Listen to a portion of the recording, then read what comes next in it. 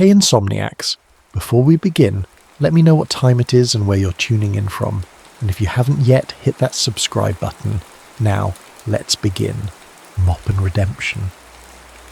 The mop slid across the linoleum in long practiced arcs, back and forth, the squeak of rubber soles against freshly cleaned floor, the scent of industrial cleaner hanging in the air. For Marcus Mac DeLeon, this rhythm had become a meditation, one that kept the other sounds at bay. The remembered screams, the gunshots, the begging. Mac arrived at Lincoln Heights High School each morning at 4:30 a.m, a full 3 hours before the first bleary-eyed teacher would stumble through the doors clutching coffee. These pre-dawn hours were sacred. Just him and the empty halls. The building settling and sighing around him like an old friend keeping secrets. Today marked 5 years since he'd taken this job. 5 years of invisibility, of penance. "You're just the janitor," Principal Simmons had told him during his hiring interview.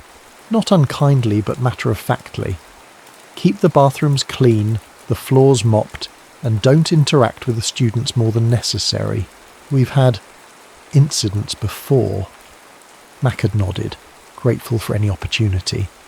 When you've spent 8 years in prison for aggravated assault and conspiracy charges tied to the Eastside Diablos, employment options narrowed considerably. His parole officer had pulled strings to get him this interview. Mac wasn't about to squander it by mentioning that at 26, he'd been the youngest lieutenant in the Diablos' bloody history. The school bell rang, jarring him from his thoughts. First period. He wheeled his cart toward the East Wing bathrooms, always a disaster after homeroom. As he passed the bank of lockers near the art room, he noticed a student slumped against the wall, hood pulled low over his face. Truancy wasn't Mac's problem. He kept walking. Hey janitor man." Mac paused, considered ignoring the call, then turned slowly. The kid, 15, maybe 16, was watching him with narrowed eyes. Something in that gaze was unsettlingly familiar. "Got a name?" the boy asked, chin tilted in challenge. "Mac," he answered, voice rusty from disuse. "Shouldn't you be in class?" The boy shrugged. "Shouldn't you be emptying trash cans instead of asking questions?" The disrespect didn't bother Mac. Nothing much did anymore. But something about this kid caught his attention. The defensive posture. The too cool facade hiding something vulnerable. The fresh bruise blooming on his right cheekbone. "What happened to your face?" Mac asked before he could stop himself. The boy's hand flew to his cheek, then dropped quickly. Nothing. That's one hell of a nothing. A beat of silence stretched between them. Then, "Jordan Cruz," the boy finally offered. "That's my name." Mac nodded once, then continued pushing his cart down the hallway. He could feel Jordan's eyes on his back. Later that afternoon, Mac was cleaning graffiti off the boy's bathroom wall when Jordan appeared in the doorway. The tag was fresh, still tacky under Mac's chemical-soaked rag. 3 interlinked diamonds with a crown above them. Mac recognised it immediately. The Royal Diamonds, rivals to his former gang. They'd been recruiting heavily in this neighbourhood. "Nice technique," Jordan commented, watching Mac work. "You're not scrubbing hard enough, though." "I know what I'm doing," Mac replied, deliberately gentling his strokes. "Hard scrubbing damages the paint underneath. Creates a shadow that's harder to clean next time." Jordan leaned against the sink. "There's always a next time." "Doesn't have to be," Jordan snorted. "In this neighbourhood, please." Mac turned to look at the boy directly. "You draw this?" "What if I did?" "I'd say you've got talent. But this," Mac gestured to the wall, "this marks you. Makes you visible to people you don't want seeing you." Something flickered in Jordan's expression. Surprise, maybe respect. Before he could respond, shouting erupted in the hallway. 3 older boys appeared in the doorway, blocking the exit. "Cruz," the tallest one called out. "We've been looking for you, little man. Andre says you owe him for protection this week." Jordan's posture changed instantly. Shoulders hunched, eyes darting for escape routes. Mac recognised the look of cornered prey. "I'll pay tomorrow," Jordan mumbled. "Nah, today. Unless you want to end up like your buddy Miguel." The threat hung heavy in the air. Mac stood perfectly still, calculating. Every instinct told him to stay out of it. Keep his head down, stay invisible. That was the deal he'd made with himself. But then the tallest boy grabbed Jordan by the collar, slamming him against the bathroom stall, and something in Mac, something he thought long buried, snapped awake. His mop handle swept in a perfect arc, catching the bully behind the knees. The boy dropped with a surprised yelp. Before his friends could react, Mac had positioned himself between them and Jordan. "School's property," Mac said calmly. "Take your business elsewhere." The boys hesitated, suddenly unsure. There was something in Mac's stance, in his eyes, that didn't match the janitor uniform. "Whatever," the fallen boy muttered, scrambling up. "We'll catch you later, Cruz." When they'd gone, Jordan stared at Mac with new eyes. "Where'd you learn to move like that?" Mac didn't answer. Instead, he resumed cleaning the graffiti, his movements methodical again. After a moment, he said, "That tag, it's not even right. The diamonds use 3 connected diamonds, not stacked, and the crown has 5 points, not 3. He realised his mistake immediately. Jordan's eyes widened. "How would you know that?" Mac's hand stilled on the wall. The silence stretched between them like a tightrope. "I notice things," he finally said. "Part of the job. Now get to class." As Jordan reluctantly left, Mac stared at his reflection in the bathroom mirror. The face looking back was lined with regret. Fatigue etched around eyes that had seen too much. He'd revealed too much. Broken his own rule of invisibility.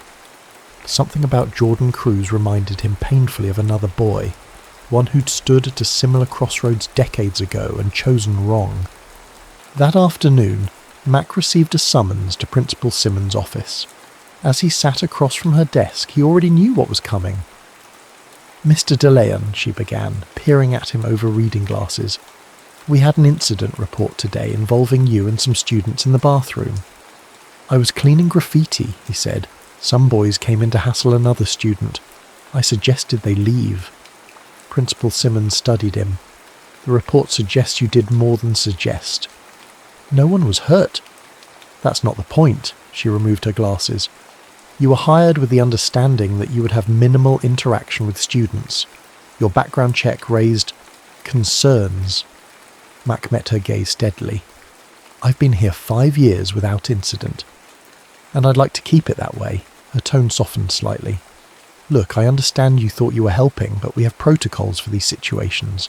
Next time, call security." Mac nodded, though they both knew security was a joke at Lincoln Heights. 2 aging rent-a-cops who spent most of their time in the parking lot smoking. As he left her office, he glimpsed Jordan waiting in a chair outside. Their eyes met briefly before Mac looked away. He'd made a mistake getting involved. He wouldn't make it again. But as he pushed his mop down the empty hallway after final bell, he knew it was already too late. For the first time in 5 years, someone at Lincoln Heights had really seen him, and Mac had seen something worth saving. Dawn broke grey and sullen over Lincoln Heights as Mac unlocked the service entrance. 3 weeks had passed since the bathroom incident. 3 weeks of deliberate avoidance, of taking different halls when he spotted Jordan, of ignoring the boy's occasional attempts to engage him. Better this way. Safer. But the graffiti had been getting worse. More diamonds tags. More territorial markings. Something was building in the neighbourhood. Mac recognised the signs from his former life. Rival gangs establishing boundaries. Recruiting drives. The pressure cooker of the streets heating up. He was buffing the main hallway floor when Jordan appeared, seemingly from nowhere. "You've been dodging me," the boy said, hands stuffed in his pockets. Mac kept the buffer moving. "Not my job to talk to students." "But it is your job to step in when someone's getting beat down in the bathroom," Jordan challenged. Mac shut off the machine. The sudden silence amplified his sigh. "What do you want, Jordan?" I want to know how you knew about the diamonds tag. How you moved like that with the mop. You're not just some janitor, are you? Yes, I am, Mac's voice hardened. And you need to focus on being a student instead of tagging walls and getting into trouble. Jordan's laugh was bitter. Yeah, because a diploma's going to change everything, right? Make the diamonds leave me alone, pay my mum's medical bills, get us out of the projects. Mac studied the boy. The bruise on his cheek had faded, but new tension lined his young face. Dark circles shadowed his eyes. You're not sleeping, Mac observed. Jordan shrugged. Diamonds have been coming around our building, recruiting hard. My cousin joined up last year. They expect me to follow. And what do you want? The question seemed to catch Jordan off guard. He looked away. Doesn't matter what I want. Always matters, Mac said quietly, even when it seems like it doesn't. The first bell rang, saving Jordan from having to respond, but as he turned to go, he paused. I've been watching you. The way you move, the way you're always aware of exits, of who's coming in a room, the way you never turn your back to an open door, a beat. My dad moved the same way, before he went to prison. Mac's expression remained neutral, but his heart hammered against his ribs. Jordan was too observant for his own good. Your father teach you how to use those? Mac nodded toward Jordan's hands, knuckles scabbed and split from fighting. Jordan flexed his fingers. Nah, that I learned on my own. He hesitated. Could use some pointers, though. Go to class, Jordan. For the rest of the day, Mac felt unsettled. The boy had seen too much, was asking dangerous questions. Getting involved would violate his probation, could cost him his job, could drag him back into a world he'd barely escaped. As he gathered trash from the art room after school, Ms. Reyes, the guidance counsellor, was erasing the whiteboard. Jordan Cruz turned in a project today, she remarked without turning around. First assignment he's completed all semester. Mac grunted noncommittally. It was a self-portrait, she continued. Interesting piece. He drew himself holding a mop like a staff, like some kind of urban warrior monk. Now she did turn, fixing Mac with a knowing look. Any idea why? No. Ms. Reyes smiled slightly. He's a good kid, you know. Smart. Sees things others miss. Just needs someone to believe in him. She gathered her things. Have a good evening, Mr. de Leon. Outside, the November air bit through Mac's worn jacket as he headed for the bus stop.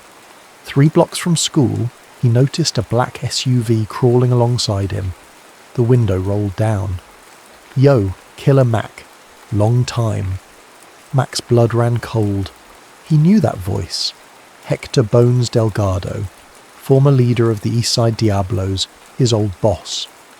Don't call me that, Mac said without stopping. That's not who I am anymore. Bones chuckled. Once a Diablo, always a Diablo, homie. Get in. Let's talk. Nothing to talk about. The SUV accelerated, cutting him off. Bones stepped out. Older now, heavier, but still radiating menace. Gold gleamed on his fingers and around his neck. That how you treat family after all these years? Bones spread his arms. I heard you were working at that school. Couldn't believe it. My boy, mopping up after these children. It's honest work, Mac said tightly. Is it now? Bones circled him slowly. Thing is, people been talking, saying you broke up something between some diamonds and a kid at the school, saying you might be taking an interest in local business again. I'm clean, just doing my job. Bones nodded thoughtfully. See, that's good, because the diamonds have been pushing into our territory again, getting bold, and if they thought they had someone like the legendary killer Mac on their side... He let the implication hang. I'm not on anyone's side, Mac insisted, and I'm not that person anymore. We'll see. Bones clapped him on the shoulder. Just remember who you really are, Mac. Who your real family is. You start forgetting. I might have to remind the authorities about certain cases that never got solved. The threat was clear. Stay away from me, Mac said, and stay away from the school. Bones laughed. Still giving orders like a lieutenant. I like that. He climbed back into the SUV. I'll be seeing you, Mac. That night Mac couldn't sleep. The encounter with Bones had awakened old fears, old instincts. He thought he'd buried that life. Now he realised he'd only been hiding from it. The next morning Mac found Jordan waiting by the service entrance. "Teach me," Jordan said without preamble. "Teach you what?" "How to defend myself, for real. Not just street fighting. I know you know how." Mac shook his head. "Not happening." "Why not?" Jordan stepped closer, desperate. "The Diamonds came to my apartment last night. Said I have until the end of the week to join up." His voice cracked slightly. "They said they'd hurt my mom if I don't." Mac closed his eyes briefly. When he opened them, decision crystallized.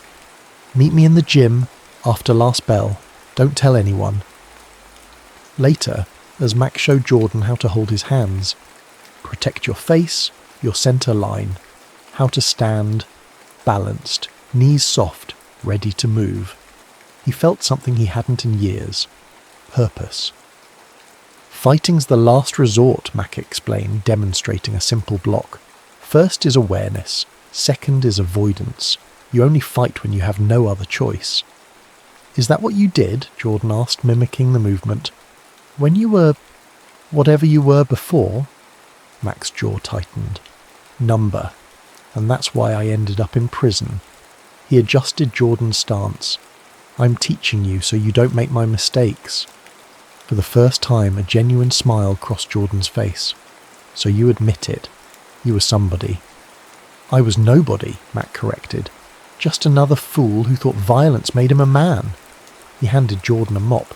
"Now show me that block again, with this." As Jordan practiced, Mac watched the boy's reflections in the gym's wall of mirrors. So much anger in that small frame, so much potential, but also something Mac recognised from his own youth, a desperate hunger to be seen, to matter. "Why are you helping me now?" Jordan asked later as they put away the equipment. Mac considered the question carefully. "Because someone should have helped me when I was your age." It wasn't the whole truth, but it was enough for now. The winter rain hammered against the gymnasium skylight as Mac demonstrated another technique with the mop handle. 2 months of these after-school sessions had transformed Jordan, not just physically, but in his bearing. The boy stood straighter, met people's eyes. His grades had improved enough that Ms. Reyes had taken notice, cornering Mac in the hallway. "Whatever you're doing," she'd said quietly, "it's working, but be careful. Principal Simmons is watching." The warning had sent a chill through Mac. He'd been discreet, but he knew he was violating her explicit instructions about student interaction. If she reported him, his parole officer would be notified. Best case, he'd lose his job.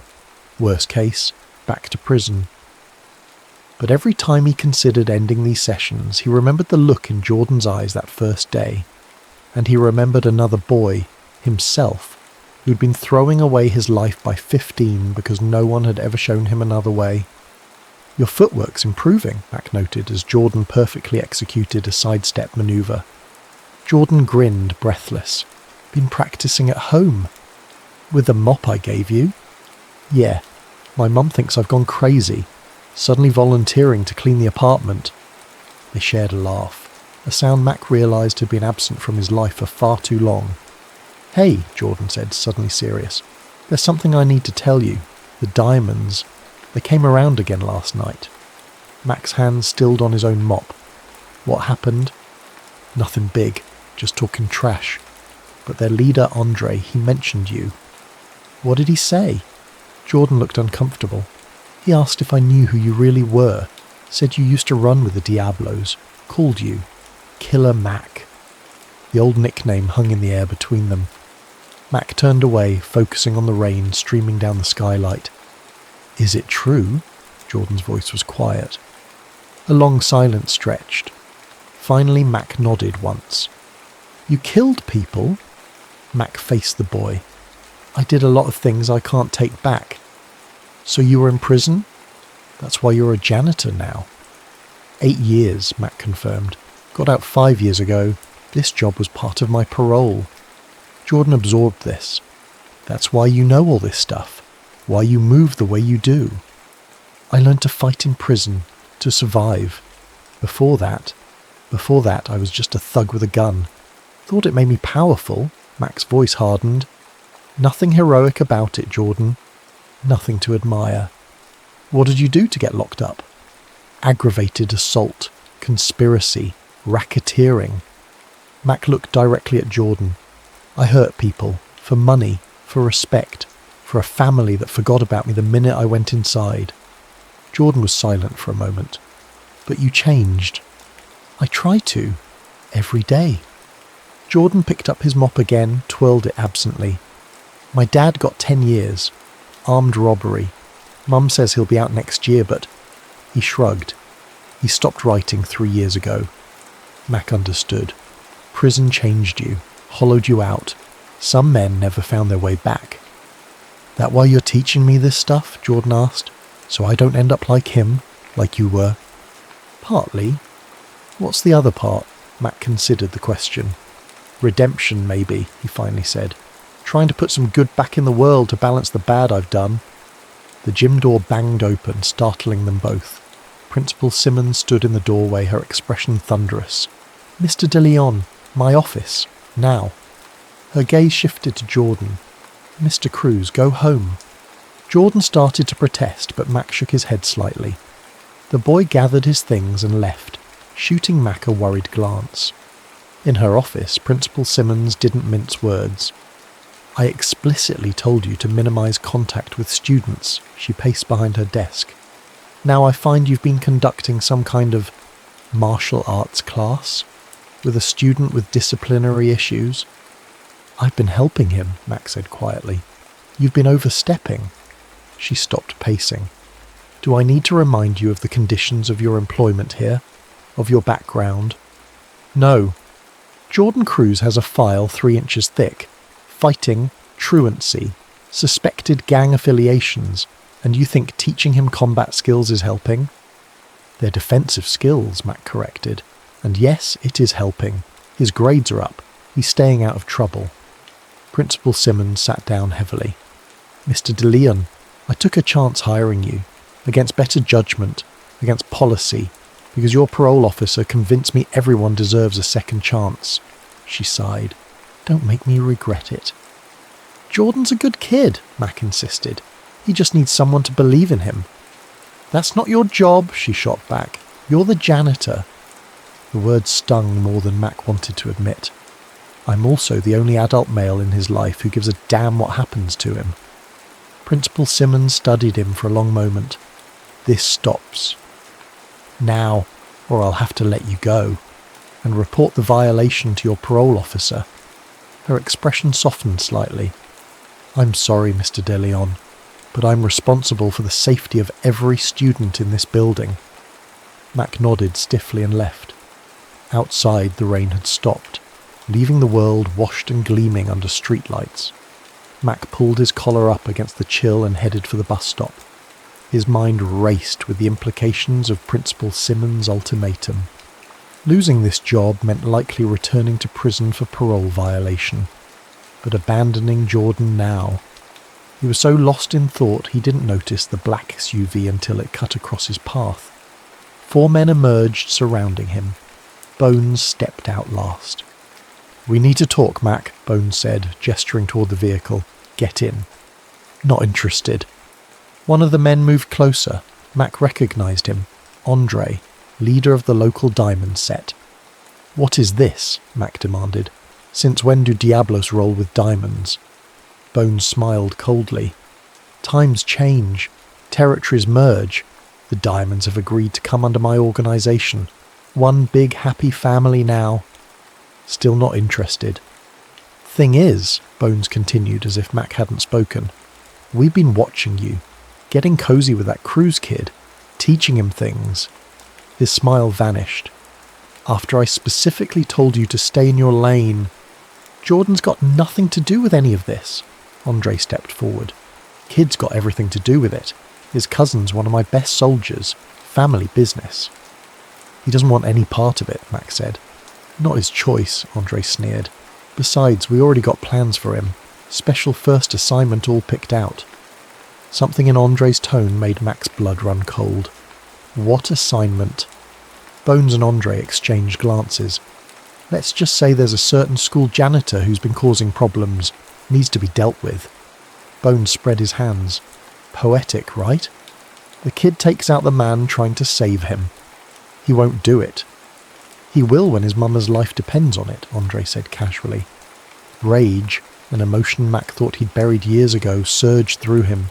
His hands curled into fists. Bones noticed. There he is. Killer Mac. I knew he was still in there somewhere. He signalled to his men. Take him for a ride. Remind him what happens to people who don't know their place. The first punch caught Mac in the stomach. He doubled over, years of prison-honed instincts taking over. He blocked the second blow, countered with an elbow strike that sent one attacker sprawling, but there were too many. A blow to the kidney brought him to his knees. Another split his lip. As consciousness faded, his last thought was of Jordan. The fluorescent lights of the emergency room buzzed overhead as Mac winced through the physician's examination. 3 cracked ribs, facial contusions, possible concussion. The doctor's voice seemed to come from very far away. You're lucky someone found you, she was saying. Exposure could have been as dangerous as the beating in this weather. Mac nodded absently. The someone had been Ms. Reyes, driving home late after a parent-teacher conference. She'd spotted him in the gutter 2 blocks from school and called 911. I've notified the police, the doctor continued. They'll want to take a statement. No police, Mac said immediately. She frowned. Sir, you were assaulted. I fell, Mac insisted, slipped on the ice. The doctor's scepticism was clear, but she didn't push. You should stay overnight for observation. Can't, need to get home. Truth was, he needed to find Jordan. Warn him. But as he struggled to sit up, the room spun violently. Maybe a few hours rest first. When he woke, daylight was streaming through the hospital window. He'd slept through the night. Panic gripped him as he checked the clock. 11:43 a.m. Jordan would be at school. Vulnerable. Mac signed himself out against medical advice, ignoring the protests of the nursing staff. Every breath sent sharp pain through his ribcage as he caught a bus to Lincoln Heights. The school was ominously quiet when he arrived. No Jordan in his usual spots. Mac tried the cafeteria, the library, even risked a quick check of the boys' locker. Nothing. In desperation, he knocked on Ms. Reyes' office door. Mr. De Leon, she stood quickly, shock registering at his battered appearance. You should be in the hospital. Jordan Cruz, Mac rasped. Need to find him. Her expression changed. He's not here. Didn't show up today. I called his mother, but there was no answer. Fear seized Mac's chest. I need his address. I can't give you that information, she said gently. You know that. Please. Mac rarely begged for anything. He is in danger. Ms. Reyes studied him for a long moment. Then she turned to her computer and wrote something on a slip of paper. If anyone asks, you never got this from me. The projects were 15 blocks from school. A maze of identical brick buildings with broken elevators and graffiti-covered hallways. Mac found Jordan's building and climbed 6 flights of stairs, each step an agony for his injured ribs. Apartment 613. He knocked, then pounded when there was no answer. Finally the door cracked open. Jordan's mother, thin, exhausted, with the same wary eyes as her son, peered out. Mrs. Cruz? I'm Mac De Leon, from Lincoln Heights. Jordan's ... What was he? Teacher? Mentor? Friend? I work at Jordan's school. He's not here, she said flatly. Left last night, didn't come home. Mac's heart sank. Did he say where he was going? She shook her head. His cousin came by, Andre. They argued, then Jordan took off. Her eyes filled with tears. I'm scared for him. Andre's bad news, into all kinds of things. Mac hesitated, then made a decision. Mrs. Cruz, Jordan's been spending time with me after school, learning self-defense, talking about his future. He swallowed hard. I think he might be in trouble. Real trouble. Her expression hardened. Why should I trust you, looking like that? She gestured to his battered face. Because I know what the gangs want from Jordan. I know because... Mac took a deep breath. Because I used to be in one. Before prison. Before I changed my life. To his surprise, she nodded slowly. Jordan told me. Said you were teaching him to be better than that life. Her voice broke slightly. Said you were the only one who believed he could be. Mac blinked back unexpected tears. I need to find him. Before he does something he can't take back. Mrs. Cruz disappeared deeper into the apartment, returning with a piece of paper. He left this. Wouldn't tell me what it meant. It was a crude map. Mac recognised the area immediately. An abandoned warehouse near the river. Former Diablo's territory. The perfect place for an initiation, or an execution. I'll bring him home, Mac promised. The warehouse loomed against the twilight sky, its broken windows like empty eye sockets staring down at Mac. Pain radiated through his body with each careful step. He wasn't ready for this. Not physically. But time wasn't on his side. From inside, faint voices echoed. Mac found a side entrance easing through rusted doors into the cavernous space. Hiding behind a stack of rotting pallets, he assessed the situation. In the centre of the warehouse, illuminated by portable floodlights, stood Jordan. Surrounding him in a loose circle were 8 gang members, a mix of diamonds and Diablos. Andre stood directly before the boy, holding out what appeared to be a gun. Time to prove yourself, Andre was saying. 1 shot, that's all it takes. And if I don't? Jordan's voice was steady, but Mac could hear the fear underneath. Bones stepped forward. Then we visit your mama. Simple choice. Mac's mind raced. Even at full strength, he couldn't take on 8 armed gang members, but he couldn't let Jordan make this choice either. Time slowed as Jordan reached for the gun. Mac saw the boy's hand trembling, saw his eyes, wide with terror and indecision. Jordan, Mac called, stepping out from his hiding place. Don't do this. All heads whipped toward him. Jordan's face registered shock, then relief, then terror again. Mac, what are you doing here? Looking for you. Mac moved forward slowly, hands raised. You don't have to do this, Jordan. Andre's laugh was ugly. Look who dragged himself off the pavement. Killer Mac himself coming to save the day. This isn't his fight, Mac said, eyes locked on Jordan. Let him go. I'm the one you want. Bone stepped forward. Actually, this is exactly his fight. His initiation. Kill or be killed. That's gang life. He gestured expansively. You taught him all those fancy moves. Let's see if they pay off. Jordan looked from the gun to Mac, conflict raging across his young face. Whatever they're threatening, Mac said quietly, it's not worth your soul, kid. Shut up! Andre shoved the gun closer to Jordan. Take it! Do it now or we go to your mum's place next. In that moment, Mac saw something change in Jordan's eyes. A decision. A hardening. The boy took the gun. That's it, Andre coaxed. 1 shot, right between the eyes, just like we practiced. Jordan raised the weapon, pointing it at Mac. His hand shook violently. It's okay, Mac said softly. I understand. Jordan's finger moved to the trigger.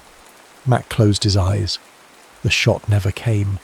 Instead, there was a clatter as the gun hit the concrete floor. No, Jordan said, his voice stronger than Mac had ever heard it. I won't. Silence fell over the warehouse. Then Andre lunged for the dropped weapon. Before he could reach it, Jordan executed a perfect sidekick, just as Mac had taught him, catching Andre in the chest. The gangbanger stumbled back, wheezing. Chaos erupted. 2 diamonds rushed Jordan while Bones and the others turned on Mac. Despite his injuries, prison-honed instincts took over. Mac blocked a wild swing, countered with an elbow strike to the throat, dodged another attacker, used his momentum to send him crashing into a stack of crates. Through the melee, he glimpsed Jordan holding his own against Andre. blocking, countering, just as they'd practiced in the gym. Pride surged through Mac, followed immediately by terror as he saw Bones pull a knife. "Jordan, look out!" The warning came too late. Bones lunged, blade flashing in the floodlights. Jordan twisted, avoiding a fatal blow, but the knife still caught him across the shoulder. He cried out, falling to one knee. Bones raised the knife for a killing strike. Something primal exploded in Mac's chest. He roared, a sound more animal than human, and charged, ignoring the pain screaming through his injured body. He slammed into Bones with all his remaining strength, driving them both to the ground. The knife clattered away. Bones writhed beneath him, cursing. Mac pinned him, fist raised. One punch, then another. Years of bottled rage finding release. Every blow felt like vindication, like justice. "Mac, stop!" Jordan's voice penetrated the haze of violence. "You'll kill him!" The words cut through Mac's fury like ice water. He froze, fist still raised, breathing hard. Bones lay beneath him, bloodied and semi-conscious. Kill him. The words echoed. Killer Mac. The monster he'd been. The monster he'd sworn never to be again. Slowly, Mac lowered his fist and stood on shaky legs. Around them, the fight had stopped. The other gang members stared, uncertain, many already backing toward exits. "It's over," Mac said, voice raw. "Jordan's out, we both are." Andre laughed weakly from where he'd fallen. "Nobody gets out. You know that better than anyone, killer. Watch us." Mac helped Jordan to his feet, examining the knife wound. Not too deep, but bleeding steadily. "We need to get you to a hospital." As they limped toward the exit, Bones' voice, slurred but venomous, followed them. "This isn't finished, Mac. You're dead. The kid's dead. His mother too." Mac paused, turned. "You come near either of them again, and I'll go back to prison for something worth doing." The cold certainty in his voice silenced even Bones. Outside, the night air was sharp with coming snow. Jordan leaned heavily against Mac, both supporting each other. "Why'd you come?" Jordan asked, wincing as they navigated the uneven pavement. "Couldn't let you throw your life away," Mac answered simply. "Not when mine's already wasted." "It's not wasted," Jordan said fiercely. "You saved me." Mac didn't respond. His mind was racing ahead. The threats weren't idle. Bones would retaliate. And now, because of Mac, both Jordan and his mother had targets on their backs. As they waited in the ER for Jordan's wound to be stitched, Mac made a call he'd hoped never to make again. His parole officer answered on the third ring. "Jenkins, it's Mac de Leon." A pause. "Mac? It's almost midnight. What's wrong?" "I need help. Not for me, for a kid and his mother." Briefly, Mac outlined the situation, leaving out his own involvement in the warehouse fight. Jenkins sighed heavily. "Jesus, Mac, you know I can't." "Please," Mac interrupted. "I'm begging you. This kid deserves a chance." Another long pause. There might be something. A witness protection program for juveniles involved in gang activity. But it would mean relocating, new city, new identities. Would his mother be included? Yes. But Mac, this is serious. There's an extensive vetting process, and the kid would need to testify against the gangs, names, operations, everything. Mac looked across the waiting room where Jordan sat, shoulder freshly bandaged, eyes hollow with exhaustion. "He'll do it. I'll make sure of it." The next morning they picked up Mrs. Cruz and drove to the police station in Jenkins' car. Jordan was quiet, working through the implications of what lay ahead. His mother alternated between tears and stoic determination. Detective Ramirez, a veteran of the gang unit, listened impassively as Jordan detailed everything he knew about the Diamonds and Diablos. Names, drug houses, territory, the merger between the gangs, the attempted forced initiation. "And you're willing to testify to all this?" Ramirez asked when Jordan finished. The boy glanced at Mac, who nodded encouragingly. "Yes," Jordan said firmly. "I'll do whatever it takes to get my mum somewhere safe." "It won't be easy," Ramirez warned. "New city, new names, no contact with anyone from your past." "I understand." Mrs. Cruz gripped her son's hand. "We'll be together. That's what matters." After hours of statements and paperwork, Jenkins drove them to a hotel where they would stay until the formal arrangements were made. As Mac prepared to leave, Jordan pulled him aside. "What about you?" the boy asked. "Bones will come after you too." Mac shrugged. "I can handle myself." "Come with us," Jordan urged. "Start fresh somewhere too." The offer touched something deep in Mac's soul, but he shook his head. "Can't. Parole terms. Besides," he managed a small smile, "someone's got to keep those school hallways clean." Jordan's eyes filled with tears. "I won't even get to say goodbye." "This isn't goodbye," Mac said firmly. "It's just the beginning of your real life." He pulled the boy into a careful hug, mindful of his injured shoulder. "Remember what I taught you," Mac whispered. "Not just the fighting, the living, head up, eyes forward, one good choice at a time." As he walked away, Mac felt lighter than he had in years. For the first time since prison, he had a purpose beyond mere survival. He had made a difference. Just one life. But maybe that was enough. Lincoln Heights felt empty without Jordan. 3 months had passed since he and his mother had entered the witness protection program. 3 months of Mac jumping at shadows, waiting for Bones's retaliation. But nothing had come. The silence was almost worse than an attack. Mac continued his routine. Arrive before dawn, clean the halls, avoid unnecessary interaction. But now there was a hollow space in his chest where purpose had briefly resided. Ms. Reyes caught him in the east hallway one afternoon. "You miss him," she observed. "Not a question." Mac grunted non-committally. "He left something for you." She handed over a folded piece of paper. "Found it in his locker after he transferred." Mac waited until his lunch break to read it in the privacy of the boiler room. "Mac, by the time you read this, I'll be gone. Mum and I are getting a fresh start somewhere thanks to you. Detective Ramirez says I can't tell you where, but it's far from here. Somewhere I can finish school without looking over my shoulder. I wanted to say thank you, not just for saving my life that night, but for showing me I had one worth saving. Before you, all I saw was dead ends. Now I see possibilities.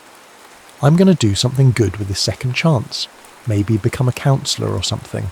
Help kids like me, like you helped me. Stay safe. I wish you could come with us. You deserve a fresh start too. Minus JPS. I left something in the gym equipment room. Bottom locker, combination 18723. That evening, Mac found a small wooden box in the locker. Inside was a handmade bracelet, simple cord with wooden beads, and another note. Made this in art class. Ms. Reyes showed me how. Something to remember me by. Stay strong, killer. Just kidding about the killer part. Mac slipped the bracelet on, throat tight with emotion. 2 days later, Principal Simmons called him to her office. Her expression was grave. "Mr. DeLeon, I've received some concerning information." She shuffled papers on her desk uncomfortably. "A detective came by, asking questions about you and Jordan Cruz." Mac's heart sank. "He mentioned gang activity, a warehouse incident, said you were involved." "I was helping Jordan," Mac said quietly. "He was in trouble." Principal Simmons sighed heavily. "You put yourself at risk.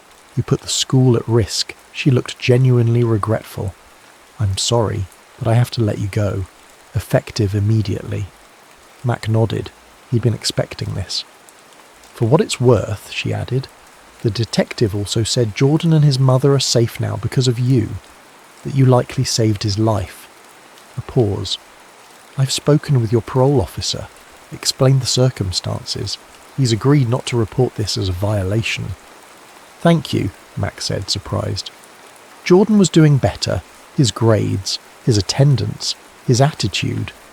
She met Mac's eyes directly. "You were good for him." I just wish you'd done it differently.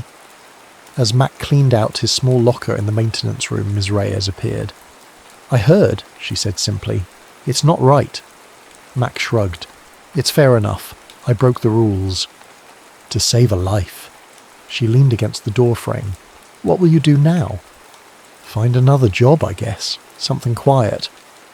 Ms. Reyes studied him thoughtfully. Have you ever considered working with at-risk youth? Officially, I mean. Mac laughed bitterly. Ex-con with gang ties. Not exactly who parents want around their kids. Maybe not, she acknowledged. But there's a community centre in Westdale. They run a programme for teens from the projects. Boxing, mentorship, tutoring. The director is unconventional. Believes in second chances. Why are you telling me this? Because what you did for Jordan wasn't a mistake, she said firmly. It was a calling. She pressed a business card into his hand before leaving. Mac stared at it for a long moment. Second Chance Youth Centre. Marcus Freeman, Director. He pocketed the card. Something to think about, at least. That night, walking home from the bus stop, Mac sensed he was being followed. He ducked down an alleyway, pressing himself against the wall, waiting. Sure enough, footsteps approached. Bones appeared at the alley entrance, alone. Been looking for you, Mac. Here I am, Mac replied calmly, though his heart hammered against his ribs. Let's get this over with. To Mac's surprise, Bones laughed. Always ready for a fight. Some things never change. He pulled out a pack of cigarettes, offered one to Mac, who declined. Heard you got fired. News travels fast. I got eyes everywhere. Bones lit his cigarette, the flame briefly illuminating his scarred face. The cruise kid. He's gone. Witness protection, I hear. Mac said nothing. Gave up a lot of information, Bones continued. Enough to cause me serious problems. Raids, arrests, had to shut down 3 operations. Sounds like a personal problem. Bones chuckled. You know what's funny? I respect it. Kid had balls, standing up like that. He blew out a stream of smoke. Reminds me of you back in the day. Mac tensed, waiting for the attack he was sure would come. Relax, Bones said. I'm not here to settle scores. Then why are you here? Bones took another long drag. To tell you we're even. The kid's testimony hurt, but most of what he knew was low-level stuff. Andre's crew, not my main operations. He flicked ash onto the pavement. Besides, I'm getting out. Out? Of the life? Mac couldn't hide his skepticism. Getting too old for this shit. Too many young wolves nipping at my heels. Bones shrugged. Got family in Arizona. Legitimate business opportunities. It's time. Why tell me this? Because I want you to know you don't need to keep looking over your shoulder. Bones studied Mac thoughtfully. You know, I always wondered why you changed. In prison. What made Killer Mac turn into... He gestured vaguely. Whatever you are now. Mac considered the question. I got tired, he finally said. Tired of the fear, the anger, tired of hating myself for the things I'd done. He met Bones's gaze directly. Aren't you tired, Hector? Something flashed across Bones's face. Recognition, perhaps. Understanding. Yeah, he admitted quietly. I am. They stood in silence for a moment. 2 men who had walked similar paths now finding themselves at different crossroads. One more thing, Bones said, reaching into his jacket. Mac tensed, but Bones merely pulled out an envelope. From the cruise kid's mother. Found its way to me. Thought you should have it. Mac took the envelope cautiously. We're done, Mac, Bones said, dropping his cigarette and crushing it under his heel. Live your life, I'll live mine. Far away from each other. After Bones left, Mac opened the envelope with trembling fingers. Inside was a photograph and a short note in unfamiliar handwriting. Mr. De Leon, I know I shouldn't be sending this, but I had to thank you. Jordan is doing well. We both are. He's on the honour roll at his new school. Talks about becoming a counsellor someday. He still practices those moves you taught him. Says they help him focus. Remind him of what matters. I don't know if anyone's ever thanked you for turning your life around. for becoming the man you are now instead of the man you were. So I'm thanking you, not just for saving my son's life, but for showing him how to live it with dignity. Maria Cruz. The photograph showed Jordan in what looked like a school gymnasium, proudly holding up a certificate of some kind. His smile was wide, genuine, free of the shadows that had haunted him in Lincoln Heights. Mac traced the image with his fingertip, then carefully folded the note and photo, tucking them into his wallet. The next morning, Mac called the number on Ms. Reyes's card. Marcus Freeman agreed to meet him that afternoon at the Second Chance Youth Centre. The building was nothing special, a converted warehouse with fresh paint and a small basketball court out front. Inside, teenagers practiced boxing in a makeshift ring. Others worked at computers along one wall. In a corner, a group sat in a circle, talking quietly with a counsellor. Marcus Freeman was not what Mac expected. Mid-50s with greying dreadlocks and glasses, he had the build of a former athlete gone slightly soft with age. His handshake was firm. "Ms. Reyes told me about you," Freeman said, leading Mac on a tour. "Said you helped a kid get out of the game, at considerable personal cost." "I just did what needed doing," Mac replied. Freeman studied him thoughtfully. "You know what we do here? Work with at-risk kids, keep them out of gangs." "That's part of it." Freeman stopped, gesturing around the centre. "But our real work is redemption, theirs and ours." "Yours?" Freeman rolled up his sleeve, revealing a faded prison tattoo. 10 years for armed robbery. Got out, got educated, got purpose. He smiled slightly. "Most of our staff have similar stories. We believe those who've walked through the fire are best equipped to lead others away from it." For the first time in months, Mac felt something stir in his chest. Possibility, purpose, a way forward. "I'm not a counsellor," he warned, "not educated. But you know the streets, know the life, know how to leave it behind." Freeman handed Mac an application. "Start as a volunteer, 3 months probation. If it works out, we'll talk about a permanent position." "What would I be doing?" "Teaching kids to defend themselves, for starters. I hear you're good with a mop handle." Freeman winked, and Mac realised Ms. Reyes had told him everything. But mostly, you'd be showing them there's another way, by example. Mac filled out the application on the spot. 6 months later, Mac stood in the centre's boxing ring, demonstrating a defensive stance to a group of teenagers. His movements were confident, his voice clear as he explained the principles behind the technique. "It's not about winning fights," he told them. "It's about having the discipline not to get into them in the first place." After class, he checked his office mailbox. Inside was a small package with no return address. He opened it carefully. A handmade wooden plaque. Carved into its surface were the words, "Dedicated to those who sweep away the darkness to reveal the light," and below that simply, "Thank you, Mac." -J Mac hung the plaque in his small office.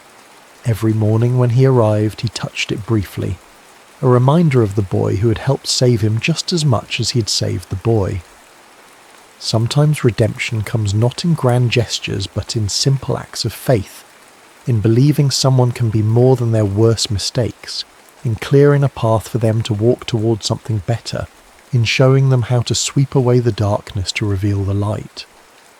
Mac had been given a second chance.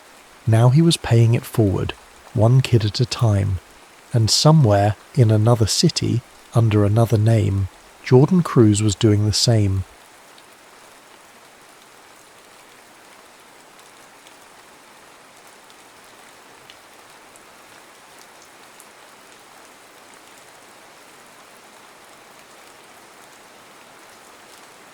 Endgame revival, a chess odyssey. Rafael Velez squinted through his loupe at the intricate gears of the vintage Patek Philippe, his fingers steady despite the phantom tremor that sometimes haunted his left hand on anniversary days. 20 years since Moscow, 20 years since the match that had dismantled not just his chess career, but the architecture of his identity. Outside his small repair shop in San Antonio, rain pelted the windows in erratic patterns.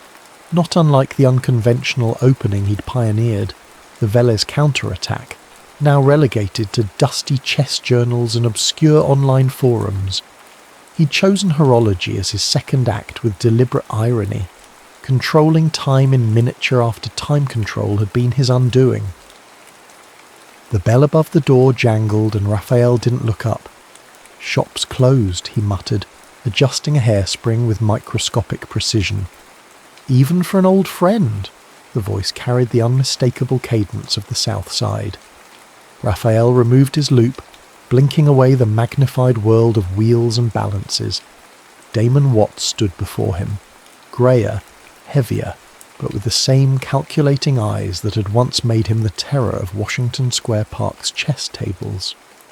"We were never friends, Damon," Raphael said, returning to the watch. "Fair enough. Respected adversaries, then." Damon pulled out a phone and placed it on the counter. "You've gone viral, old man."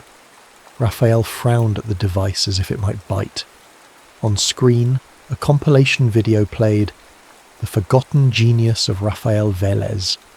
His younger self moved pieces with liquid confidence, dismantling grandmasters with bewildering combinations that had commentators stammering. The video had 3 million views. "Internet nostalgia," Raphael dismissed. "Next month they'll resurrect some other relic." "My kids at the centre won't shut up about you. They analyse your games like religious texts." Damon pocketed the phone. "I run a chess program at Southside Community Centre now. These kids, they've got talent but no direction, no real mentor." Raphael snorted. "I repair watches, Damon. I don't repair people." "Just one session. The district championship is next month. They're good, but they're raw. Find another grandmaster. There are plenty in Texas. None with your particular experience of falling from grace and surviving it." Damon's words cut through Raphael's practiced indifference. These kids come from nothing. They need someone who understands that sometimes the board takes everything.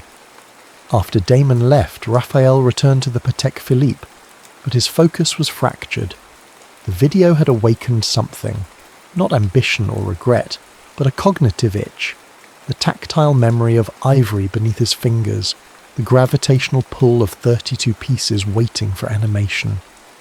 He'd vowed never to return to chess after Viktor Karpov and Raphael's own manager, Alessandro, had orchestrated his unravelling.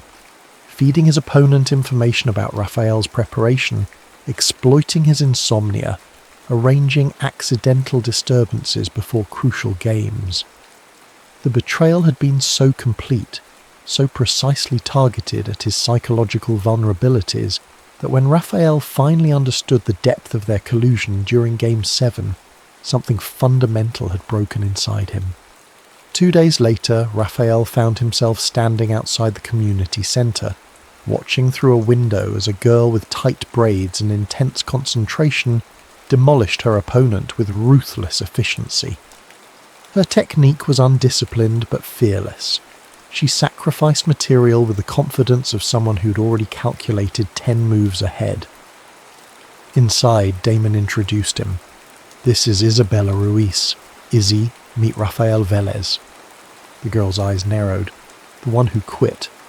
Raphael felt a surprising sting. The one who moved on. "Is there a difference?" She gestured to the board. "Show me something worth learning or don't waste my time." The other teens, Marcus with his nervous energy, Deshawn with his sceptical eyebrow, Lucia with her careful notebook, watched as Raphael sat. He hadn't touched a chess piece in public for 2 decades, but his fingers found the familiar contours of the knight without hesitation. "Reset the board," he said quietly. "I'll show you how to see 3 moves deeper than you currently do." After the session, Damon walked him out. "You're rusty, but still brilliant." "They're underprepared for the district championship," Raphael replied. "Izzy especially. All intuition, no discipline. She telegraphs her attacks." "So you'll come back Thursday?" Raphael hesitated. "I'll bring some books on endgame theory." That night, for the first time in years, Raphael dreamed not of his defeat, but of the Velez counterattack.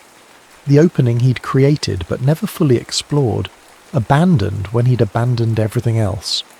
In the dream, the pieces moved with newfound patterns, revealing variations he'd never considered. He woke at 3 a.m. and did something he'd sworn never to do again. He set up a chessboard. By morning, his apartment floor was littered with papers covered in notation. The Velez counterattack had evolved, adapted to modern theory. It was no longer just a surprise weapon, but a viable, sophisticated opening system. That Thursday, he brought no books to the community centre. Instead, he showed Izzy and the others the evolved counterattack. "This isn't in any book," Izzy said, studying the position. "Because I created it yesterday," Raphael replied, "and now I'm giving it to you." Something changed in Izzy's expression, skepticism giving way to wary respect. "Why would you give away your secret weapon?" Raphael moved a pawn, creating an asymmetrical structure that violated conventional wisdom, yet contained hidden harmonies. "Because the board gives back what you put into it," he said, surprising himself with the answer. 20 years ago, I forgot that. Over the following weeks, Raphael found himself drawn deeper into the team's preparation. He arrived earlier, stayed later. He created personalised training regimens for each student, identifying their unique strengths: Marcus's defensive brilliance, Deshawn's tactical vision, Lucia's positional instinct, and Izzy's raw, untamed genius. The district championship approached, and Raphael realised with alarm that he'd begun to care about the outcome. He'd begun to care about these kids. When had the protective numbness started to recede? The night before the tournament, Raphael received an email from an address he didn't recognise. The subject line, "Long time, old friend." The message was from Viktor Karpov, still world champion after all these years. "I've seen the videos of your protégé," Karpov wrote. "Reminds me of you before Moscow. Raw, undisciplined, but touched by fire. I'll be in San Antonio next month for an exhibition. Perhaps we could provide these young players some inspiration with a friendly game, for old time's sake." Raphael's hands trembled as they hadn't in years. The last time he'd seen Karpov was across the board in Moscow, the moment he'd realised the depth of the betrayal. Karpov's eyes had held not triumph but pity, somehow worse than gloating. The district championship arrived, and Raphael watched his team perform beyond expectations. Izzy blazed through her matches, the evolved counterattack bewildering her opponents. When they took the championship, Raphael felt something crack open inside him. Not the breaking of 20 years prior, but a fissure letting light into long dark places. After the celebration, he showed Izzy the email. "You have to do it," she said immediately. "You don't understand what he took from me." Izzy's eyes hardened. "I understand that as long as you're afraid to face him, he still has it." The truth of her words resonated in chambers of himself Raphael had long sealed off. That night he replied to Karpov with a single word: "Yes." The community centre buzzed with nervous energy as Raphael arranged pieces on the demonstration board. Marcus fidgeted with a knight, repeatedly setting it down and picking it back up, while Lucia transcribed openings into her notebook with such force that her pencil tip broke twice. Only Izzy maintained outward calm, though Raphael recognised the tightness around her eyes, the same tension he'd carried before important matches. "The Millennial Championship starts in 3 weeks, Raphael reminded them. District was just the beginning. Now you'll face teams with actual coaches, structured training programs. And wealthy parents who hire personal grandmasters," Deshawn added bitterly. Raphael moved a bishop across the board. "Which is precisely why we'll focus on unorthodox positions, force them out of book preparation into actual thinking." This had become Raphael's coaching philosophy, avoiding mainstream theory in favour of complex double-edged positions, where intuition and calculation mattered more than memorization. It wasn't just strategic, it was practical. His students couldn't compete with the resources of private school teams, but they could disrupt expectations. After practice, Damon lingered. "The kids are transforming under your guidance," he said, "especially Izzy." Raphael nodded, distracted by the notification that had just appeared on his phone. Another email from Karpov confirming the exhibition match details. "You're afraid?" Damon observed. "I'd be a fool not to be," Raphael replied quietly. "Karpov hasn't lost a classical match in 6 years. I'm not talking about losing. I'm talking about what happens if you win." Damon's insight cut too close to the bone. Victory means possibilities. It means choices. That's more terrifying than defeat. That night, Raphael visited his sister Imogen for the first time in months. Her suburban home stood in stark contrast to his Spartan apartment. Walls covered with family photos, children's artwork, evidence of a life fully inhabited. Imogen had built this while Raphael had been busy dismantling himself. "The prodigal returns," she said when she opened the door, but her smile was warm. Over dinner, Raphael explained the exhibition match. Imogen listened, twisting her wedding ring, a habit from childhood when she was thinking deeply. "When you left chess," she said finally, "you left everything. Not just the game, but family, friends. You disappeared so completely into your grief that we stopped being able to reach you." "I couldn't separate it," Raphael admitted. "Chess wasn't something I did. It was who I was. And now," he considered the question, "now I'm a clockmaker who plays chess sometimes, with teenagers who don't remember my fall from grace, who are helping you remember there's more to life than a single catastrophic loss." Imogen reached across the table to squeeze his hand. "Do you know what Izzy told me when she called?" Raphael blinked in surprise. "She called you?" "She found my number. Resourceful girl." Imogen smiled. "She said you taught her that a board position is never truly dead until resignation, that there are always resources to be found, complications to create. Standard chess philosophy. But you believe it about chess while denying it about life." Imogen's eyes, so like their mother's, held his gaze firmly. The exhibition with Karpov isn't about proving anything to the world.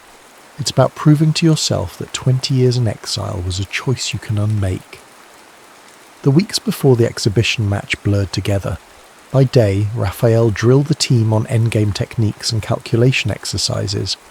By night, he analysed Karpov's recent games, identifying subtle weaknesses in the aging champion's play, a slight preference for simplified positions, an occasional over-reliance on structural advantages rather than tactical complications. 3 days before the match, disaster struck. During a practice session, Izzy clutched her abdomen in pain. Hours later, Raphael paced the hospital waiting room as surgeons removed her inflamed appendix. "Tournament's in 2 weeks," she said groggily after surgery. "I'll be ready." "Focus on healing," Raphael instructed, but he recognised the determination in her eyes, the same intensity he'd once brought to chess. The night before the exhibition, Raphael couldn't sleep. He found himself driving to the community centre at 2 a.m, where the lights were surprisingly on. Inside, he found Damon setting up the demonstration board in the main hall. "Couldn't sleep either, huh?" Damon arranged the pieces for tomorrow's spectacle. "What if I embarrass myself?" Raphael admitted his deepest fear. "What if I confirm for everyone, especially those kids, that I'm nothing but a has-been?" Damon straightened. "Those kids don't see a has-been. They see someone who survived losing everything and built something new. Win or lose tomorrow, that narrative doesn't change. Chess requires precision. There's no partial credit for almost winning." "Life isn't chess," Damon countered. "In life, sometimes showing up is the victory." The exhibition day arrived with unexpected pageantry. Local news covered the return of the chess legend, and the community centre's main hall was transformed with proper tournament boards, electronic timers, and seating for spectators. Raphael was surprised to find the hall packed. Chess enthusiasts, curious locals, and most importantly, his students seated in the front row. Izzy had checked herself out of the hospital against medical advice, pale but present. When Viktor Karpov entered, the crowd hushed. Raphael had prepared himself for this moment, but the reality still jarred him. Karpov had aged gracefully, silver temples adding distinguished gravitas to his already imposing presence. His smile revealed nothing as he approached Raphael with extended hand. "The years have been kind to you," Karpov said in his distinctive accent. Raphael accepted the handshake, keeping his expression neutral. "I'd say they've been interesting rather than kind." As they took their seats at the board, Karpov leaned forward. "I never properly apologized for Moscow," he said quietly, away from the microphones. "What Alessandro and I did, it was unconscionable." Raphael felt a surge of anger. "You choose now for this conversation? 20 years later. When else? You disappeared." Karpov's expression held genuine regret. "I've carried it with me through every title defense." The chief arbiter approached before Raphael could respond. The exhibition would be a single game with classical time controls, 90 minutes each with 30-second increments. Raphael drew white. His hand hovered over the e-pawn, the standard opening move expected by all. Then, with deliberate calm, he moved his knight instead. The first move of the evolved Velez counterattack, typically a black defence but adaptable as white with transposition. Across the board, Karpov's eyebrow raised fractionally, the chess equivalent of open astonishment. The game unfolded like a conversation between two master sculptors, each move adding meaning and complexity. Karpov played with the technical precision that had kept him champion for 2 decades, but Raphael noticed subtle changes in his style, more conservative, less willing to enter tactical complications. In the middle game, Raphael sacrificed a knight for positional compensation, creating imbalance and forcing Karpov into time-consuming calculations. The spectators murmured as the position grew increasingly double-edged. Raphael glanced at his students. Lucia was taking notes furiously.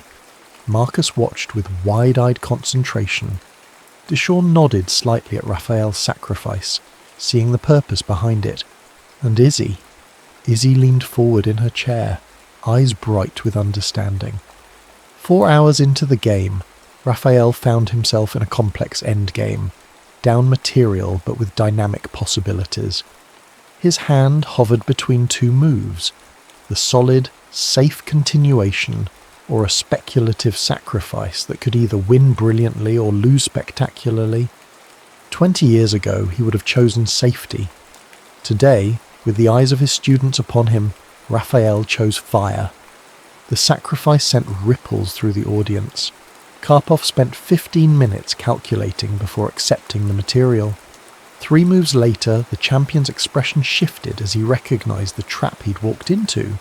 Raphael's sacrifice had created unstoppable passed pawns, while his remaining pieces coordinated perfectly.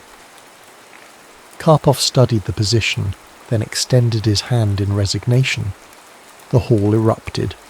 Raphael sat motionless, the magnitude of what had just occurred washing over him in waves. He had defeated the world champion in front of his students, his community, and most importantly in front of the ghosts of his past. When he finally stood to acknowledge the applause, his eyes found Izzy's. Her expression held no surprise, only vindication, as if she had known all along what he was capable of, waiting patiently for him to rediscover it himself.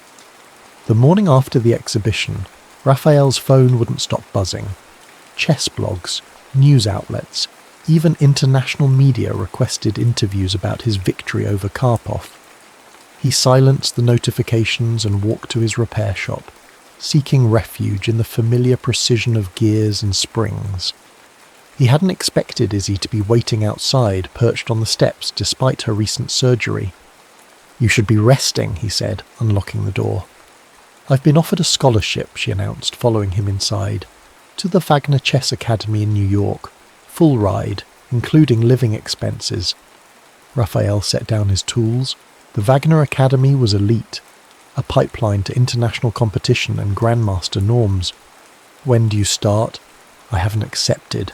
Izzy's voice was unusually hesitant. "They want an answer by the end of the week, but the Millennial Championship is in 10 days. If I go to Wagner, I abandon our team. Raphael recognized the conflict in her eyes, the same one he'd faced in his youth between personal ambition and loyalty. You've worked too hard to pass this up, he said firmly. The team will understand. That's not why I'm hesitating. Izzy met his gaze directly. Wagner has another condition. They've invited you to be a resident master, to teach. The offer stunned him. Why would they want me? Because you just defeated the world champion? Because your counter-attack is being analysed on every chess forum worldwide? Izzy's exasperation broke through her usual composure. Because you're Rafael Velez, and apparently everyone but you remembers what that means. Before Raphael could respond, his phone rang, Damon calling about an emergency team meeting. When they arrived at the community centre, they found not just their team but reporters clustered outside. Inside, the building supervisor was arguing with Damon. "What's happening?" Raphael asked. Damon's expression was grim. "Building's been sold to developers. We have 30 days to vacate. They're tearing it down for luxury condos." The news hit like a physical blow. This centre wasn't just their training ground. For many of these kids, it was sanctuary. "The Millennial Championship," Raphael began. "We're still cleared to compete," Damon assured him, "but afterward, we're homeless." The team meeting that followed was subdued. Raphael announced Izzy's scholarship, trying to frame it as a victory, but the timing felt cruel, one door opening as another closed. After everyone left, Raphael remained staring at the demonstration board where yesterday's triumph had briefly made anything seem possible. "I can't accept Wagner," Izzy declared, still lingering. "You must." "Not without you," she insisted, "and not with our team facing extinction." Raphael started to argue but stopped himself. Izzy's loyalty wasn't naivete, it was character. He respected her enough not to undermine it. That evening, another email arrived from Karpov. "Your victory was no fluke. The chess world needs Rafael Velez again. The Hamburg Invitational has an opening next month. Elite competition, significant prize money. Consider this a formal invitation." Raphael forwarded the invitation to Imogen with a simple question. "What would you do?" Her response came within minutes. "I'd remember that 20 years ago you let them take more than a championship from you. Don't make the same mistake twice." The Millennial Championship arrived with the team in disarray, their training disrupted by the impending community centre closure, Izzy struggling between commitment to the team and her Wagner opportunity, Raphael distracted by Karpov's invitation. The tournament venue humbled them immediately. A vast convention centre filled with teams in matching blazers, professional coaches reviewing preparation on laptops, parents who had invested thousands in their children's chess education. "We don't belong here," Marcus whispered. "Precisely why we need to be here," Raphael countered. "Chess is the great equaliser. The pieces don't know who's moving them." Their first matches confirmed Raphael's coaching philosophy. The team's unorthodox openings threw opponents off balance, forcing them out of memorised variations into actual thinking. By the end of day one, they had won 6 matches and lost only 2, far better than anyone expected. On day 2, they faced Jefferson Academy, the defending champions. During Izzy's board, one match against their top player, a junior already with an international master title, Raphael noticed something disturbing. Izzy's opponent would leave the board after her moves, ostensibly for water, but Raphael spotted him checking a phone in the hallway. Outside coaching during games was strictly forbidden. Raphael approached the tournament director with his suspicions. "That's a serious accusation," the director warned, "especially coming from you, given your history." The implication was clear. Raphael's own past made him suspicious of others. He almost backed down, then thought of what such cheating would teach these kids about fairness and integrity. "Check the bathroom," Raphael insisted. "You'll find his coach texting him engine moves." The director's investigation confirmed Raphael's suspicions. Jefferson Academy was disqualified, sending shockwaves through the tournament. Some participants whispered that Raphael had orchestrated the accusation to clear his team's path, the same paranoia that had followed him after Moscow. That night the team gathered in Raphael's hotel room. The accusations had rattled them. "People are saying you made it up," Deshawn reported, "that you're just bitter about your own career." "Let them talk," Raphael replied. "We know the truth." "Does it ever stop hurting?" Lucia asked quietly. "Being misunderstood like that?" Raphael considered her question with the seriousness it deserved. The hurt changes shape. Eventually it becomes part of your strength, knowing you acted with integrity regardless of perception. On the final day, against all expectations, they reached the championship round against Brighton Prep, a team with 3 titled players. The main hall filled with spectators, the significance of the underdog story attracting attention. Before the matches began, Izzy pulled Raphael aside. "I've decided about Wagner," she said. "I'm going, but I'm asking them to defer for 1 year. "Why?" "Because there's unfinished business here." Her determination reminded Raphael of his younger self. "We're going to find a new home for our team, together." The championship matches were brutal. Marcus fought his opponent to a draw in a marathon endgame. Lucia lost a heartbreaker after 5 hours of play. Deshawn secured a crucial win with brilliant tactical play. Everything came down to Izzy's match against Brighton's top board. The position was dynamically balanced, both players down to their final minutes. Raphael watched, unable to help, as Izzy navigated complications that would challenge grandmasters.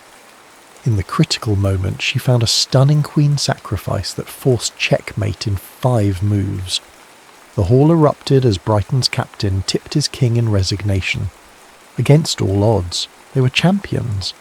The celebration was bittersweet. Triumph shadowed by the knowledge that their chess home was still facing demolition.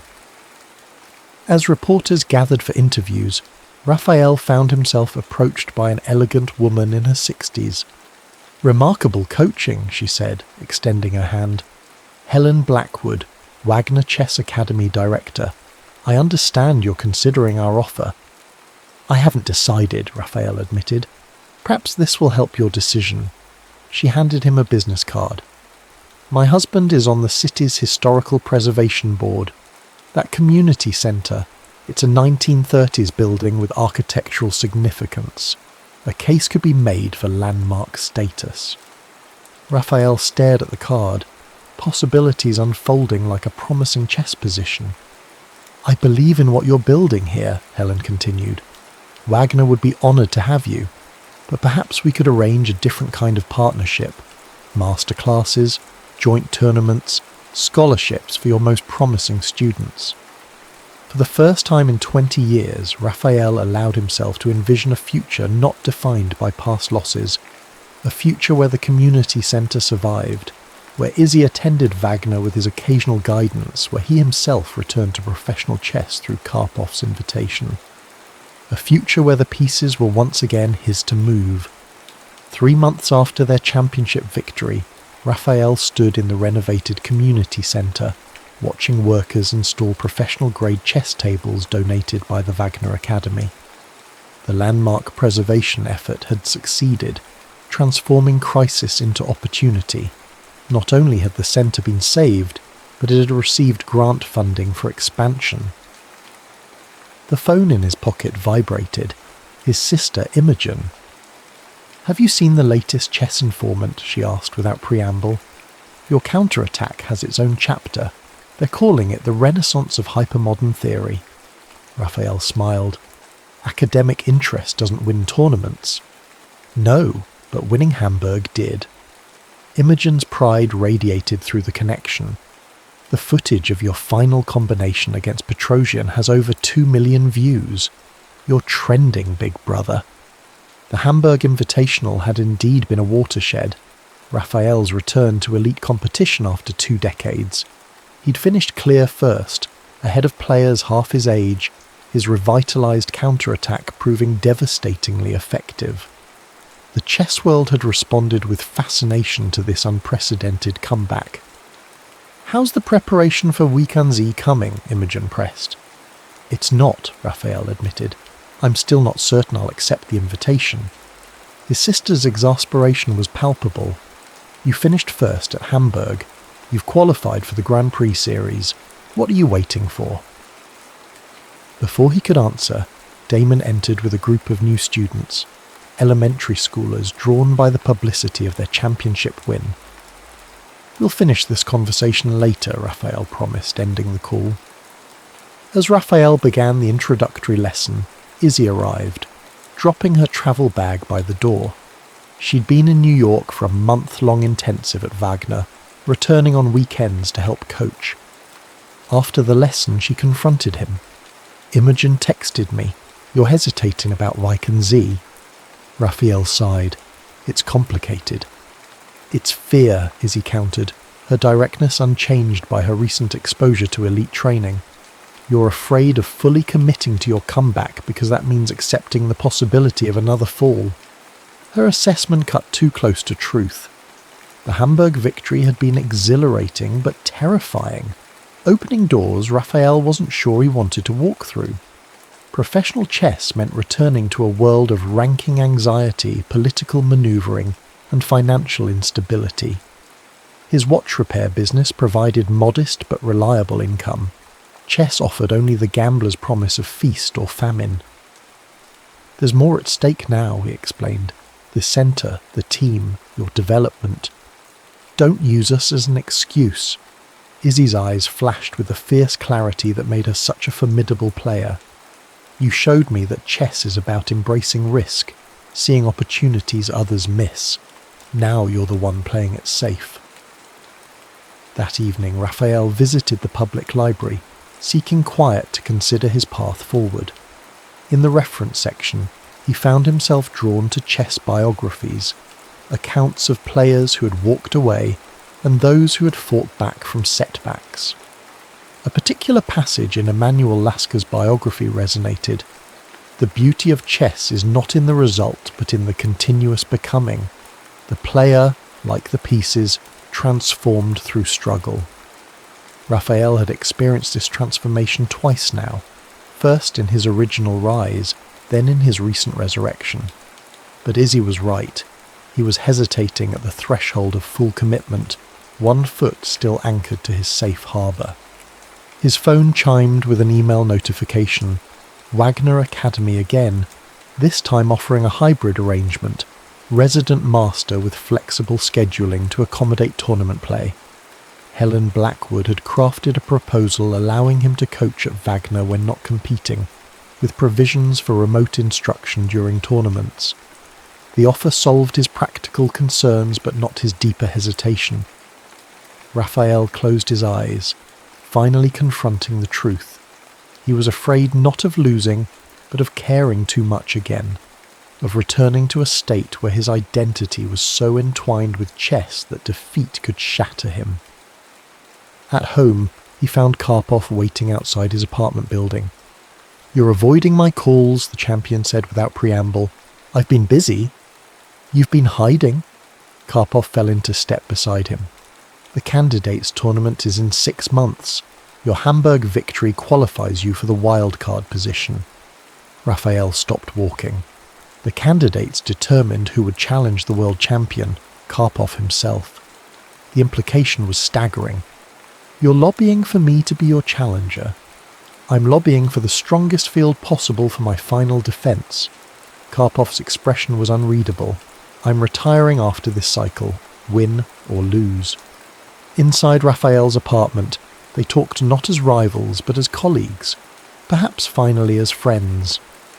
Karpov explained that the chess world had changed during Raphael's absence.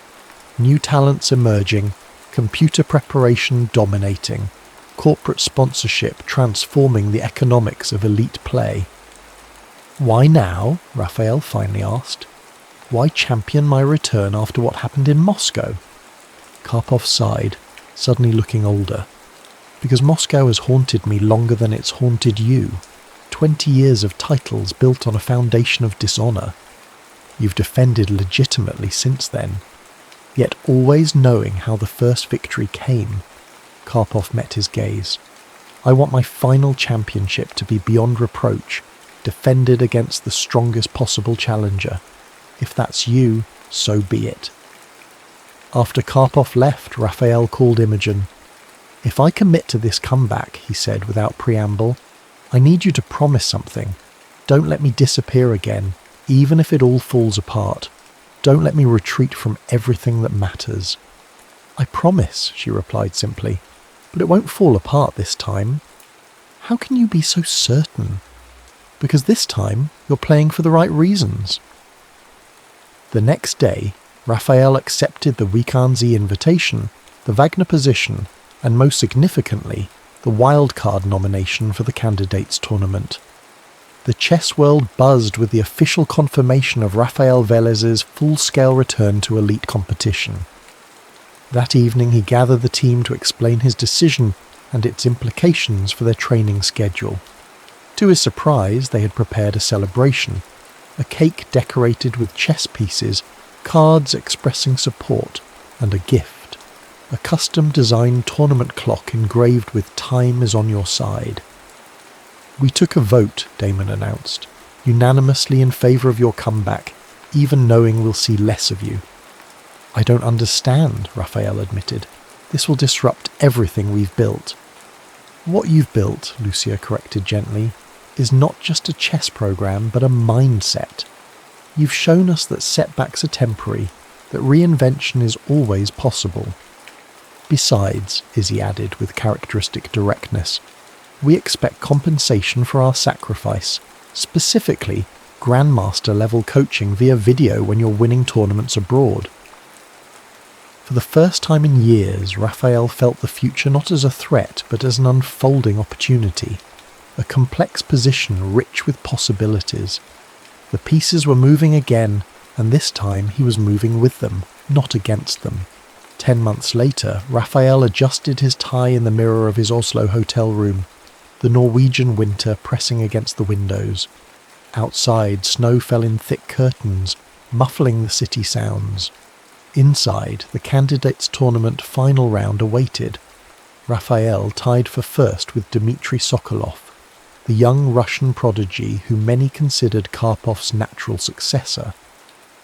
A knock at the door revealed Imogen, who had flown in for the final games. "You look like you're facing execution, not victory," she observed, straightening his already straight tie. "Have you prepared sufficiently?" Raphael nodded. His preparation had been exhaustive. 16-hour analysis sessions with computer assistance, physical training to maintain stamina, even work with a sports psychologist to manage competitive anxiety.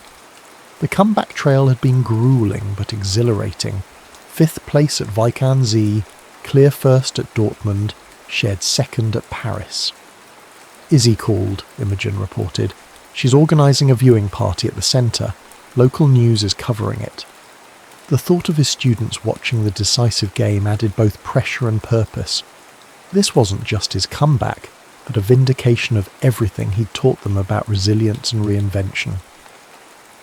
At the playing hall, Raphael found Sokolov already seated, a lanky 25-year-old with penetrating eyes and preternatural calm. They had played to a draw in their previous encounter, a 6-hour marathon that had tested Raphael's endurance. "The old lion still has teeth," Sokolov had commented afterward with genuine respect. Today, with championship implications, the atmosphere crackled with tension. Raphael had black, typically a disadvantage, but the tournament director had allowed him to choose his starting time, a small concession to his age and experience. When Sokolov played his first move, a 4, Raphael felt the familiar focus descend, the world narrowing to 64 squares. He responded not with his signature counterattack, but with the Sicilian defence, c5, a fighting choice that signalled his willingness to play for a win despite having the black pieces. The game developed along classical lines, both players moving with controlled urgency. By move 15, they had reached a complex middle game with asymmetrical pawn structures and provocative piece placements. Raphael could sense Sokolov's surprise at his aggressive approach. The young Russian had clearly expected more conservative play from an older opponent in a decisive game. At move 23, Raphael initiated a speculative exchange sacrifice, giving up a rook for a bishop and pawn, creating imbalance that would force calculation rather than technique. The commentators called it vintage Velez, the swashbuckling style of his youth reclaimed in his Renaissance. 6 moves later, Sokolov committed the first significant error, overextending his queen in pursuit of material advantage. Raphael pounced with a move so unexpected that audible gasps rippled through the spectator gallery, sacrificing a second piece to expose the white king. What followed was a forced sequence culminating in perpetual check, a draw that guaranteed Raphael first place in the candidates tournament on tiebreak points. When Sokolov extended his hand in resignation to the inevitable repetition, Raphael felt not triumph, but profound gratitude for the game, for his opponent's respect, for the journey that had brought him back to this moment. "You will give Karpov much trouble," Sokolov said as they signed their score sheets. "I will study your games closely." Outside the playing hall, journalists mobbed Raphael, the comeback story irresistible to chess media and mainstream outlets alike. Amid the cameras and questions, he caught sight of Karpov watching from a distance, their gazes connecting briefly across the crowded space. The champion offered a single nod of acknowledgement, respect between warriors who would soon face each other for the ultimate prize. Later that evening, as Oslo celebrated beneath the northern lights, Raphael video-called the community centre. On screen, he found not just his team, but dozens of supporters crowded around Damon's laptop, their cheers almost overwhelming the speakers. Izzy pushed to the front. "Your queen's sacrifice was unnecessary," she critiqued immediately, her highest form of affection. Knight to d4 would have accomplished the same with less risk. Raphael laughed. "Perhaps, but less poetry." "Poetry doesn't win championships," she countered. "No," he agreed, "but it makes them worth winning." 2 months later, Raphael found himself in a familiar yet utterly changed position, seated across from Viktor Karpov in the first game of their World Championship match, 20 years after Moscow. The venue was Singapore, neutral ground selected by mutual agreement.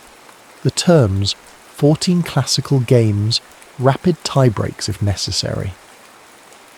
During the technical meeting before Game 1, Karpov had approached with unexpected vulnerability. "Full circle," the champion had observed quietly, though not quite the same. "Nothing ever is," Raphael had replied. The first 6 games yielded 5 draws and a single victory for Karpov, a technical masterpiece where he'd ground down Raphael's defence over 7 hours. Down a point at the halfway mark, Raphael faced mounting pressure, his supporters beginning to wonder if the comeback might end honourably, but short of the ultimate goal. Before Game 7, Raphael received an unexpected delivery, a small package from Izzy, who was watching from the Wagner Academy, where she was now in residency. Inside, he found a vintage watch part, a balance wheel, with a note: "Equilibrium isn't static. It's achieved through constant adjustment." The message crystallized something in Raphael's approach. He had been playing too cautiously, too respectfully against Karpov. The remainder of the match, he decided, would be played on his terms, dynamic, complex, even uncomfortable. Games 7 through 10 transformed the match. Raphael unleashed preparation so deep and original that Karpov found himself repeatedly surprised out of opening theory. 2 victories for Raphael against 1 for Karpov brought the match to a deadlock with 4 games remaining. Game 11 became an instant classic, a double-edged Sicilian where both players sacrificed material for initiative, creating positions so complex that commentators struggled to evaluate them. After 78 moves and nearly 7 hours, they reached a drawn endgame, both men exhausted but exhilarated. "We're too old for such complications," Karpov joked during the press conference. "Speak for yourself," Raphael countered, earning laughter from the journalists. Games 12 and 13 were cautious draws, both players conserving energy for the potential decisive final encounter. Tied at 6.5 points each, everything would come down to the 14th game. Raphael with the white pieces, the advantage of first move in the final battle. The night before the deciding game, Raphael couldn't sleep. He found himself on his hotel balcony at 3 a.m, watching Singapore's skyline pulse with electric life. His phone buzzed with messages of support from around the world. Imogen, Damon, his students, fellow players, even fans who had followed his original career and now celebrated his return. One message stood out, from Alessandro, his former manager whose collusion with Karpov had precipitated Raphael's fall 20 years earlier. Whatever happens tomorrow, your comeback has already rewritten the ending. Chess needed Rafael Vélez again. Raphael stared at the message for a long time before finally responding. Thank you. 2 decades of bitterness couldn't be erased with a text, but acknowledgement was its own form of closure.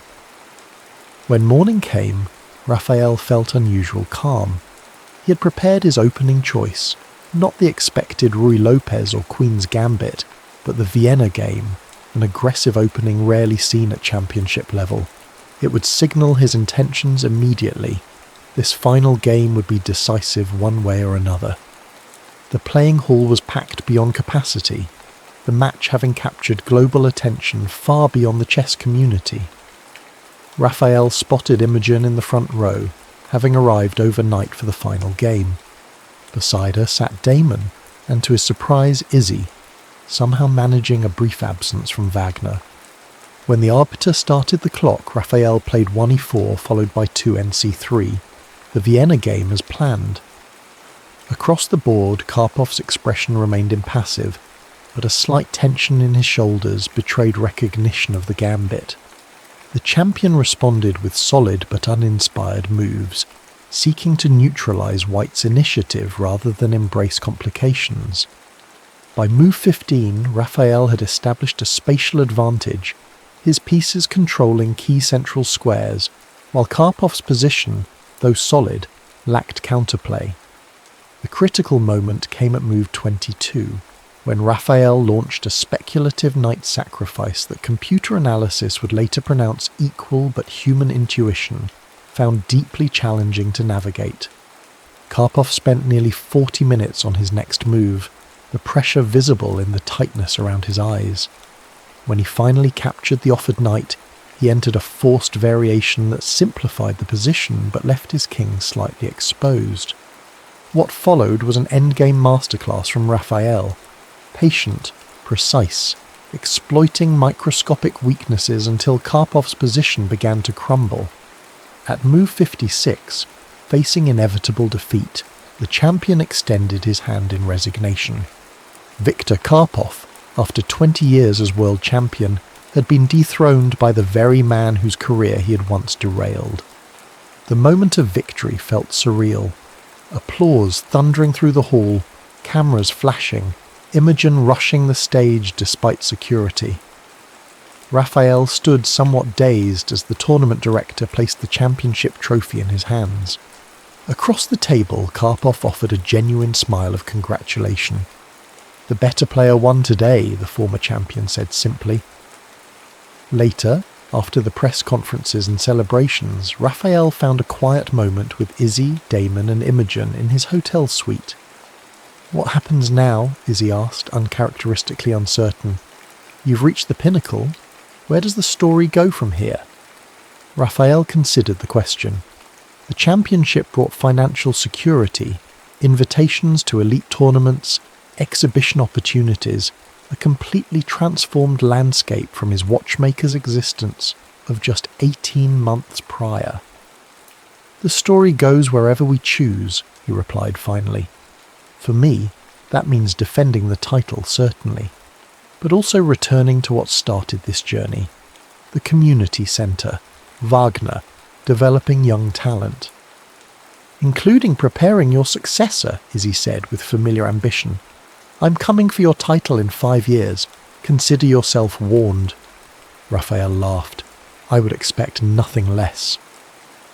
Later that night, alone with his thoughts, Raphael opened his laptop and began analysing the championship games, not for publicity or posterity, but for the pure beauty of the ideas they contained. The Vélez counter-attack had evolved again through the crucible of championship play, developing variations he was eager to share with his students. As Singapore's dawn broke outside his window, Raphael realised he had come full circle, not to where he had been 20 years ago, but to a new integration of all he had become since: competitor and mentor, champion and teacher, master of the board and student of its endless possibilities.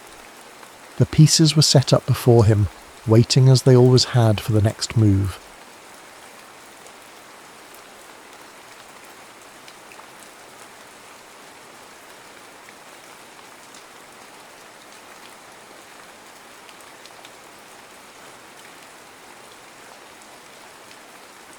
Where the maples turn gold, Claire Delaney gripped her steering wheel as the Boston skyline receded in her rearview mirror. 3 hours of driving stretched ahead, each mile bringing her closer to a place she'd spent 15 years trying to outrun. The call from her father's lawyer had been brief but consequential. The farmhouse was now legally hers, along with all its creaking memories and decaying foundations. "Take as long as you need," her business partner had said when she requested the week off. "You've earned it." What he meant was that she hadn't taken a proper vacation in 3 years, not since the divorce. When Claire had built her architecture firm from nothing, vacation days felt like luxuries she couldn't afford. Now they felt like empty spaces she didn't know how to fill. The landscape gradually shifted from urban sprawl to rolling countryside. By the time she crossed the Vermont state line, the maples had transformed the world into a canvas of crimson and gold. Claire reluctantly lowered her window, allowing the scent of wood smoke and apple orchards to filter through, the perfume of a season she had once loved. "You're just here to sell it," she reminded herself as she turned onto the familiar dirt road. Clean it up, list it, leave. Simple, efficient, the Claire Delaney approach. But as the farmhouse came into view, more weathered than she remembered, paint peeling in long strips like skin after a sunburn, her practiced detachment wavered.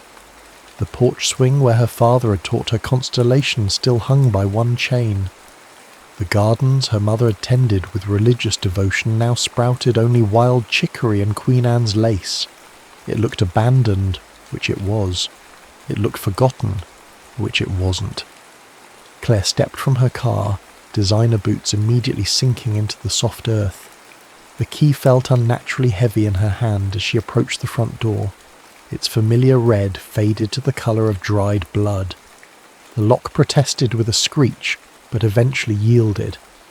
The interior smelled of dust and stillness, that peculiar scent of spaces where life has departed but memory remains. Shafts of amber light cut through windows clouded with grime, illuminating dancing dust motes. Claire ran a finger along the mantelpiece, leaving a clean trail through years of settled time. "Well, Dad," she whispered to the empty room, "what am I supposed to do with all this?"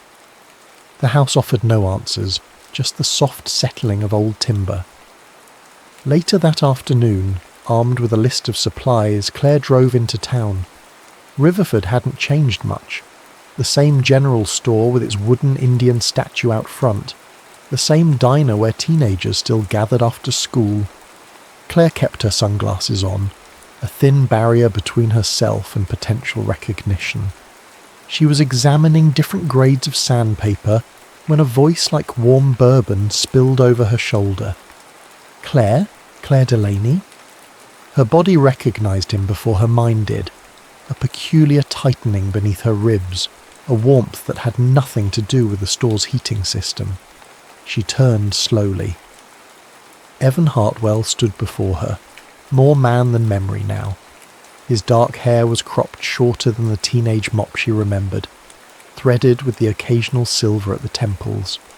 Fine lines, framed eyes still the colour of Vermont slate after rain. His hands, always his most beautiful feature, were now marked with small scars and calluses, the hands of someone who built things that lasted. "Evan," she managed, surprised at how easily his name still rolled off her tongue, as if she'd been saying it all these years. "I heard about your dad," he said, genuine sorrow in his eyes. Claire's father had passed 6 months ago, a stroke while tending his beloved vegetable garden. Claire had flown in for the funeral, spoken the necessary words and left the same day, citing work commitments. He was a good man. He was, Claire agreed, unsure what else to say. Mr. Hudson, the store owner, saved her from further response by approaching, his face lighting with recognition. "Claire Delaney, look at you, all city polished now. Your daddy would be proud." Claire doubted that. Her father had never understood her hunger to escape Riverford, to build grand structures in concrete jungles rather than tend to the land that had sustained their family for generations. "Just picking up a few things," she explained, holding up her basket of cleaning supplies. "The house needs work before I can list it." Something flickered across Evan's face. Disappointment maybe, or resignation. "You're selling." "That's the plan," she confirmed, keeping her voice neutral. "I don't belong here anymore." "Never did convince you otherwise, did we?" Evan's smile held no judgment, just a wistfulness that mirrored the season outside. "Well, if you need help with repairs, I'm pretty handy these days. Built myself a little business making furniture." Claire had heard something about that. Evan Hartwell abandoning his promising music career to return to Riverford. Local boy sacrifices Boston Conservatory scholarship to care for his ailing mother.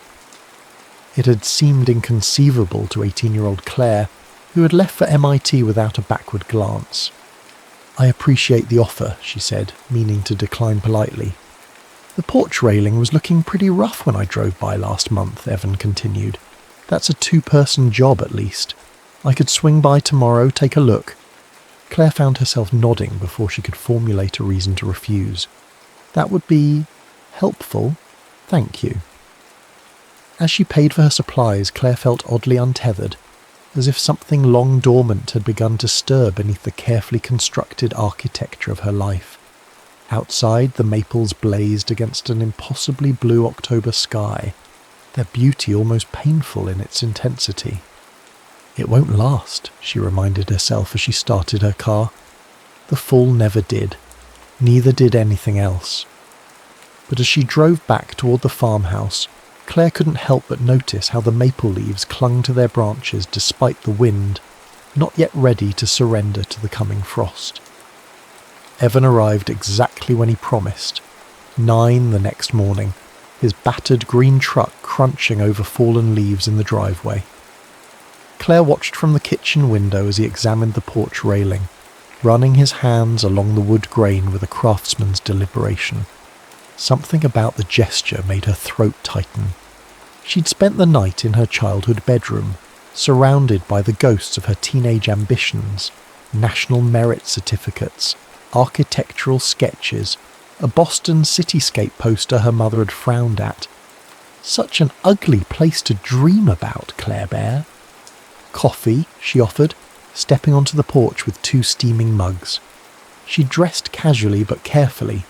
Dark jeans, a cream sweater that complemented her auburn hair. "Thanks." Evan's smile creased the corners of his eyes. "Black still?" "You remember," Claire said, surprised. "Some things stick." He accepted the mug, careful not to let their fingers touch. "Junior year, Mrs. Branford's English class.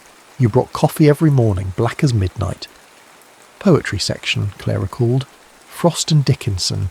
You were the only boy who didn't groan when we had to recite." Evan laughed, the sound melting into the crisp morning air. "I had an image to maintain as a sensitive musician type." They worked side by side through the morning, stripping rotted wood from the railing, measuring twice before cutting replacement pieces. Claire was surprised by how quickly her body remembered physical labour, the satisfying resistance of hammer against nail, the subtle calculations of level and plumb. "You're good at this," Evan observed as she precisely fitted a spindle into place. It's not so different from what I do now, Claire answered. Just different materials, different scale. I've seen your buildings, his admission caught her off guard. That performing arts centre in Providence. Beautiful work. Claire felt a flush of pleasure. You keep tabs on me, Hartwell. Riverford Weekly does a local makes good feature whenever you win an award. His eyes held hers for a moment too long before he returned to sanding. Your dad kept every clipping. The revelation settled between them, weighted with implications Claire wasn't ready to examine. By afternoon the railing was restored, strong and true against the backdrop of fiery foliage. Claire insisted on paying Evan for his time, but he refused with a shake of his head. Consider it a neighbourly gesture, he said. Besides, I promised your dad I'd look out for the place. You spoke with my father. The thought of these two important figures from different chapters of her life connecting without her knowledge felt strangely intrusive. Ran into him at Mason's diner most mornings, Evan explained. We'd have coffee, talk about the weather, local politics. He hesitated. You, sometimes. Claire didn't know how to respond to that, so she changed the subject. Would you like to stay for dinner? It's just pasta, but... I'd like that, Evan said, perhaps too quickly. They ate on the porch as twilight descended, the air growing sharp with the promise of frost. Claire found herself speaking about her divorce, a topic she'd discussed with precisely no one in Riverford until now. Michael and I wanted different things, she explained, twirling pasta around her fork. He wanted children, a brownstone in Cambridge.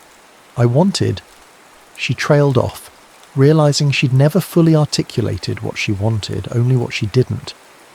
To keep building, Evan supplied quietly. Yes, Claire acknowledged, to keep moving forward. Nothing wrong with that, Evan said, his voice free of judgment. Some people are rivers, not lakes. Claire studied him in the fading light. And you? What are you? Me? Evan's smile was self-deprecating. I'm a tree, I suppose. Rooted. Later, as Evan was leaving, he pointed to a photo she'd unearthed while cleaning. Claire at 17, standing proudly beside her science fair project on sustainable architecture. You were extraordinary even then, he said. Riverford was never going to be big enough for you. Something in his tone made Claire want to explain herself, to defend choices made by a younger, more desperate version of herself. But Evan was already heading down the steps, keys jingling in his hand. Tomorrow's the Harvest Festival, he called over his shoulder. You should come, for old time's sake. Claire watched his truck disappear down the long driveway, taillights glowing like embers in the gathering darkness. She hadn't planned on staying through the weekend. She hadn't planned on any of this. Inside, the farmhouse seemed to breathe around her, its familiar creaks and sighs a language she had forgotten she understood.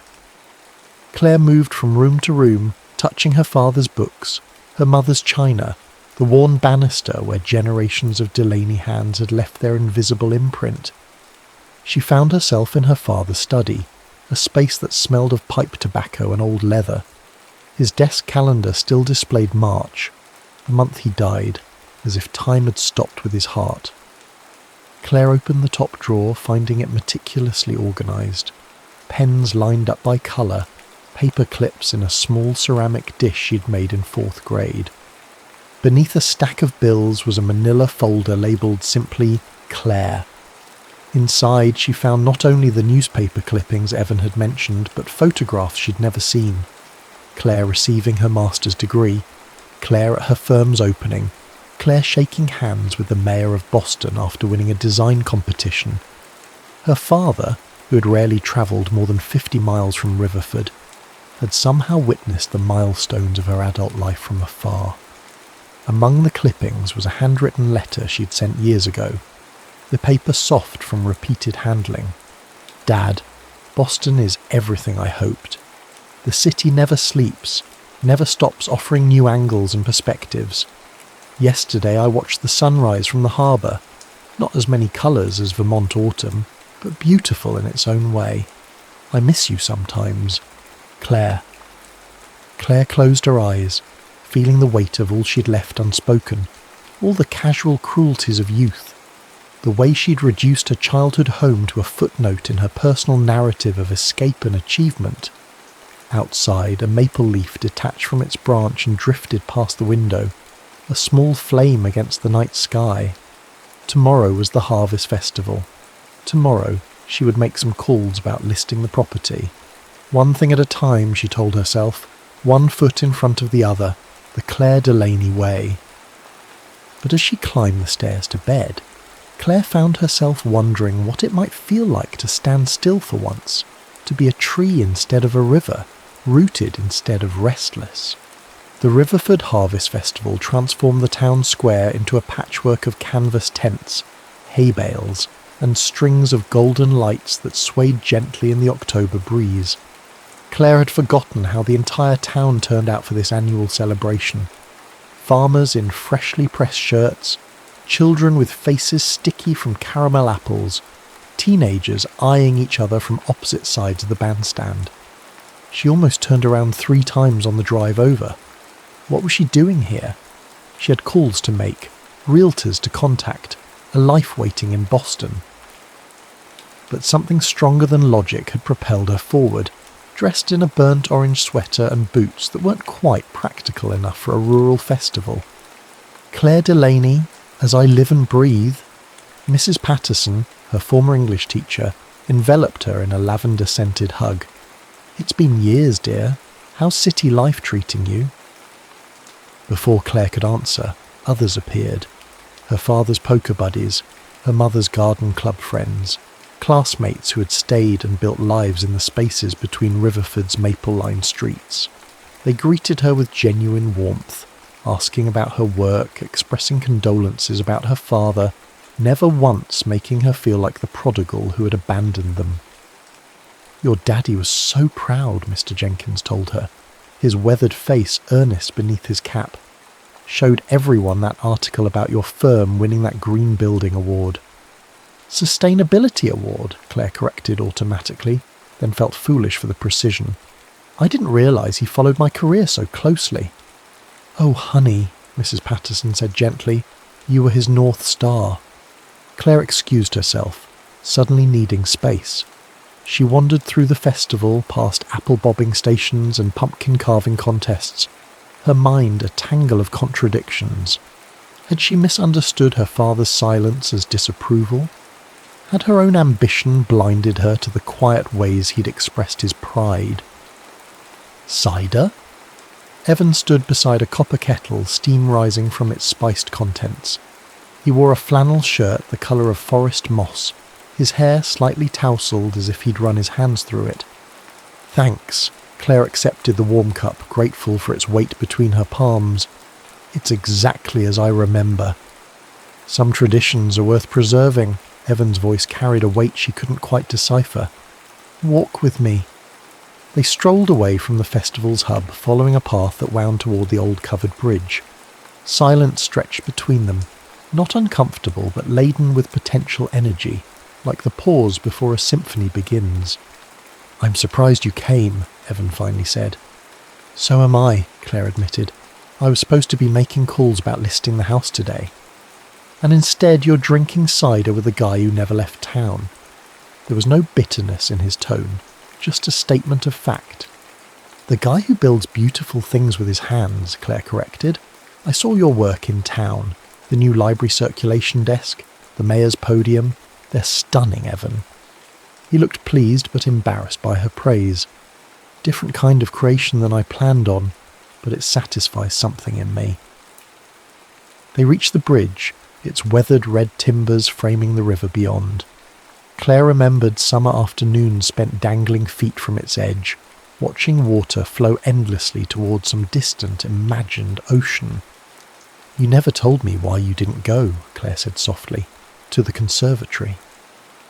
Evan leaned against the railing, looking out at the ribbon of water below. Mum's MS diagnosis came 3 weeks before orientation. Dad had been gone 2 years by then. He shrugged, a gesture that carried the weight of a life redirected. There wasn't really a choice to make. But your music still happens, Evan said. Just in a room above my workshop instead of concert halls. I play at the nursing home on Sundays. His smile was genuine. Not every dream needs applause to be worthwhile. Claire felt something shift inside her chest, admiration mixed with an emotion dangerously close to envy.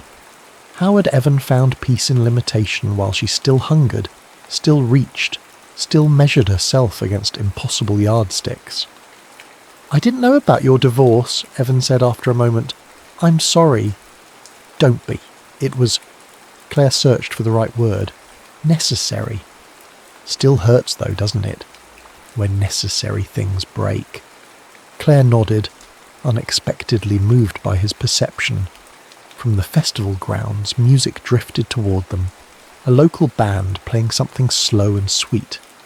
Without discussion, they turned back toward the celebration. The town square was transformed in their absence, strung lights now glowing against the darkening sky. Couples swayed on the makeshift dance floor, from silver-haired pairs who moved with the synchronicity of decades to awkward teenagers finding their way into adulthood through tentative touches. "Dance with me?" Evan asked, extending his hand, for old time's sake. "We never danced before," Claire pointed out, even as her hand found his. Another tradition worth starting, then. As Evan drew her into the circle of his arms, Claire realised with a start that they fit together perfectly, as if their bodies remembered a connection their minds had forgotten. His hand at the small of her back was both anchor and invitation. They moved together with surprising grace, two people finding common rhythm despite years spent dancing to different songs. "You know what I remember most about you in high school?" Evan asked, his voice close to her ear. "My terrible fashion choices? That unfortunate perm junior year?" "Your laugh," he said. "You didn't do it often, but when you did, it was like watching someone set themselves free just for a moment." Claire looked up at him, struck by the accuracy of his memory, by the way he'd seen parts of her she thought she'd kept hidden. "I haven't laughed like that in a long time," she confessed. "That's a shame," Evan said simply. "You were magnificent when you did." Later, as the festival wound down, they found themselves beside the enormous bonfire that traditionally closed the celebration. Children roasted marshmallows while their parents chatted in hushed tones, everyone's faces gilded by the dancing flames. "I got offered a partnership," Claire said abruptly. "Back in Boston. It would mean bigger projects, international clients." "Congratulations," Evan said, and she could tell he meant it. "When do you start?" "Next month, if I accept." Claire poked at the fire with a stick, watching sparks rise toward the star-scattered sky. "I should be excited." "But you're not?" "I don't know what I am anymore," Claire admitted, the confession burning her throat like strong whiskey. "I've spent so long becoming this version of myself that I'm not sure I remember the original blueprint." Evan didn't offer platitudes or solutions, just the steady presence of someone who understood that some questions weren't meant to be answered immediately. They watched the fire together, shoulders almost touching, as embers rose and faded like abbreviated lives against the darkness. "Marshmallow?" A small girl approached, offering them skewers with puffy white confections. "Thank you," Claire said, accepting one with a smile. As she bit into the sticky sweetness, a laugh escaped her. Unbidden, unfettered, free. Evan watched her, his expression soft with something that might have been recognition. "There she is," he murmured. Under the canopy of stars, surrounded by the community she'd once been so desperate to escape, Claire felt something long dormant flicker to life inside her, small and tentative, but undeniably warm, like the first spark of a fire destined to grow. The following days acquired their own peculiar rhythm. Mornings Claire would work on the house, sorting through her father's belongings, making minor repairs, preparing the property for eventual sale. Afternoons, Evan would appear, sometimes with tools, sometimes with food from the diner, always with stories that connected Claire back to the town she'd tried so hard to forget. "Remember old Mr. Winters?" Evan asked one day as they cleared leaves from the gutters. He finally retired from teaching last year. His farewell speech consisted of exactly 7 words. Physics doesn't change. People do. Goodbye. Claire laughed, balancing carefully on the ladder. He gave me detention once for correcting his pronunciation of Euclidean. You always were fearless about being right, Evan said, steadying the ladder with strong hands. They unearthed treasures as they worked. Her mother's handwritten recipe cards, her father's collection of river stones, photographs that filled gaps in Claire's carefully curated memories of childhood. In one dusty album, she found a photo of herself and Evan at 16, standing awkwardly together after a school concert, where he'd performed a hauntingly beautiful violin solo. "Look at us," Claire marvelled, showing him the picture. "You were so serious about your music." "And you were so serious about everything else," Evan replied with a gentle smile. As October deepened, frost warnings appeared in the local forecast. Claire found herself checking real estate listings with decreasing frequency, making excuses to extend her stay, just until the gutters are fixed, just until the attic is cleared, just until I figure out what to do with Dad's books, just until. One evening, Claire invited Evan to dinner, a proper meal this time. Her mother's pot roast recipe retrieved from index cards written in fading script. They ate by candlelight at the old oak table, drinking wine from her father's special occasion glasses. "I went by your workshop yesterday," Claire admitted between bites. "Town office said you were out on a delivery." Evan looked surprised. "You could have called." "I wanted to see where you work," Claire said, then added more hesitantly, "where you create." "Next time then," Evan offered. After a moment's pause, "Why did you want to see it?" Claire considered the question. "I think I wanted to understand how you did it, how you built a life here that satisfies you, one that matters." "You think what I do matters more than what you do?" Evan sounded genuinely perplexed. "Your work stays here," Claire explained, struggling to articulate feelings she'd only just begun to recognise. "It becomes part of people's daily lives. The chair the mayor sits in during town meetings, the desk where children check out their first books. There's an intimacy to it. And your buildings don't provide that." "They're statements," Claire said. "Beautiful ones, I hope. But I don't know the people who live and work in them. I don't see how they interact with what I've created." She traced the rim of her wineglass. "Sometimes I feel like I've spent my career speaking a language no one around me actually understands." Evan considered her words carefully. Maybe it's not about understanding. Maybe it's about belonging. The word hung between them, weighted with implication. Belonging. The very thing Claire had spent years convincing herself she didn't need. Later, as they washed dishes side by side, their hands occasionally brushing in the soapy water, Claire felt a dangerous contentment settling over her. This simple domesticity, this quiet togetherness, stirred something profound in her chest. "Play for me," she said suddenly. "You brought your violin the other day. I saw it in your truck." Evan hesitated, then nodded. "Let me get it." He returned with a case more scuffed than she remembered from their school days. The instrument inside, however, gleamed with the patina of regular use and loving care. Evan positioned it under his chin with practised ease, and as the bow touched strings, Claire felt the air around them transform. He played something she didn't recognise. Not classical, not quite folk either. It contained elements of both, but transcended easy categorisation. The music filled the old farmhouse, seeping into cracks and corners, bringing warmth to spaces long gone cold. Claire closed her eyes, letting the sound wash over her. There was longing in the melody, but also acceptance, sorrow, but also profound joy.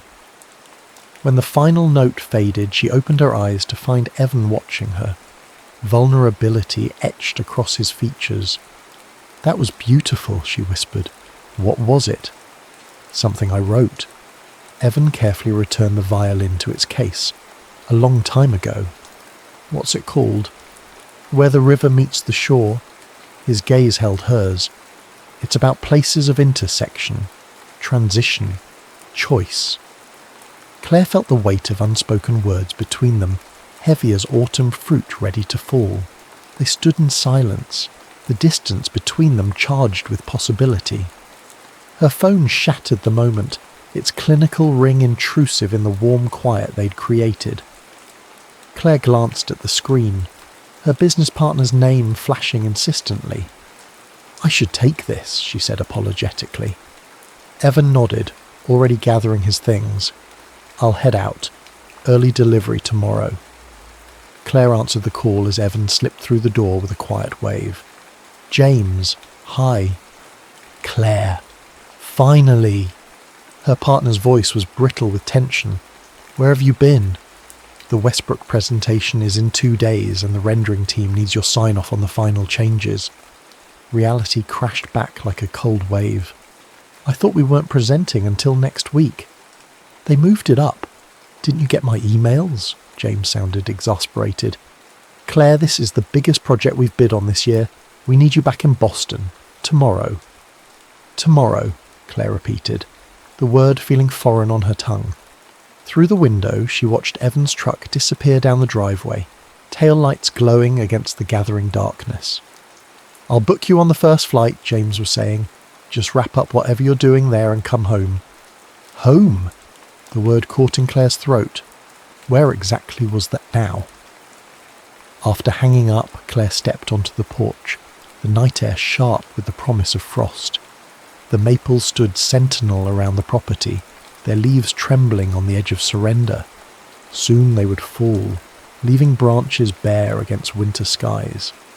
Inside her chest, something similar was happening, a letting go, a recognition of seasons changing. Boston waited with its concrete and glass, its projects and deadlines, its familiar rhythms of ambition and achievement. But here in Riverford, something else waited too, something both old and new, forgotten and remembered, something with Evan's steady hands and quiet wisdom at its centre. Tomorrow she would have to choose. Dawn broke over the farmhouse in shards of amber and rose, illuminating frost that had settled overnight like diamond dust across the lawn.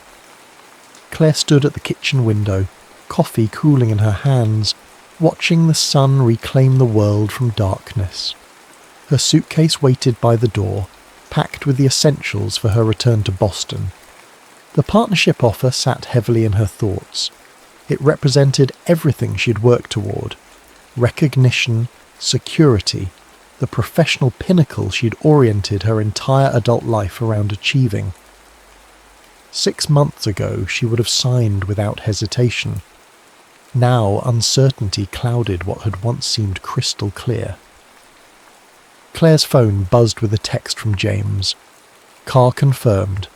We'll pick you up at 11:30. She had 3 hours before she needed to leave. Bundling into her jacket, Claire stepped outside. The morning air burned her lungs with its crispness, the kind of cold that clarified rather than numbed. She began walking without conscious destination, following the old path through the orchard behind the house. The apple trees stood in orderly rows, their harvest already collected, branches now empty against the brightening sky. Beyond them lay a gentle slope leading down to a small pond her father had built decades ago, its surface now misted with early frost. Claire found herself at the pond's edge, watching her breath form clouds in the still air. This had been her thinking place as a child, where she'd come after arguments with her mother, where she'd sketched her first building designs, where she'd sat alone the night before leaving for college, wondering if she was making the right choice. "I thought I might find you here." Claire didn't turn at Evan's voice, unsurprised somehow by his appearance. "How did you know?" "Your dad mentioned it once," Evan said, coming to stand beside her. "Said you always came here when you had big decisions to make." They stood in silence, watching the sun's rays begin to dance across the pond's surface, melting the thin crust of ice at its edges. "You're leaving," Evan said finally, not a question. "My firm needs me back," Claire replied. "Important presentation tomorrow." "I see." Another pause. "And after that?" Claire closed her eyes briefly. There's a partnership offer waiting for me. International projects. Everything I thought I wanted. Thought? Evan caught the nuance in her phrasing. The past week has complicated things. Claire turned to face him directly. You've complicated things, Evan. His expression remained carefully neutral. I didn't mean to. Yes, you did, Claire said, but without accusation. You wanted me to see what I left behind. What might still be here. Is that so terrible? A muscle worked in Evan's jaw. To want you to make a fully informed choice this time? No, Claire admitted softly. It's not terrible at all. It's actually incredibly kind. The tension in Evan's posture eased slightly. He reached into his jacket pocket and extracted a small wooden box, offering it to her without explanation. Claire accepted it, running her fingers over the smooth maple surface. The craftsmanship was exquisite. Dovetail joints so precise they were nearly invisible, the wood polished to a warm glow. When she opened it, music began to play, the same haunting melody Evan had performed for her the previous evening. How did you... I recorded it years ago, Evan explained. Built the music box last night. Inside, on a bed of velvet, lay a silver pendant shaped like a maple leaf, its veins traced in gold. Claire lifted it with trembling fingers. It's beautiful, she whispered. I made it from one of your father's cufflinks, Evan said, and some scrap silver I had. Something old, something new, something that belongs in both worlds. Claire felt tears threatening. Evan, I'm not asking you to stay, he interrupted gently. I would never ask that of you. Your dreams matter, Claire. Your ambitions aren't something to apologize for or abandon. Then what are you saying? Evan took a deep breath. I'm saying that whatever you decide, part of me goes with you, and if you want, part of you can stay here. That's not a solution, Claire pointed out, still holding the pendant. That's just geography. Maybe, Evan acknowledged. Or maybe it's a beginning. Different from what either of us planned, but real all the same. In the orchard beyond, a flock of geese rose suddenly from among the trees, their wings catching the morning light as they formed a perfect V against the sky. Claire watched them until they disappeared, envying their certainty of direction, their instinctive knowledge of when to leave and where to go. I have to be on a plane in 3 hours, she said. I know. Evan's hand found hers, warm against the morning chill. Go give your presentation. Consider your partnership. I'll be here, working on commission orders, playing at the nursing home on Sundays. His smile held both sadness and hope. Living my life, just as you should live yours. And then what? Claire asked, needing more than beautiful gestures and open-ended promises. And then we see, Evan said simply. We take the time we didn't take before. We write letters, make calls. I visit Boston, you visit here. We figure out if what we're feeling is real enough to build something on. That's a lot of uncertainty, Claire observed. All the best designs start that way, Evan countered. Possibility before precision. Isn't that what you always say to your clients? Claire smiled despite herself. Using my own professional philosophy against me, that's playing dirty, Hartwell. Whatever works. He stepped closer, one hand rising to brush a strand of hair from her face. I'm not above fighting for what matters. In that moment, with the rising sun turning the maples to gold around them, Claire felt something settle within her. Not certainty exactly, but a kind of clarity. The kind that comes not from absence of doubt, but from the courage to move forward despite it. I have to go, she said softly. I know.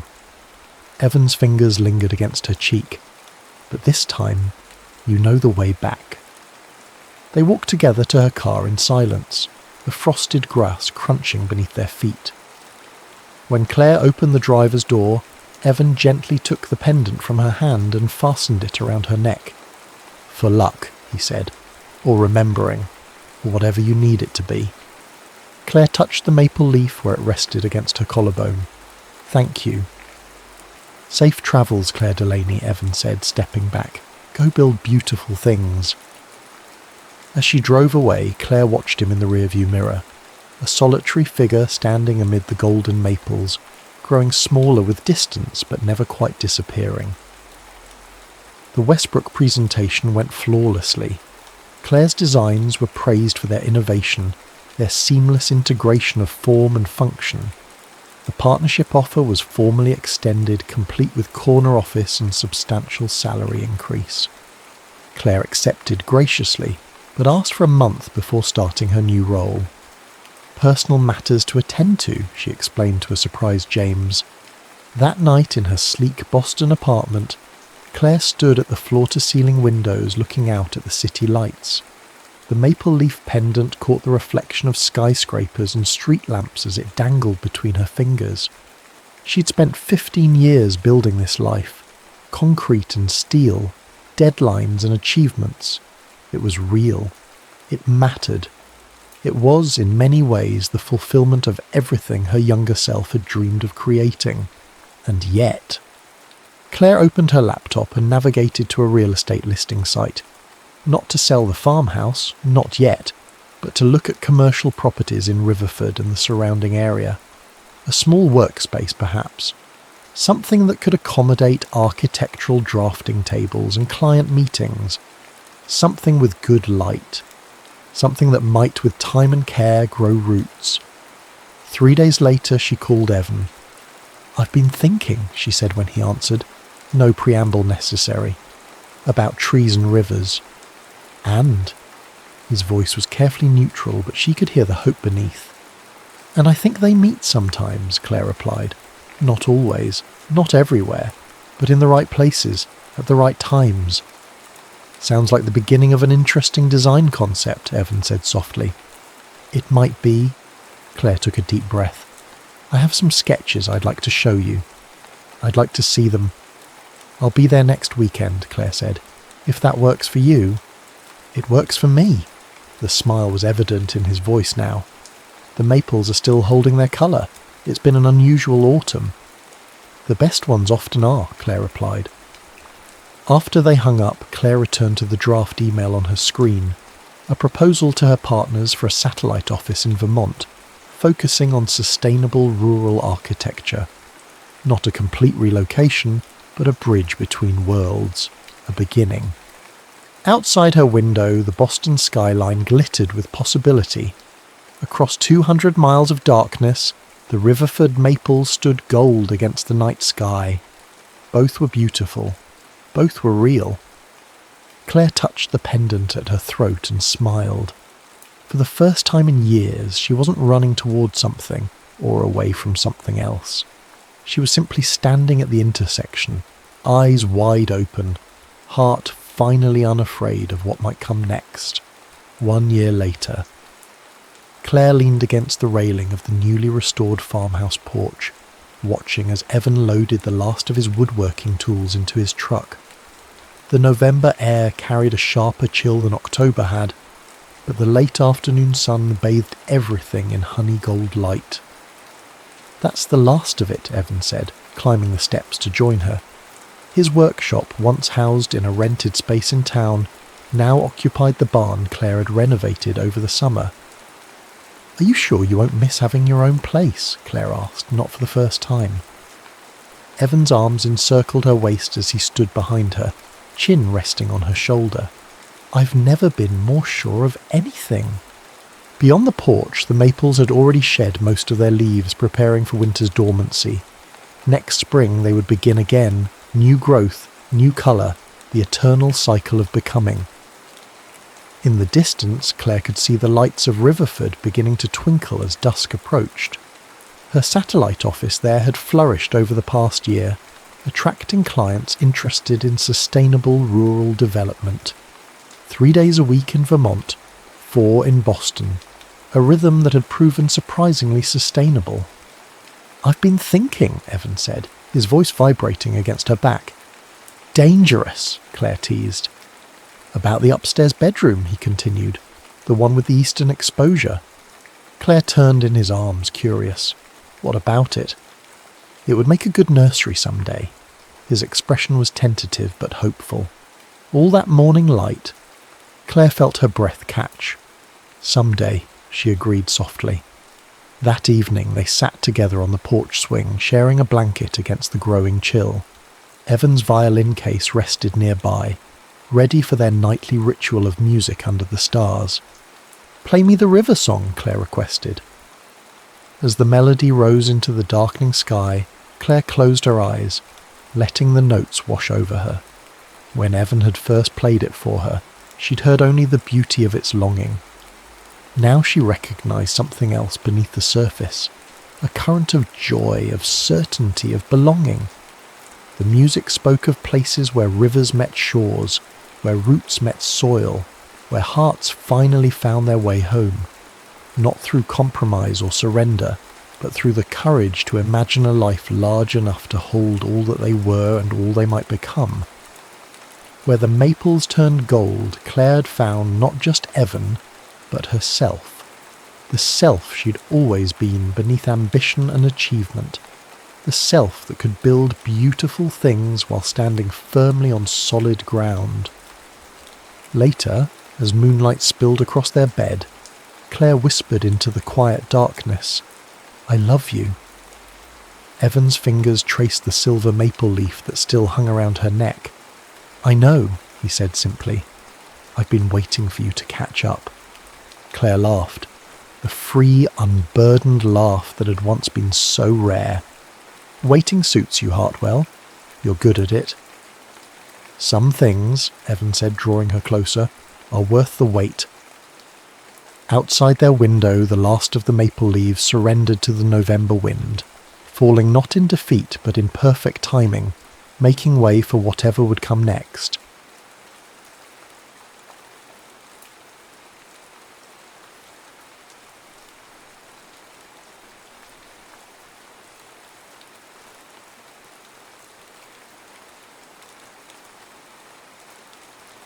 Gold harvest. The Nebraska sunrise bled orange and purple across the infinite horizon, a painter's stroke on a canvas of corn stubble and sky. For Logan Sawyer, 18 years old and already etched with the weariness of a man twice his age, it was just the 5 a.m. alarm clock.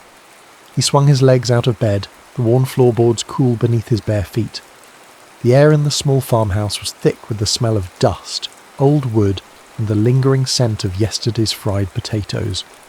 Downstairs, he could hear the familiar clatter of his father already preparing for the day, a man whose silence spoke volumes more than his infrequent words ever did. Logan pulled on faded jeans and a threadbare t-shirt, his muscles protesting the early hour. His hands, rough and calloused from years of mending fences, hauling feed, and wrestling stubborn machinery, flexed instinctively. Out in the yard, the rhythmic creak of the windmill joined the lowing of the few cattle they still kept. The Sawyer farm wasn't thriving. It was surviving, clinging on like a stubborn weed in cracked earth. The railroad that once gave their small town of Oakhaven its pulse had pulled out years ago, taking jobs and hope with it, leaving behind boarded-up storefronts and a quiet desperation that settled over everything like the ever-present dust. Chores were Logan's constant companion. Feeding the chickens, slopping the 2 hogs they kept for butchering, checking the water troughs, patching the perpetually leaky irrigation pipe that snaked through the parched south field. Each task was performed with a methodical focus, a quiet intensity that bordered on ritual. It was work that built a different kind of strength, not the sculpted muscle of a gym, but the dense, functional power forged by leverage and endurance. Lifting 100-pound grain sacks wasn't exercise, it was Tuesday. Wrestling a stuck tractor tire free wasn't training, it was keeping the farm from grinding to a halt.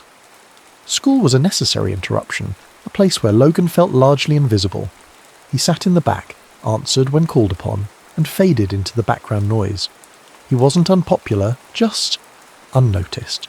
His world was the farm, the endless fields stretching out under an indifferent sky. Until wrestling. The high school gym smelled of stale sweat, disinfectant, and teenage apathy. The mats were worn thin, taped together in places. Coach Miller, a history teacher pulling double duty, mostly blew his whistle and let the boys sort themselves out. But for Logan, stepping onto that mat was like stepping into a different dimension. Here, the silent endurance demanded by the farm translated into something else. Leverage, balance, the explosive power needed to drive through an opponent. He had no private coach, no access to elite training camps. His practice partners were often the shadows in the barn late at night, throwing themselves against stacked hay bales, his form guided by grainy YouTube videos of Olympic legends like Dan Gable and Alexander Karelin, watched on a cracked iPad mini propped against a feed bucket. His true mentor, his only real confidant, was his grandfather, Thomas Sawyer. Thomas lived in a small room off the kitchen, his lungs increasingly fragile, his body betraying the strength that had once made him a Nebraska state wrestling champion back in the 50s. He'd never made it further, a knee injury and the demands of the farm cutting his own dream short. But his eyes, though clouded with age, still held the fire. Sometimes, after Logan's barn sessions, Thomas would sit on an overturned bucket, offering quiet critiques, demonstrating a grip with surprising strength still lingering in his gnarled hands, or sharing stories of legendary matches wrestled on dirt floors in county fairs. "It ain't always the strongest bull that wins, Logan," Thomas rasped one evening, watching Logan practice escapes against the barn wall. "It's the one that knows where to push, finds the weak spot, doesn't quit pushing." He coughed, a rattling sound that worried Logan more each day. After a moment, he looked Logan square in the eye. "Greatness doesn't care where you come from, boy. Doesn't care if you got fancy mats or just dirt under your feet.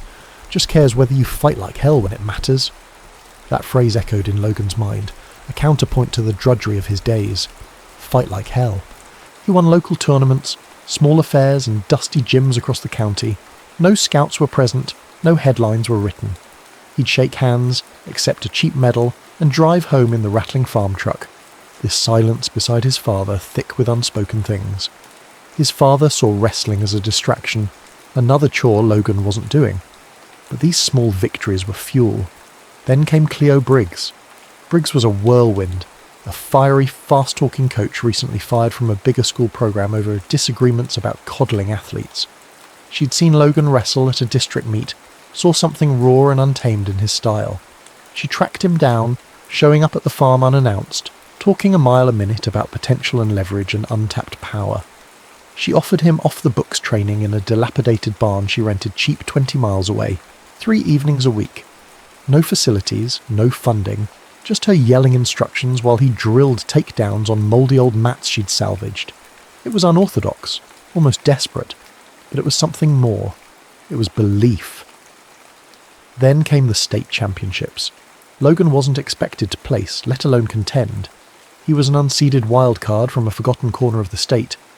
His opponent in the quarterfinals was Marcus Thorne, the reigning state champion, a polished powerhouse already committed to a Division I program, trailed by recruiters and whispers of future stardom. The match was a blur of Thorne's technical superiority. Logan was defensive, outmaneuvered, trailing significantly on points.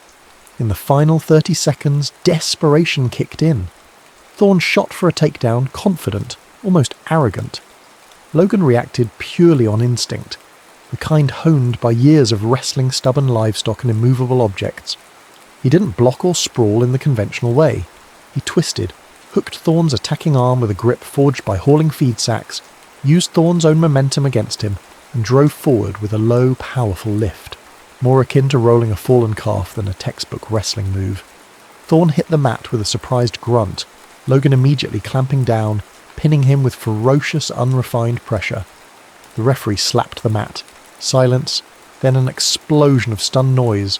Someone had filmed it on their phone. Within hours, the clip was rocketing across social media. Farm boy annihilates state champ. Nebraska nightmare, unknown, pins #1 recruit. Logan Sawyer, the quiet kid from the cornfields, was suddenly, terrifyingly visible. The aftermath of the state championship pin was a disorienting storm. Logan's phone, usually silent save for texts from Cleo or reminders about chores, buzzed incessantly with notifications from platforms he barely used. People from school who'd never spoken to him slapped him on the back. Local news reporters showed up at the farm, trampling the edge of the winter wheat field to get a shot of him, standing awkwardly by the barn, microphones thrust towards his face. They called him the Farmhand Flash, a nickname that felt absurd, like a costume someone else had forced him into. He hated it. The attention felt like sandpaper on raw nerves. He wasn't a flash. He He was slow, methodical work personified. He wasn't a farmhand in some romanticised storybook sense. He was just a kid trying to keep his family's legacy from crumbling into dust. The viral video didn't show the years of solitary practice, the aching muscles, the quiet desperation that fueled him. It just showed a fluke, a lucky move, a giant killing moment stripped of context. His father's reaction was predictably muted, a grunt that could have meant anything, though Logan suspected it leaned towards disapproval. Time wasted, chores neglected. Cleo Briggs, however, was ecstatic, fielding calls, fanning the flames, seeing an opportunity she hadn't dared to dream of. Then the biggest call came: USA Wrestling. Due to the sheer viral impact and the unexpected nature of his win against a top recruit, they were offering Logan Sawyer a last-minute wildcard spot in the upcoming Olympic trials training camp and qualifying tournament. Not in the main bracket, of course, but in the preliminary wildcard round, a long shot's long shot, a pool of underdogs and hopefuls fighting for a chance to even compete against the seeded athletes. The offer hung in the air like summer heat lightning. The Olympic trials? It was ludicrous. It was a world away, populated by athletes who had trained for this moment their entire lives, supported by sophisticated programs, nutritionists, sports psychologists. Logan ate canned beans and leftover casserole. His training facility was a drafty barn, and his main coach argued with him about borrowing gas money. The town of Oakhaven buzzed with the news, but mostly with disbelief. "That Sawyer boy? Olympics? Must be a slow news day," mumbled old Mr. Henderson at the feed store. Others saw it as a quaint novelty, a local boy getting his 15 minutes of fame before reality set in. His father was blunt. "Olympics don't pay the bills, Logan. That tractor needs a new clutch, and harvest ain't gonna wait." The weight of the farm, of duty, pressed down on him. Was he delusional? Was it just luck? Could a kid who learned wrestling from YouTube and grain sacks possibly compete on that stage? Doubt gnawed at him, a cold counterpoint to the unwanted heat of the spotlight. He retreated to the barn, hitting the hay bales harder than ever. The rhythmic thud, a physical manifestation of his internal turmoil. Cleo pushed him, relentless, drilling technique, trying to smooth his rough edges without sacrificing the raw, unpredictable power that made him unique. But the decision felt impossibly heavy. It was his grandfather who tipped the scale. Thomas Sawyer, frail but resolute in his armchair, summoned Logan one evening. His breathing was shallow, each word an effort, but his eyes held their old intensity. He'd seen the video, heard the talk. He didn't speak of luck or flukes. "They see a farm boy," Thomas rasped, gripping Logan's wrist with surprising strength. "They see dirt under the fingernails.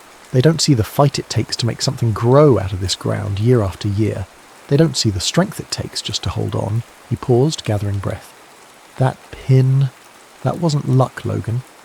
That was instinct. That was years of hard work finding its moment. This trials thing." He coughed, a deep racking sound. "It's a long shot, maybe the longest. But you earned it. Not just with that one match, but with every damn feed sack you hauled, every fence post you dug." He leaned closer, his voice dropping to a conspiratorial whisper. "Don't let 'em define you by a nickname or a viral clip. You know who you are. You're a Sawyer. We wrestle, we fight, we harvest what we sow, even when the yield looks thin." He tapped Logan's chest lightly. "This isn't just your shot, grandson. It's ours. It's for every time I fell short, for every dream this town forgot it had. Go on now. Go reap what you've sown." The words settled something deep inside Logan. It wasn't about proving the doubters wrong or chasing the fleeting glare of the media. It was about honouring the legacy, the quiet strength passed down through generations, the fight his grandfather embodied. It was about finishing something that had started long before him. He looked at his calloused hands. Maybe his father was right. Maybe the Olympics didn't pay the bills. But maybe, just maybe, they paid a different kind of debt. 2 days later, Logan Sawyer stood at the Greyhound station in Grand Island, a worn duffel bag at his feet. Inside were 2 pairs of wrestling shoes, one nearly falling apart, the other Cleo had bought him, a few changes of clothes, and a crumpled, handwritten letter from his grandfather, slipped into his bag just before he left. He climbed the steps onto the bus, the door hissing shut behind him, leaving the familiar flatness of Nebraska behind. Ahead lay Colorado Springs, the Olympic training center, and a world filled with sharks circling waters he couldn't yet fathom. He was terrified. He was determined. He was on his way. The Olympic Training Center in Colorado Springs was less a facility and more a self-contained universe dedicated to the pursuit of physical perfection. Gleaming buildings housed state-of-the-art gyms, nutrition centers, recovery suites, and dormitories filled with athletes whose bodies looked like they were sculpted from granite. Logan, stepping off the dusty Greyhound with his single duffel bag and the lingering scent of diesel fumes clinging to his clothes, felt like he'd landed on an alien planet. He was assigned a small, sterile room shared with another wildcard hopeful, a chatterbox wrestler from Florida who seemed unfazed by the surroundings. Logan barely spoke, overwhelmed by the scale of it all. The cafeteria offered scientifically balanced meals charted by nutritionists. Logan stared blankly at the array of lean proteins, complex carbohydrates, and vitamin-optimized vegetable medleys, longing for his mum's meatloaf and the simple predictability of canned beans. The wrestling room itself was intimidating. Acres of pristine mats lay under bright lights, surrounded by banners of past champions. Dozens of wrestlers drilled with ferocious intensity, their movements sharp, efficient, honed by years of elite coaching. Logan watched, feeling clumsy, raw, out of place. The coaches, experienced and discerning, observed the wildcard arrivals with critical eyes, looking for sparks of potential amidst the unpolished hopefuls. His first few practices were brutal. The pace was relentless, the technique clinics filled with terminology he'd only vaguely heard on YouTube. He was strong, undeniably so. His farm-forged power surprised sparring partners, his grip strength like a vice, his endurance seemingly bottomless. But his technique was unorthodox, filled with habits born of necessity and isolation rather than formal instruction. He relied on instinct, leverage learned from wrestling machinery, and explosive bursts of power that often caught opponents off guard, but left him vulnerable in other ways. The coaches were initially dismissive. Raw power, zero finesse, one muttered after Logan used sheer brute force to escape a hold. He telegraphs everything. But Cleo, who had somehow scraped together enough money to follow him out, renting a room in a cheap motel off base, was his constant advocate, arguing with the assistant coaches, reminding them of the thorn pin, pushing Logan relentlessly in extra sessions held discreetly in a corner of the vast wrestling room late at night. Then came the wild card mini-tournament, a grueling round-robin designed to weed out the hopefuls. Logan wrestled like a cornered animal. He lost his first match on points, out-techniqued by a slick wrestler from Pennsylvania. Doubt surged, but in the second match, facing a bigger, stronger opponent, something clicked. He weathered the initial storm, felt his opponent's rhythm, and then, in a flash of instinct, executed a modified version of the move he'd used on Thorn. A powerful, unexpected lift and throw that drew gasps from the few coaches watching. He won by fall. He won his next match too, grinding down his opponent with relentless pressure. He didn't win the wildcard tournament outright, but he won enough matches, showed enough raw potential and sheer grit to secure one of the final coveted spots in the main Olympic trials bracket. He hadn't just survived, he'd earned his place among the nation's best. And that's when the Farm and Flash narrative exploded. Regional reporters who had picked up the story after the state championships were now joined by national sports media outlets. Logan Sawyer, the Nebraska farm boy who trained by lifting hay bales and learned wrestling from YouTube, was the ultimate underdog story. Cameras followed him. Reporters shouted questions about life on the farm, about his grandfather, about his impossible journey. He became a viral sensation, his matches drawing unexpected crowds and online viewership. Sponsors, sensing a marketable folk hero, started calling Cleo, offering deals for shoes, supplements, even pickup trucks. Logan ignored them all, uncomfortable with the commodification of his life. Interviews were excruciating. He mumbled short answers, shifted awkwardly, his quiet nature clashing painfully with the myth being constructed around him. Amidst this whirlwind, he found an unlikely ally. Maria Reyes was a young sports therapist assigned to the wrestling team, a former Greco-Roman wrestler herself whose own Olympic dreams had been cut short by injury, leaving her with a silver medal and a deep understanding of the physical and mental toll of the sport. She saw past the farmhand Flash hype. She saw the exhaustion in Logan's eyes, the tension in his shoulders, the way he isolated himself. She wasn't starstruck, she was pragmatic. She started working with him on injury prevention, flexibility and recovery, her approach grounded in her own experience. But more than that, she started talking to him, not as a media sensation, but as an athlete under immense pressure. She challenged his self-doubt, questioned his tendency to rely solely on brute strength, and pushed him to think tactically. "Power is good, Logan," she said one afternoon, stretching his tight hamstring.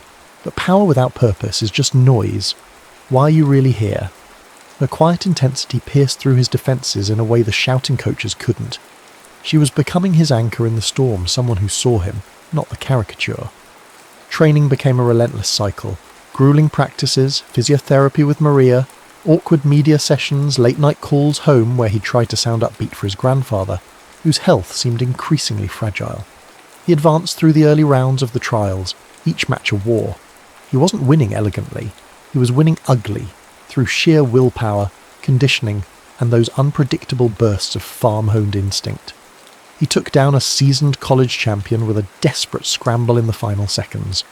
He outlasted a technical wizard by simply refusing to break, his relentless forward pressure wearing the other man down. With each victory, the pressure mounted, the spotlight grew brighter, and the weight of expectation heavier. He was no longer just a novelty, he was a contender. The crescendo of the Olympic trials arrived with the force of a summer thunderstorm. Logan found himself in the final match, wrestling for a spot on Team USA, a scenario that had seemed utterly fantastical just weeks before. His opponent was Ryan Davison, a technically brilliant wrestler from a powerhouse program, the kind of athlete Logan had only watched on grainy videos in the barn. The arena buzzed with anticipation, the media narrative reaching a fever pitch, the farmhand Flash versus the technician. The match was a brutal 6-minute chess game played out with muscle and sweat. Davison scored early, his movements precise, clinical. Logan defended doggedly, looking for an opening, relying on his strength and conditioning to weather the storm. He was down on points entering the final minute. The crowd roared, a chaotic wave of noise. Logan felt a surge of adrenaline mixed with exhaustion. He saw Cleo ringside yelling encouragement. He thought of Maria's words, power with purpose. He thought of his grandfather listening back home in Nebraska. He exploded forward, faking a shot, then transitioning into a powerful clinch. Davison fought it off, but Logan persisted, driving relentless pressure. In the final seconds, he secured a takedown, tying the score but winning on criteria, the last point scored. The buzzer sounded, disbelief, then jubilation. Logan Sawyer, the kid from the cornfields, had won the Olympic trials. He was going to Paris. He collapsed onto the mat, chest heaving, the roar of the crowd washing over him. Cleo engulfed him in a hug, screaming. He found his borrowed phone, hands shaking, dialing the familiar number back home. He needed to tell his grandfather.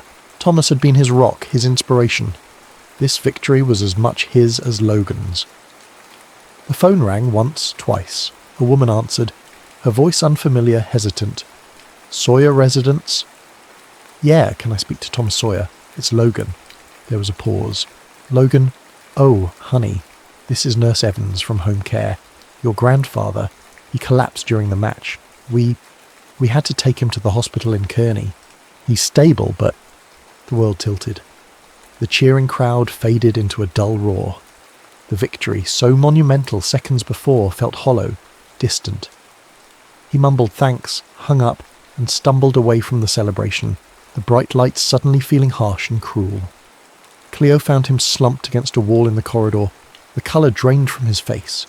She arranged the flight immediately. Back in Nebraska, the contrast was jarring. He traded the sterile, high-tech environment of the training centre for the hushed quiet of a small regional hospital room. His grandfather lay pale and still against the white sheets, hooked up to monitors that beeped softly. He was breathing, but unresponsive. The doctors called it a stress-induced event, likely a minor stroke, exacerbated by his underlying lung condition. He'd slipped into a coma. Logan sat by the bedside for days, the silence thick with unspoken words. He held his grandfather's frail hand, the same hand that had taught him grips, that had steadied him on the tractor, that had represented unwavering strength his entire life. He felt a crushing weight of guilt. Had the stress of watching his match done this? Was his dream costing the person who inspired it most? His father visited, awkward and uncomfortable in the hospital setting. They spoke little, the old silences stretching between them. But Logan saw a flicker of something new in his father's eyes. Concern, maybe even a grudging respect. The farm work waited, but his father didn't push him to come home immediately. The Olympic Training Committee called, wanting him back in Colorado Springs for final preparations. He felt adrift, disconnected from the whirlwind he'd been swept up in. Training felt meaningless with his grandfather lying silent.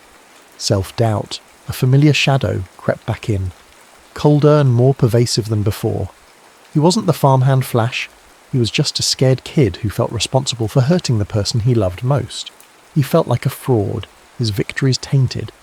He trained distractedly back at the facility, his movements sluggish, his mind elsewhere. The elite coaches, focused on refining Team USA for Paris, grew frustrated. They wanted him to change his style, to become more orthodox, less reliant on those hay bale throws, as one coach dismissively called them. They worried his unpredictable approach wouldn't hold up against international competition, especially the Eastern European powerhouses.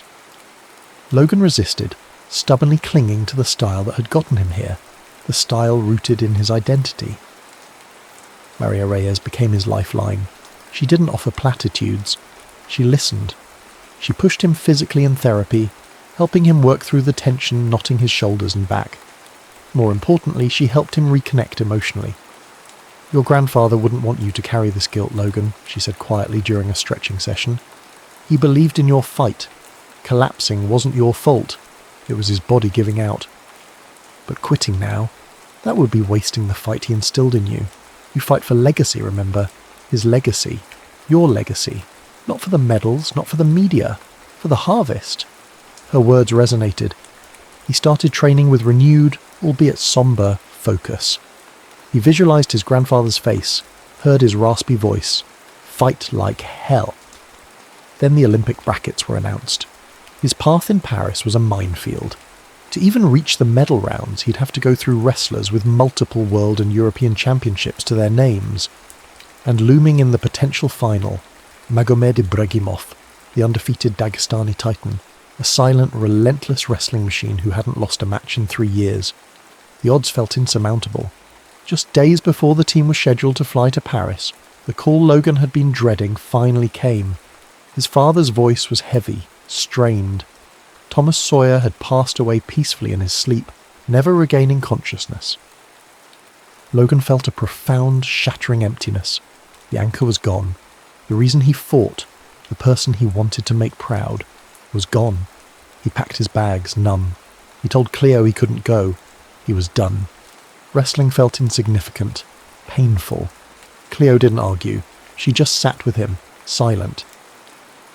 Later that evening, as he was emptying his training bag, intending to leave it behind, his fingers brushed against a worn, folded envelope tucked deep in a side pocket. It was the letter his grandfather had slipped into his bag before he'd left for the trials, the one Logan had forgotten about in the chaos. His hands trembling, he opened it. The handwriting was shaky but clear. "Logan, if you're reading this, things are probably tough. Maybe you lost. Maybe you won and feel lost anyway. Doesn't matter. Remember Oakhaven? Remember that stubborn patch of ground behind the barn where nothing wanted to grow? We worked it, didn't we? Broke up the clay, hauled manure, kept the weeds out. Took years. Most folks said give it up, but we kept at it. And then one year, best damn tomatoes you ever tasted. Life's like that patch, son. Wrestling's like that. You work, you bleed, you doubt. But you don't stop fighting for the harvest. Winning medals? That's gravy. Getting in the fight, giving it everything you got when the world tells you to quit. That's the real prize. You already made it, Logan, just by getting in the ring. You made an old man proud. But if you still have fight left in you, go finish the harvest. Love, Grandpa Thomas. Tears blurred the words. He clutched the letter, the thin paper a tangible link to the man who had shaped him. Go finish the harvest. It wasn't about winning gold anymore. It wasn't about proving anyone wrong or living up to a nickname. It was about honouring a legacy of quiet persistence, of fighting through hardship, of reaping what you sow, even through grief. He wiped his eyes, took a deep breath, and zipped up his bag. He had a flight to catch. Paris was a sensory overload. The cacophony of languages, the grandeur of the architecture, the electric buzz of the Olympic Games. Logan moved through it like a ghost, insulated by his grief but anchored by a quiet resolve forged in loss. He wasn't here for the spectacle or the glory. He was here to finish the harvest. The crushing weight of expectation had lifted, replaced by a simpler, more profound purpose, to fight with everything he had left, for himself, for his grandfather. He kept to himself in the Olympic Village, skipping the social events, focusing on training, therapy with Maria, who was there with the team, and rereading his grandfather's letter. The media still clamoured for the farmhand flash, but Logan gave them little, his terse responses and sombre demeanour, confusing those expecting a triumphant underdog narrative. Cleo ran interference, shielding him as much as possible. The preliminary rounds began. Logan wrestled with a cold, brutal efficiency he hadn't possessed before. The grief hadn't broken him. It had focused him. Gone was the nervous energy, the desperate need to prove himself. He stepped onto the mat each time with the grim determination of a man with nothing left to lose. Round 1, his opponent, a skilled Iranian, tried to control the pace with technical setups. Logan absorbed the pressure, then exploded with a devastating body lock, driving the Iranian straight to his back for a quick pin. No wasted energy, just raw, focused power. Quarterfinals. He faced a seasoned veteran from Turkey, known for his suffocating defense and grinding style. The match was a war of attrition. Logan suffered a bloody nose early on, then felt a sharp pain in his shoulder after an awkward scramble. Blood streamed down his face, mat officials cleaning him up during injury time. He ignored the pain, ignored the blood dripping onto the mat. He dug deep, pulling strength from memories of endless farm chores, of pushing through exhaustion when quitting wasn't an option. In the final period, sensing an opening, he executed a wild, high-amplitude suplex, a move Cleo had drilled with him, harnessing his raw lifting power. It wasn't textbook, it was pure instinct. He scored big, securing the victory on points, walking off the mat, battered but advancing. Semi-final. The opponent was Jackson the Hammer Cole, a cocky, heavily favoured American teammate from the main bracket, who had openly dismissed Logan's chances throughout the trials process. The tension was thick. Cole tried to intimidate Logan, pushing the boundaries of the rules, talking trash under his breath. Logan remained impassive, his face a stony mask. It wasn't about Cole, it was about the fight itself. The match was a grueling back-and-forth battle of wills. Cole was technically superior, but Logan's relentless pressure, his sheer refusal to yield ground, began to wear Cole down. In the final 30 seconds, tied on points, Logan saw his opening, a split-second hesitation from Cole. He shot in, low and powerful, securing the winning takedown just before the buzzer. Pure grit. He had silenced the doubter, not with words, but with action. He was in the Olympic gold medal match. His opponent was the man whispered about in hushed tones throughout the tournament, Magomed Ibragimov, the undefeated Dagestani champion. Ibragimov wrestled with the chilling efficiency of a predator, technically flawless, incredibly strong, seemingly impervious to pressure or pain. He hadn't surrendered a single point in the entire Olympics. The final was billed as David versus Goliath, the farmhand flash versus the Dagestani machine. Logan walked out into the blinding lights of the finals arena, the roar of the crowd a physical force. He felt strangely calm. He saw Cleo pacing nervously. He saw Maria in the stands, giving him a small, encouraging nod. He thought of the barn, the scent of hay and dust, the feel of grain sacks heavy in his arms. He thought of his grandfather's words, "Fight like hell." The first period was a tense, scoreless stalemate. Ibragimov controlled the centre of the mat, probing Logan's defences with surgical precision. Logan met force with force, his strength surprising the champion, refusing to give ground, blocking every takedown attempt. The intensity was palpable. In the second period, Ibragimov shifted gears. He secured a quick takedown, then transitioned immediately to a gut wrench, turning Logan twice for exposure points. 4-0, Ibragimov. The Dagestani seemed impenetrable, his technique suffocating. Doubt flickered, cold and sharp. Logan felt the energy draining from his limbs, the shoulder injury screaming in protest. The clock ticked down. Less than 30 seconds remained. He looked up, catching a glimpse of the clock. He saw the score, 4-0, insurmountable against a wrestler like Ibragimov. He felt the familiar weight, not of grain sacks this time, but of exhaustion, of impossibility. Then, another image flashed. His grandfather, sitting on the overturned bucket in the barn, demonstrating a leverage technique using a fence post. Find the weak spot. Keep pushing. Ibragimov engaged again, looking to control to run out the clock. Logan felt the pressure, the position. It was almost checkmate. But in that clinch, Logan felt something. A subtle shift in Ibragimov's weight. A slight overcommitment. An opening. Not one a classically trained wrestler might recognise, but one instinct, honed over years of wrestling inanimate, stubborn objects on the farm, screamed at him to take. He didn't think. He reacted. With a surge of adrenaline fueled by desperation and memory, Logan exploded upwards. It wasn't a standard wrestling lift. He dropped his hips, dug his hands deep around Ibragimov's waist in a grip perfected by hauling 100-pound sacks, and lifted, a raw, powerful upward drive, using leverage learned from prying rocks out of fields. He twisted, arching his back, putting every ounce of his farm-forged strength into it. He launched the seemingly immovable Ibragimov through the air in a high arcing throw, a modified farm lift born of Nebraska soil. The Dagestani crashed onto the mat, landing flat on his back. 5 points. The referee signalled the score, the arena erupted. The buzzer sounded seconds later. Logan Sawyer, 5. Magomed Ibragimov, 4. Silence. Shock. Then pandemonium. Logan stood stunned, chest heaving as the referee raised his hand. He had done it. The impossible. Gold. Cleo vaulted the barrier, tackling him in a hug, her shouts lost in the roar of the arena. He staggered back, trying to process the wave of noise, the flashing lights, the sheer unreality of the moment. Maria met his eyes from the stands, tears streaming down her face, a wide smile breaking through her own disbelief. A smile that mirrored the tentative, dawning realization spreading across Logan's face. He was an Olympic champion. The moments that followed were a blur of flashing cameras, shouted questions he couldn't comprehend, and handshakes from officials.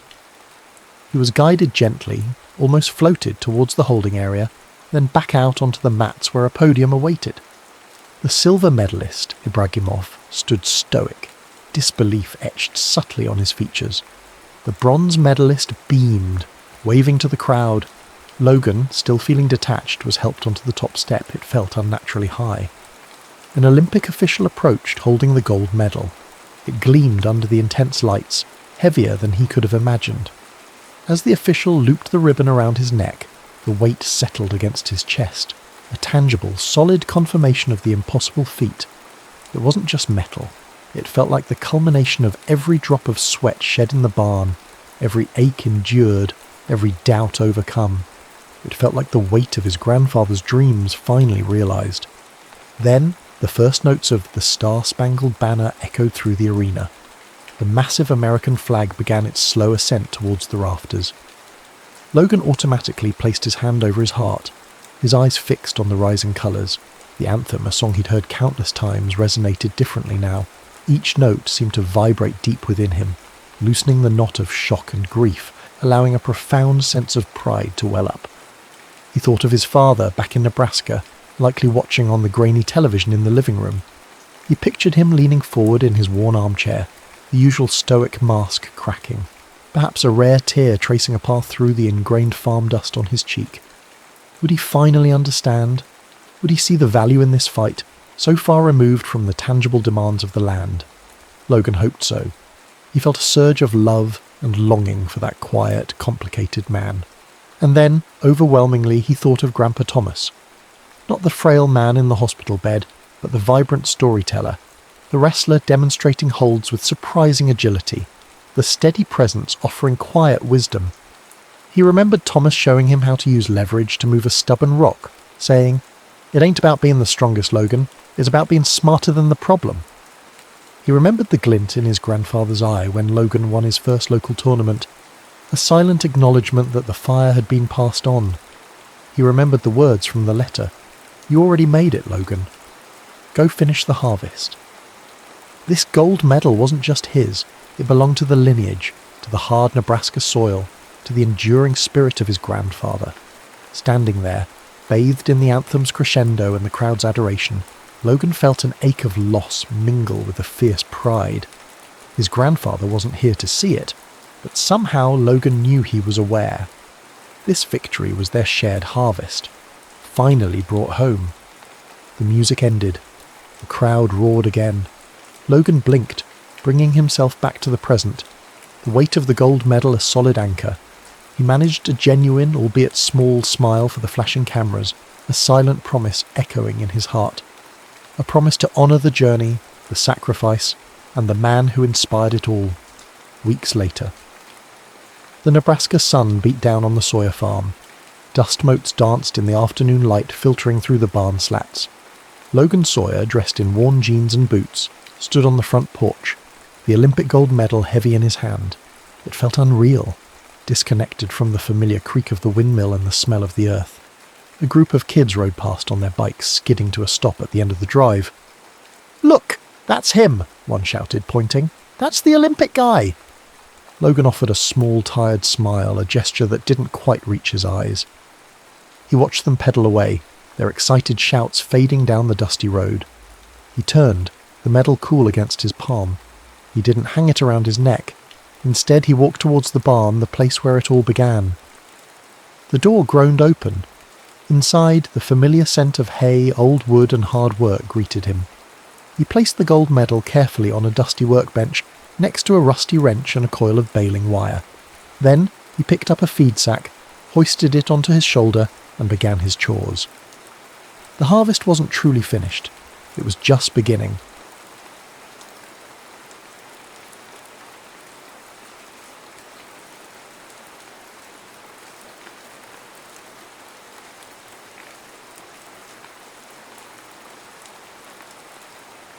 Courtesan's Waltz.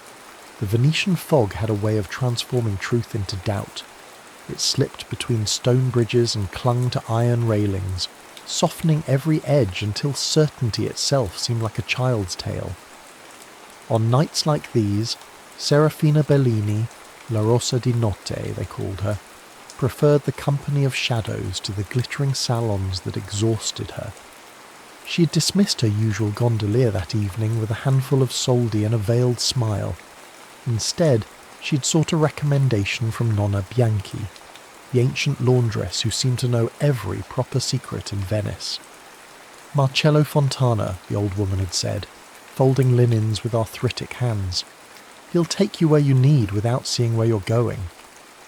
Now, as Serafina approached the quiet dock near Campo Santo Stefano, she saw him, broad-shouldered, watchful, standing beside a gondola that looked freshly painted, but bore the unmistakable patina of honest work. Not the gilded showboats her usual clients hired, but something humbler, truer. "Signora?" His voice was low, respectful, but not fawning. "Just through the smaller canals, anywhere but the Grand Canal tonight." She stepped carefully into the gondola, noting how he didn't offer his hand unless she reached for it.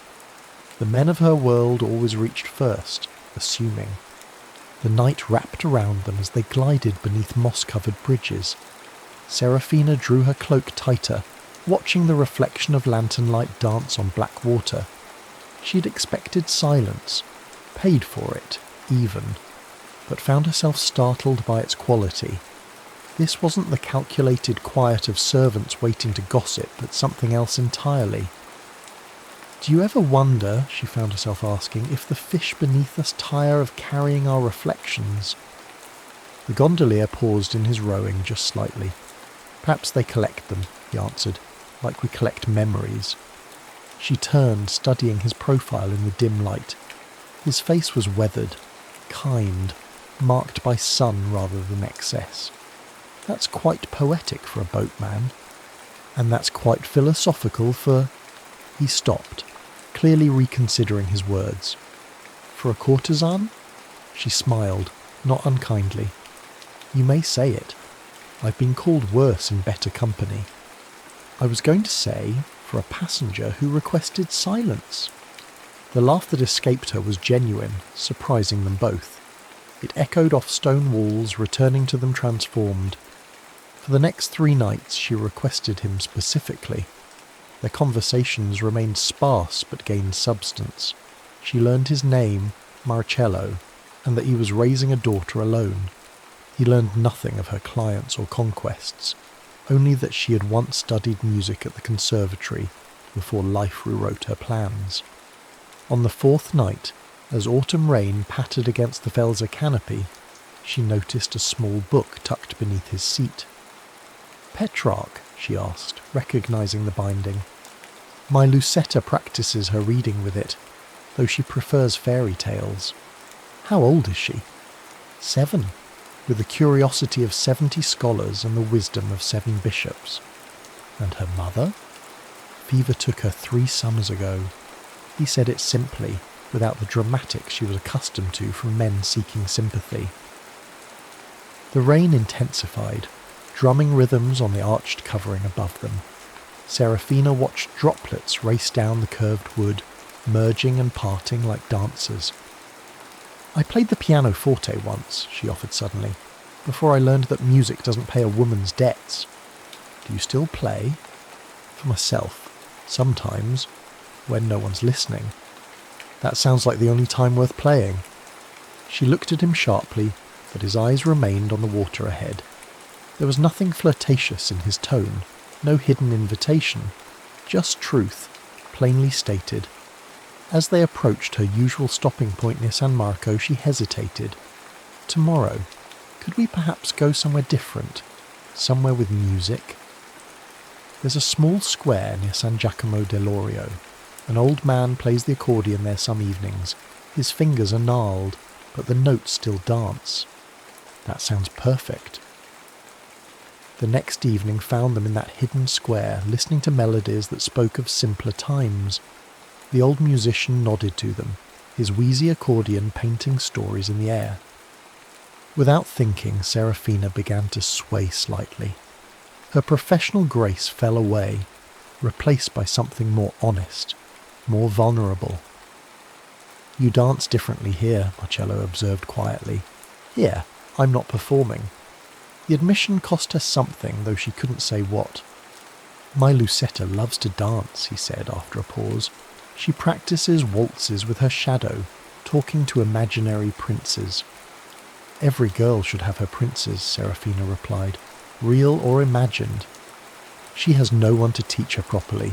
I have 2 left feet, and her aunts think dancing leads to ruin. Before she could consider the implications, before her carefully constructed walls could warn her back, Serafina heard herself saying, I could teach her. Marcello's hand stilled on the oar. Signora, I couldn't impose. It wouldn't be an imposition. It would be, she searched for the word, real. In the lamplight, his face revealed a struggle between protection and possibility. She would love it, he admitted finally. But I must think of her reputation. Of course. Serafina straightened, the familiar mask sliding back into place. I understand. Forget I offered. No, I meant... He sighed, running a hand through his dark hair. Perhaps, if you came when the neighbours are at Mass. Sunday mornings. The accordion wheezed its final note. Around them, Venice continued its eternal performance. Lovers meeting in shadows, merchants counting coins, nobles playing their games of power and prestige. But in this small square, something genuine had taken root. Sunday morning, she agreed, after the bells of San Giacomo. As they glided back through narrow waterways, neither spoke of what they'd agreed to. But the silence between them had changed, filled now with possibility rather than mere absence. That night, alone in her ornate rooms, Serafina opened her jewellery box and withdrew a single pressed camellia, the last remnant of her conservatory days. She placed it between the pages of her journal, marking the date. For the first time in years, she had something to look forward to that required no costume, no performance, no mask, just herself. And perhaps, if she dared to hope, that might be enough. The Sunday bells of San Giacomo dell'Orio had barely finished their bronze conversation when Serafina approached the modest door on Rio Marin. She had dressed carefully, a simple wool dress, hair-bound practically, her famous pearls left behind. Still she felt exposed, like an actress who'd forgotten her lines. The door opened before she could knock. A small face peered out, framed by unruly dark curls. "Are you the dancing lady?" "I suppose I am. You must be Lucetta." The girl's eyes widened, taking in every detail with that unnerving honesty of children. "Papa said you'd be pretty, but he didn't say you'd look like moonlight." "Lucetta!" Marcello appeared behind his daughter, colour rising in his cheeks. "Forgive her, Signora. She reads too many romantic novels." "I like honest critics," Serafina replied, stepping inside. The house smelled of beeswax and fresh bread, worlds away from the perfumed chambers she knew. The parlour was small but immaculate, with a worn Turkish rug and windows overlooking a tiny courtyard. Lucetta bounced on her toes, barely containing her excitement. "Papa moved all the furniture, and I practiced my curtsy. Watch!" The girl demonstrated with endearing clumsiness. "Beautiful form," Serafina said. "Now let's see your waltz position." For the next hour she guided Lucetta through basic steps, humming melodies when needed. Marcello watched from the doorway, ostensibly repairing fishing nets but clearly observing every movement. 1, 2, 3, 1, 2, 3, Serafina counted. "Think of it like waves lapping the shore." "I keep stepping on my own feet." "That's because you're thinking too hard. Close your eyes. Feel the music." When Lucetta stumbled for the 5th time, frustration crumpled her small face. "I'll never be graceful like you." Serafina knelt, taking the girl's hands. "I have a secret. Want to hear it?" Lucetta nodded. "When I was your age, I fell so often my teacher called me Little Earthquake. But do you know what made me improve? Practice. Joy. I stopped worrying about perfection and remembered why I loved dancing." She glanced at Marcello. "Your father was right. I do dance differently when I'm not performing." Marcello cleared his throat. "Perhaps some refreshment? I have lemon water." They sat in the courtyard, where late roses climbed a trellis and pigeons cooed from neighbouring roofs. Lucetta chattered about her friends, her cat, her dreams of attending a real ball someday. "Will you teach me every Sunday?" she asked suddenly. Serafina hesitated. "If your father agrees." "Please, Papa. I promise I'll finish my chores early." Marcello studied Serafina's face, seeming to look past the careful neutrality she'd cultivated. "If the Signora has time for us." "I'll make time." The lessons became their secret ritual. Each Sunday, Serafina shed her nocturnal identity and became simply a dance teacher. She learned that Lucetta loved strawberries, feared thunderstorms, and believed fairies lived in the abandoned palazzo across the canal. She discovered that Marcello carved wooden toys in winter, knew every bird by its song, and had once dreamed of being a map maker. "Why didn't you?" she asked one morning as they watched Lucetta practice alone in the courtyard. "Maps require patrons. Patrons require connections. I had a pregnant wife and honest work." He shrugged. "Dreams change. Or we lock them away until we forget where we hid the key." Their eyes met. In daylight, without the veil of dusk, his gaze was startlingly direct. "Some keys find us when we least expect it." The moment stretched, delicate as blown glass. Lucetta's laughter broke it, sending pigeons scattering. "Papa, Signora, watch me spin!" As autumn deepened, their Sundays evolved. Sometimes they walked along the Zattere, Lucetta skipping ahead while Serafina and Marcello followed at a careful distance. She began bringing small gifts, hair ribbons for Lucetta, a book of maps for Marcello. He reciprocated with fresh figs from his cousin's garden, small repairs to her hidden jewellery box. But the world beyond their Sunday haven was less forgiving. Whispers reached Serafina's ears, servants gossiping about her mysterious absences, clients speculating about a secret lover. And Marcello faced his own scrutiny. Signora Rossi saw you walking with her, his sister-in-law hissed one evening, cornering him at the fish market. Have you lost your mind? Think of Lucetta. I am thinking of her. She's learning grace, manners. From a courtesan. What's next? Sending her to brothel for arithmetic? He walked away, but the words lingered like smoke. The crisis came on a November Sunday. Serafina arrived to find Marcello's door closed, a note tucked beneath. The neighbours talk. I must think of Lucetta's future. Forgive me. She stood there, rain beginning to fall, the note blurring in her hands. Through the window she glimpsed Lucetta's face, tear-streaked, pressed against the glass. Pride urged her to leave, to armour herself in indifference. Instead, she knocked. Marcello opened the door, his expression torn between relief and anguish. You shouldn't have come. Probably not, but I did. She stepped inside, shaking rain from her cloak. Now, are we going to let gossip dictate our lives, or shall we give Lucetta her lesson? The neighbours? We'll talk regardless, they always do. She met his gaze. The question is, what do you want to teach your daughter about courage? Lucetta appeared, clutching her father's leg. Please, Papa, I miss our Sundays.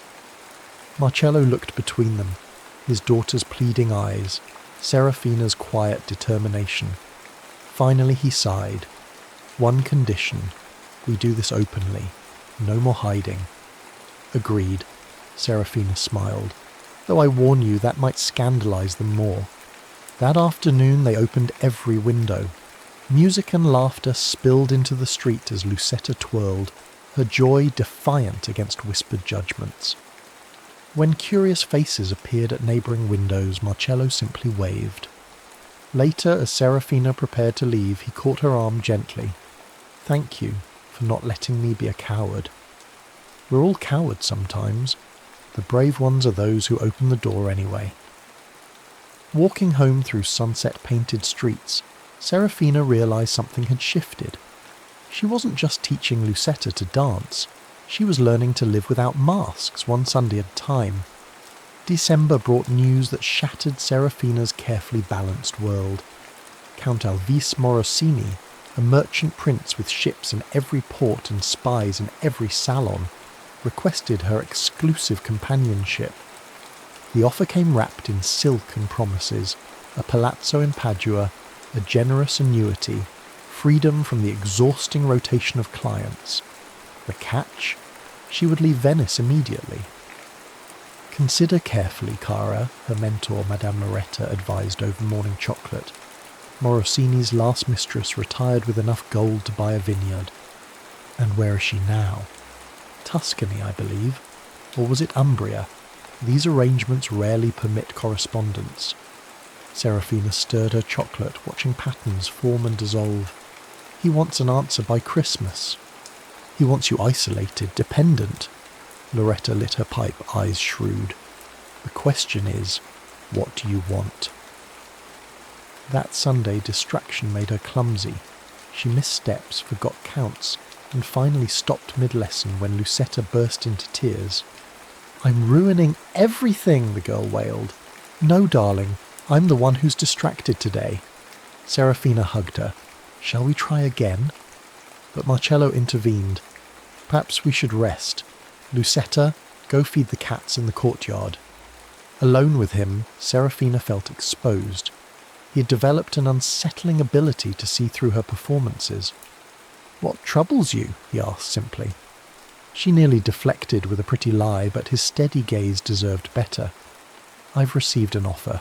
Exclusive patronage. It would mean leaving Venice. Something flickered across his face.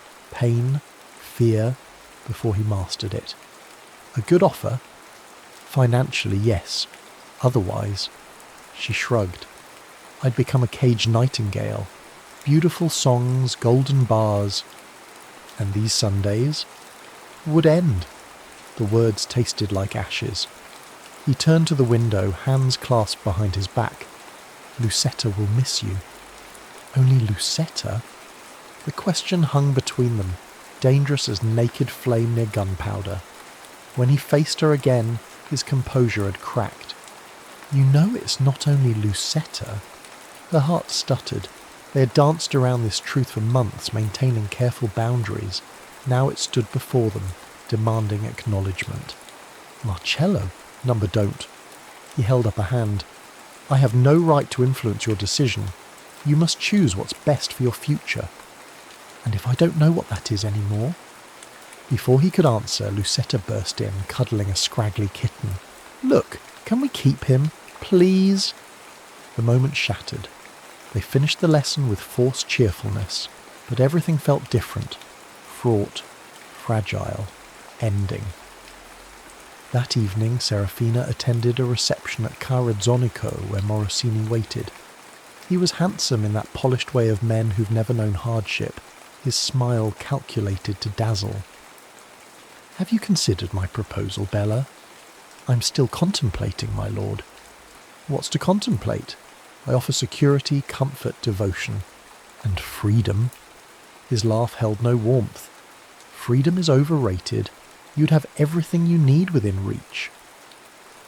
As he spoke of his plans, the house he'd chosen, the jewels he'd commissioned, Serafina found herself thinking of Sunday mornings, of honest laughter and clumsy waltzes, of a man who saw her humanity before her beauty. I need more time, she said finally. Morosini's charm slipped, revealing steel beneath. Don't test my patience, Cara. Other flowers bloom in Venice. The threat was clear. Accept or be replaced. In their world, courtesans passed their prime-faced bleak futures. That night, unable to sleep, she walked to the Rialto Bridge. The market stall stood empty, fish scales glittering on wet stones like fallen stars. She found Marcello's usual mooring spot and sat, letting her feet dangle above dark water. You'll catch your death, his voice startled her. How did you know I'd be here? I didn't. I couldn't sleep either. He sat beside her, careful to leave space between them. The offer? Demands an answer soon? Ah. He watched the water in silence. Finally he spoke. Do you know why I became a gondolier? She shook her head. My father was one, and his father. But I had ambitions. University, perhaps. Then my father died, leaving debts. The boat was all we had. He paused. I thought I was sacrificing my future. Instead, I found a different one. Not better or worse, just true. Are you saying I should accept Morosini's offer? I'm saying that sometimes what looks like a cage is freedom, and what looks like freedom is a cage. Only you can tell the difference. She turned to him, sudden fierce tears in her eyes. And what if I want something impossible? His hand covered hers, warm against the stone. Nothing is impossible, only improbable. A courtesan and a gondolier, society already talks. Let them. His thumb traced her knuckles. But this isn't about me, or us. It's about you choosing the life you want, not the one others expect. Dawn was painting the sky rose and gold when they finally parted. Serafina walked home through awakening streets, her mind clearer than it had been in weeks. The next day she sent her answer to Morosini, a polite, firm refusal. His response was swift and vicious. Within hours, whispers spread through Venice. La Rosa di Notte had lost her thorn, past her prime, desperate. Clients cancelled, invitations ceased. Even Madame Loretta advised her to reconsider. You've made a powerful enemy, Cara. Without protection, I'll survive. On what? Love. Loretta's laugh was bitter. Love doesn't pay the rent. That Sunday, Serafina almost didn't go to Marcello's house. Pride and fear warred within her. But as the bells of San Giacomo rang, Her feet carried her there anyway. Lucetta greeted her with unusual solemnity. "Papa says you're sad. Is it because of the mean prince?" "What mean prince, darling?" "The one who wants to lock you in a tower, like in my storybook." Serafina looked at Marcello, who shrugged. "She overheard the neighbours. I may have elaborated." "So you're not leaving?" Lucetta's eyes were wide with hope. "No, Piccola, I'm not leaving." The lesson that day felt different, charged with unspoken possibilities. When Lucetta went to play with her kitten, Marcello approached Serafina. "You refused him." "Yes." "Why?" She met his gaze squarely. "Because I'd rather have uncertain freedom than certain captivity. Because I'm tired of performing. Because ... She swallowed. Because Sunday mornings have become more precious than Saturday nights. His smile transformed his face. Good. They stood there, the future sprawling before them like an unmapped canal, dangerous, uncertain, but theirs to navigate. January arrived with bitter winds and bitterer truths. Morosini's influence spread like winter frost, touching every aspect of Serafina's life. Her landlord tripled the rent. Merchants who once fawned now demanded payment up front. Even the opera house, where she'd held a permanent box, suddenly found her subscription misplaced. "You're being foolish," Madame Loretta declared, finding Serafina selling jewellery at a discreet shop near San Polo. "Apologise to Morosini. Beg if you must." "I'd rather sell everything I own." "And then? You'll end up in some canal-side brothel servicing sailors for bread." Serafina straightened her spine. "I have other plans." Those plans, however, remained frustratingly vague. She'd quietly inquired about teaching positions at girls' academies, only to find doors closing before she could knock. Morosini's reach was long. Meanwhile, Marcello faced his own trials. The whispers had reached his clients. Nobles who suddenly preferred other gondoliers, merchants who cancelled long-standing arrangements.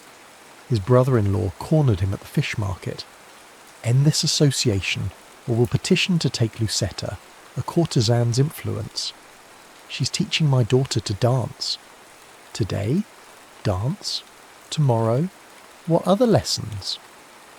The threat hung heavy. In Venice, family court favoured proper households over single fathers who kept questionable company.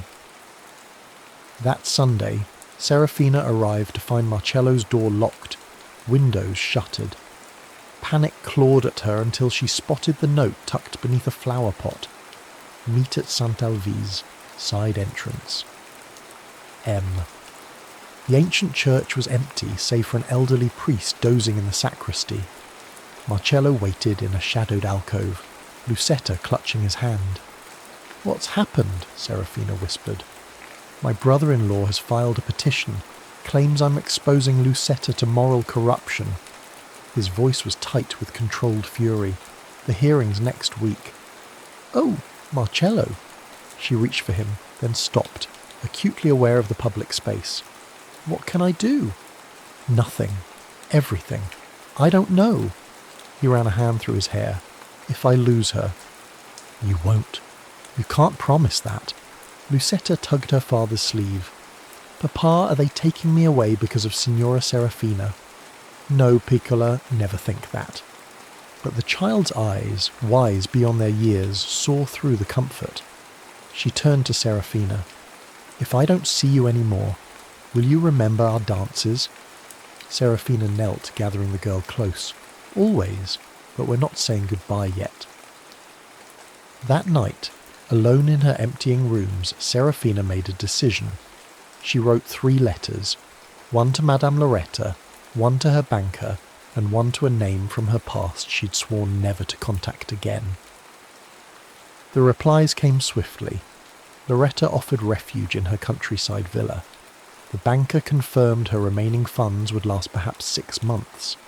And Sister Maria Celeste, now Mother Superior at the Ospedale della Pietà, agreed to meet. "You want to teach here?" The nun's eyes were shrewd behind wire spectacles. "After the life you've led?" "I began here, remember? Before I chose another path." The governors will object, unless someone they respect vouches for me. Serafina leaned forward. You know my skills, Reverend Mother. These girls deserve more than basic hymns. And what of your reputation? Is beyond repair, but my talent remains. Mother Superior studied her for a long moment. 3 months trial. You'll board here, dress modestly, attend services. Any scandal, and you're gone. Agreed. The position solved her immediate needs, but created new problems. The Pietar's rules were strict. No visitors, limited outside contact. Her Sundays with Marcello and Lucetta would end. She spent a sleepless night weighing choices. At dawn, she made her way to Marcello's house. He answered her knock half-dressed, hair dishevelled from worry. Serafina, what's wrong? Everything. Nothing. She pushed past him into the dim parlour. I found a position, teaching music at the Pietà. His face lit up, then fell as she explained the conditions. No visits at all? Perhaps in time, once I've proven myself. But Lucetta will be safe. Your brother-in-law can't claim corruption if I'm cloistered with nuns. She managed a weak smile. Rather ironic, isn't it? This isn't what you want. What I want seems increasingly irrelevant. She turned away, fighting tears. I should go. The hearing. Stay. His voice was rough. Please. She faced him, and suddenly the careful distance they'd maintained collapsed. He crossed the room in 2 strides, cupping her face in calloused hands. This is madness, she whispered. Then let's be mad together. His kiss tasted of coffee and desperation. She clung to him, memorizing the solid warmth of his body, the way his heart hammered against her palm. Papa? Lucetta's sleepy voice shattered the moment. Is Signora Serafina staying for breakfast? They sprang apart like guilty children. Marcello's flush would have been comical under other circumstances. Yes, if she'd like. Breakfast was bittersweet. Lucetta chattered about her kitten's antics while Serafina and Marcello exchanged weighted glances over her head. Each moment felt stolen, precious. As she prepared to leave, Lucetta presented her with a drawing, 2 figures dancing, surrounded by stars. For your new room, the child explained, so you don't forget us. Serafina's composure cracked. She fled with barely a goodbye, tears blinding her as she navigated familiar bridges. The day of the hearing dawned grey and bitter. Serafina, already installed at the Pietà, could only pray. She taught her classes mechanically, starting at every footstep in the corridor. Evening brought a message delivered by a breathless novice. Custody retained, conditions applied, Sunday visits supervised by clergy permitted. She read it twice, hope and heartbreak warring in her chest. They had won, but at what cost? That night, as the orphan girls sang vespers, Serafina listened to young voices rising through ancient stones. Their sweet harmony spoke of resilience, of beauty born from abandonment. Perhaps, she thought, broken things could still make music. 6 months passed in rhythm of sacred music and secular longing. Serafina's days filled with teaching, not just music, but deportment, literature, the gentle arts that might lift her charges above their circumstances. The orphan girls bloomed under her tutelage, their voices soaring in concerts that drew Venice's elite. Sundays brought carefully chaperoned visits. Sister Margherita, a kind soul who'd taken Serafina under her wing, accompanied her to Marcello's house. They maintained perfect propriety, Serafina teaching Lucetta, Marcello offering refreshments, conversation flowing within acceptable bounds. But beneath the surface, their connection deepened through glances, brief touches, words layered with meaning. Your pupils performed beautifully last week, Marcello mentioned one April morning. The Doge himself attended, they say. You were there? Serafina looked up from adjusting Lucetta's posture. In the back, Sister Margherita has keen eyes. Their chaperone coughed delicately from her corner, but her eyes twinkled. Spring surrendered to summer. Serafina's transformation from courtesan to respectable teacher became Venice's favourite tale of redemption. Even Morosini, his pride salved by a new mistress, ceased his vendetta. Her old life faded like watercolours in rain. Yet she felt suspended between worlds, no longer the rose of night, not quite the woman she was becoming. The crisis came in September. Mother Superior summoned her after Vespers. "You've exceeded expectations, my child. The governors wish to offer you a permanent position." "That's wonderful news." "With conditions." The nun's face grew stern. "You must take preliminary vows, not full orders, but a commitment to our community. It would mean severing all worldly attachments." Serafina's throat tightened. "All attachments." "The Sunday visits would cease. We've been lenient given the circumstances, but permanent faculty cannot maintain such connections." That night Serafina walked the Pietar's cloisters till her feet ached. The choice seemed impossible. Security and purpose versus love and freedom. By dawn, she'd made her decision. She found Marcello at his morning mooring preparing for the day's fares. He took one look at her face and led her to a quiet campo. "They've offered me permanence," she said without preamble, "if I take vows." Understanding dawned in his eyes. No more Sundays. No more anything. I'd be committed to the Pietar. He absorbed this silently, then asked, "What do you want?" "I don't know any more. I thought I wanted respectability, safety. Now ... She gestured helplessly. Now I want impossible things. You, Lucetta. A life that doesn't demand I choose between heart and survival." He caught her hands. "Then choose both." "How?" "Marry me." The world stopped. Around them, Venice continued its morning dance. Merchants opening shops, housewives bargaining for fish, children chasing pigeons. But for Serafina, everything crystallized to this moment, this man, this outrageous proposal. "Marcello, be serious." "I am. Marry me. Not for reputation or convenience, but because I love you. Because Lucetta loves you. Because Sunday mornings aren't enough anymore." A gondolier and a former courtesan, Venice would talk. Let them. They already do. He drew her closer. "I'm not wealthy. I can't offer palazzos or jewels, but I can offer truth, a real home, a family." Tears blurred her vision. "The scandal would ruin you. Lucetta's chances would improve with a mother who teaches at the Pietar. Think, Cara, a respectable marriage, a proper household. Even my brother-in-law couldn't object." The audacity of it stole her breath. It was absurd, impossible, perfect. "You're mad." "Completely. Will you marry me?" She answered with a kiss that tasted of salt and joy. The next week's world passed in preparations and negotiations. Mother Superior, surprisingly pragmatic, agreed that a married music mistress was preferable to none. Marcello's family, faced with his determination, grudgingly accepted the match. Even Madame Loretta sent congratulations and a generous wedding gift. They married in October in the small church of San Giacomo dell'Orio, where they'd first danced to accordion music. Lucetta served as flower girl, scattering rose petals with enthusiastic abandon. The wedding party was modest, a few gondolier friends, several Pietar sisters, some of Serafina's former musicians who'd remained loyal. Their wedding night was spent in Marcello's house, now their house.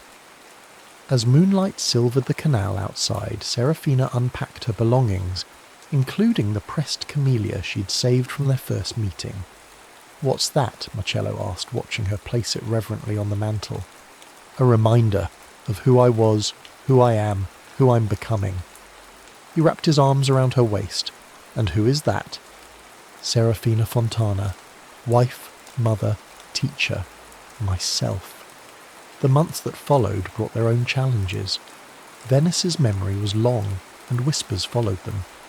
but gradually the reality of their life, Serafina's dedication to her pupils, Marcello's steady work, their obvious devotion to Lucetta wore down prejudice. A year after their marriage, as autumn painted the city in amber, Serafina discovered she was pregnant. The news filled their small house with joy and terror. "What if Venice remembers who I was?" she fretted one night. "What legacy am I giving our child?" Marcello smoothed her hair. The legacy of courage, of choosing love over fear. Their son arrived with the spring floods, healthy and squalling.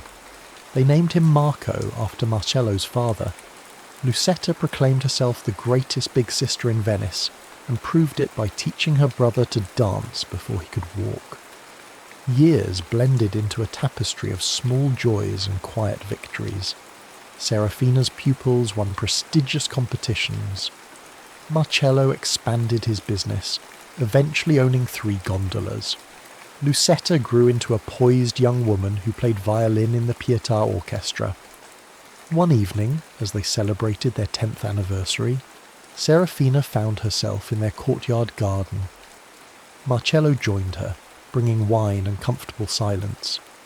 "Do you ever regret it?" she asked softly. "Choosing me?" He kissed her temple. "I didn't choose you. My heart did, long before my mind caught up. But the difficulties made us stronger." He turned her to face him. "Do you know what I see when I look at you?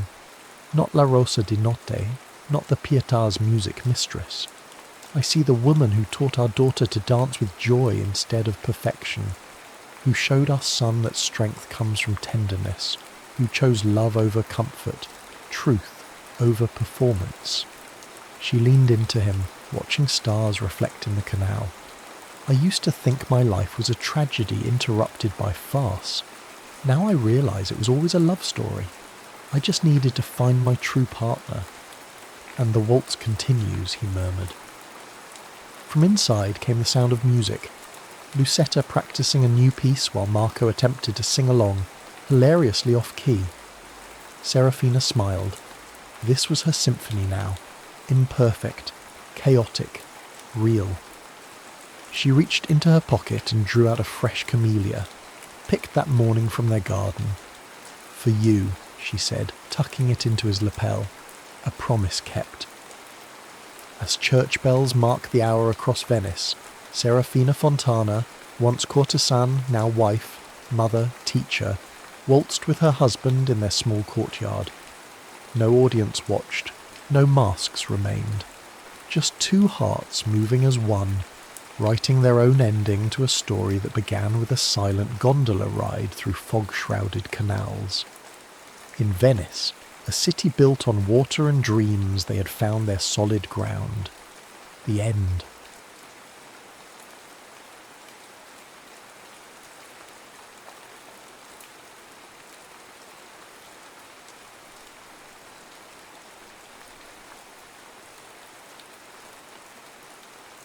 Concrete shadows.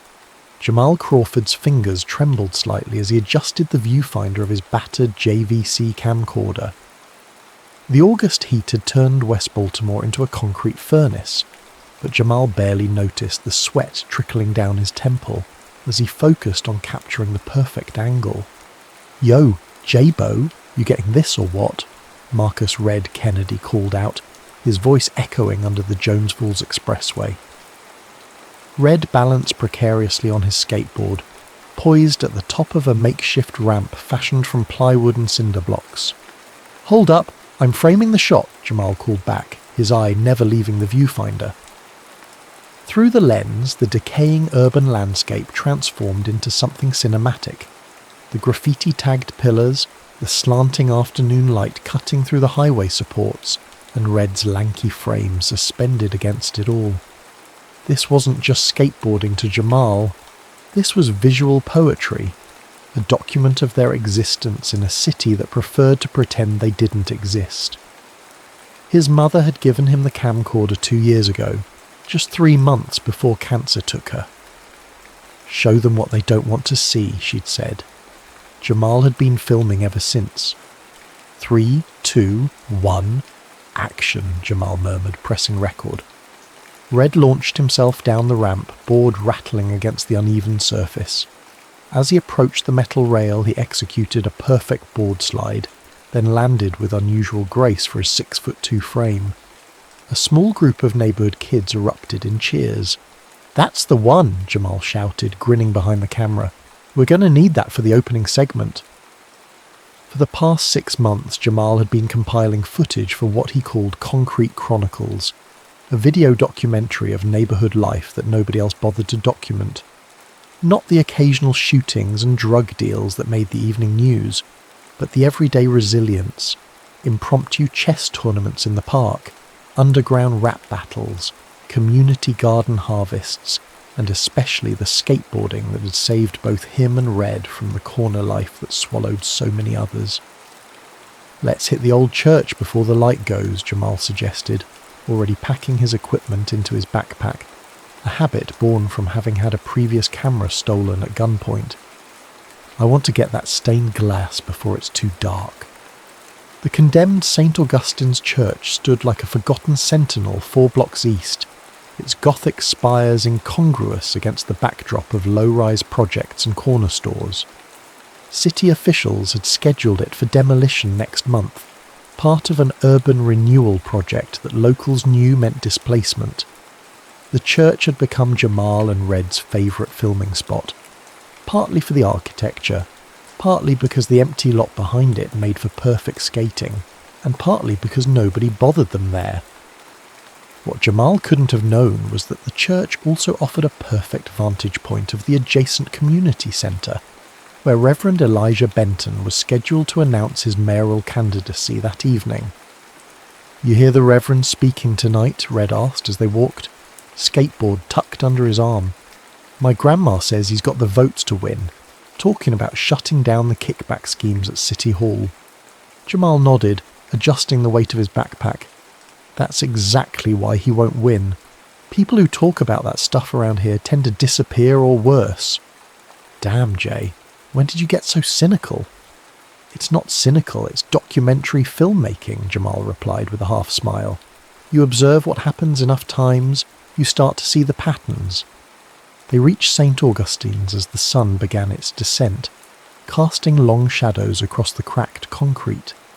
The church's massive wooden doors were chained shut, but they'd discovered months ago that the basement window around back had a broken latch. Inside, the church was a study in contrasts, ornate architecture crumbling from neglect, shafts of coloured light from the stained glass illuminating decades of graffiti. Jamal immediately went to work, filming the interplay of light and shadow, while Red explored the nave, his footsteps echoing against the vaulted ceiling. "Check this out," Red called, pointing to a newly tagged wall bearing an intricate mural. "Somebody's been busy." Jamal zoomed in on the artwork, a stylized depiction of handcuffed wrists breaking free of their chains, surrounded by the words, "No justice, no peace." "That's clean work," Jamal muttered appreciatively, panning across the mural. As he did, the camera caught a flash of movement through one of the side windows. Curious, he adjusted his position to get a better view of the community centre across the way. Through his viewfinder, Jamal could see a small crowd gathering. At the centre stood Reverend Benton in his signature bow tie, shaking hands and embracing supporters. The man's charisma was evident even from a distance, the way the crowd seemed to orbit around him, the enthusiastic nods as he spoke. "Got some B-roll of the Reverend," Jamal called to Red. "Might be good context for the neighbourhood segment." That's when he noticed the black sedan pulling up across the street, its windows tinted beyond legal limits. Something about it triggered Jamal's instincts, the same instincts that had kept him alive growing up in a neighbourhood where danger often arrived with subtle cues. "Red," he called, his voice suddenly tight. "Something's not right." Before Red could respond, the sedan's rear window lowered slightly. Jamal kept filming, almost by reflex, as a glint of metal appeared in the gap. The first shot shattered the evening calm like a thunderclap. Through his viewfinder, Jamal watched in horror as Reverend Benton clutched his chest, staggered backward, and collapsed. The crowd scattered in panic as 2 more shots rang out. Jamal's hands were shaking so badly he nearly dropped the camera, but he didn't stop recording. Not when the sedan peeled away, not when he caught a glimpse of the driver's face reflected in a shattered church window. A face he recognised all too well. Sergeant Lionel Ramsey, the most feared cop in West Baltimore. "Jay, we gotta go. Now." Red was pulling at Jamal's arm. "Did you get that on tape?" Jamal nodded numbly, unable to form words. "Then we're both dead if they find us here," Red hissed, dragging Jamal toward the exit. "Move!" As they fled through the basement window, sirens already wailing in the distance, Jamal clutched the camcorder to his chest. He'd come for skateboarding footage, but had captured something else entirely. Something that could burn their world to the ground. What he didn't know then was that 17 years of trying to remain invisible were about to end. The boy who had spent his life documenting others had just become the story. Samantha Klein's office smelled of instant coffee and desperation. 17 case files were stacked on her desk, each representing a human being lost in the machinery of Baltimore's criminal justice system. 6 months into her role as a public defender, the idealism that had carried her through law school was developing hairline fractures. She pushed aside a half-eaten sandwich and reached for the newest file. The photo clipped to it showed a black teenager with observant eyes and a guarded expression. Jamal Crawford, 17th, picked up for defacing public property, specifically spray-painting "Witness" in massive red letters across the boarded-up community centre where Reverend Benton had been murdered 3 days earlier. A symbolic cry for help if she'd ever seen one. "Klein, you're up," the supervisor barked, poking his head through the doorway. "Arraignment in 20, the graffiti kid." "Got it," she replied, scanning the file. No priors. Lived with his aunt and younger sister. Mother deceased, father incarcerated. Nothing that would typically grab her attention among the parade of disadvantaged youth moving through the system. But something about this case nagged at her. The timing and location of the vandalism were too specific to be coincidental. The murder of Elijah Benton had dominated the news cycle, with police pushing a narrative about gang retaliation for the Reverend's anti-violence stance. It didn't track with what Sam knew about Benton's community standing, but the media had swallowed it whole. In the courthouse holding area, Jamal sat with his shoulders hunched, looking younger than his 17 years. When Sam introduced herself, his eyes assessed her with a filmmaker's scrutiny, taking in every detail of her discount suit and scuffed briefcase. "They assigned you to me?" he asked, voice low and cautious. "I'm your public defender, yes." Sam sat across from him. "Want to tell me about the graffiti?" "Not really." "They've got you on camera, Jamal. Security footage from a building across the street." A faint smile. "Ironic." Sam tilted her head. "How so?" Jamal leaned forward slightly. "Because camera footage only seems to matter when it works against people like me." There it was, the opening she'd been looking for. "And when it works for people like you?" Jamal's eyes widened almost imperceptibly before his expression shuttered again. "I don't know what you mean." "I think you do." Sam lowered her voice. "The vandalism location wasn't random. You were making a statement about Reverend Benton's murder." Jamal said nothing, but his fingers tapped an anxious rhythm against the table. "They're holding your friend too," Sam continued. "Marcus Kennedy. Red, right? Picked him up yesterday on a parole violation. He'd just been released from central booking when suddenly they're bringing him back in, claiming he matches a description from an eyewitness to Benton's shooting." Now she had his full attention. Fear flashed across his face before he could mask it. "That's impossible," Jamal whispered. "Red didn't shoot anyone." "I believe you," Sam replied, "but belief doesn't hold up in court. Evidence does." The room fell silent except for the distant sound of cell doors clanging shut. Sam waited, knowing from experience that silence often extracted more truth than questioning. Finally, Jamal spoke. If someone had evidence, real evidence, What would happen to them? That would depend on the evidence, and on how carefully they navigated the system. The system, Jamal repeated with quiet derision. The same system that's framing my best friend for murder while the real killer walks free? Sam chose her next words carefully. Not everyone in the system is corrupt, Jamal. Some of us are trying to make it work the way it's supposed to. And how many times have you succeeded? The question stung because the answer was so rarely. Still, Sam pressed on. Enough to keep trying. Enough to believe that truth matters, even here. Jamal studied her face for a long moment, as if trying to read sincerity in her features. Then he made a decision. I was filming that day, at the old church across from the community centre. I caught the whole thing on tape. Sam's heart skipped. The murder? Not just the murder. The killer? Jamal's voice dropped to a whisper. It was Sergeant Ramsey. The shot came from his car. I caught his reflection in a window. The implications hit Sam like a physical blow. Lionel Ramsey wasn't just any police officer. He was a 20-year veteran with deep connections throughout the department and City Hall. If what Jamal was saying was true, the case had just expanded from murder to conspiracy at the highest levels. Where's the tape now, she asked. Hidden. If they find it, if they find out I saw anything, they'll kill me. Just like they're setting up Red to take the fall. They won't find out from me, Sam assured him. But I need to see that tape, Jamal.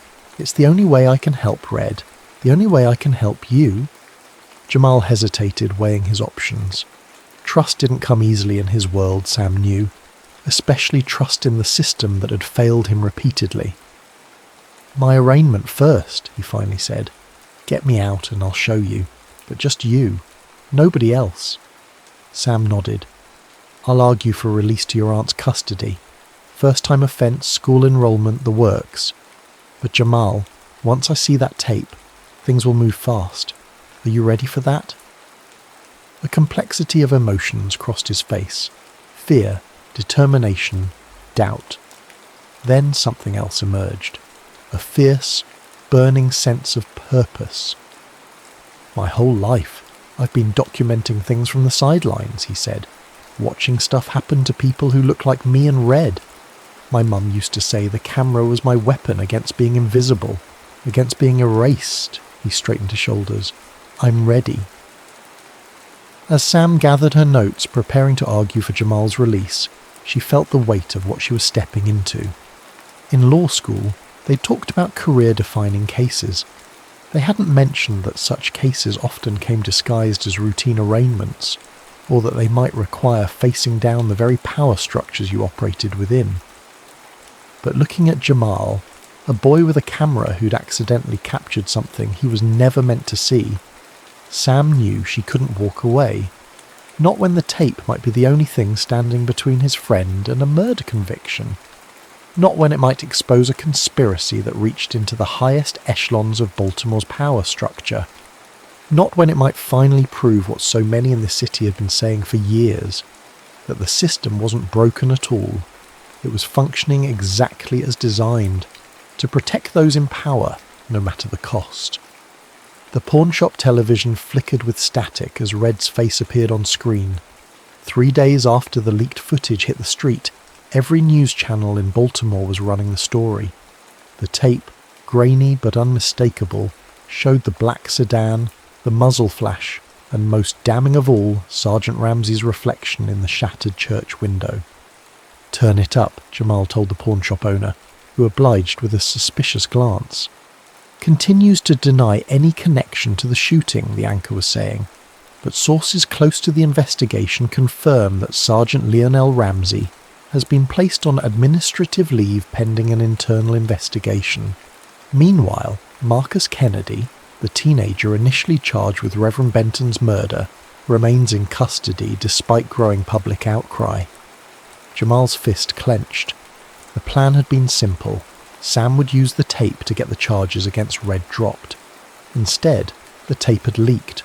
Jamal still didn't know how, and now Red was being held for his own protection, while Ramsey remained free.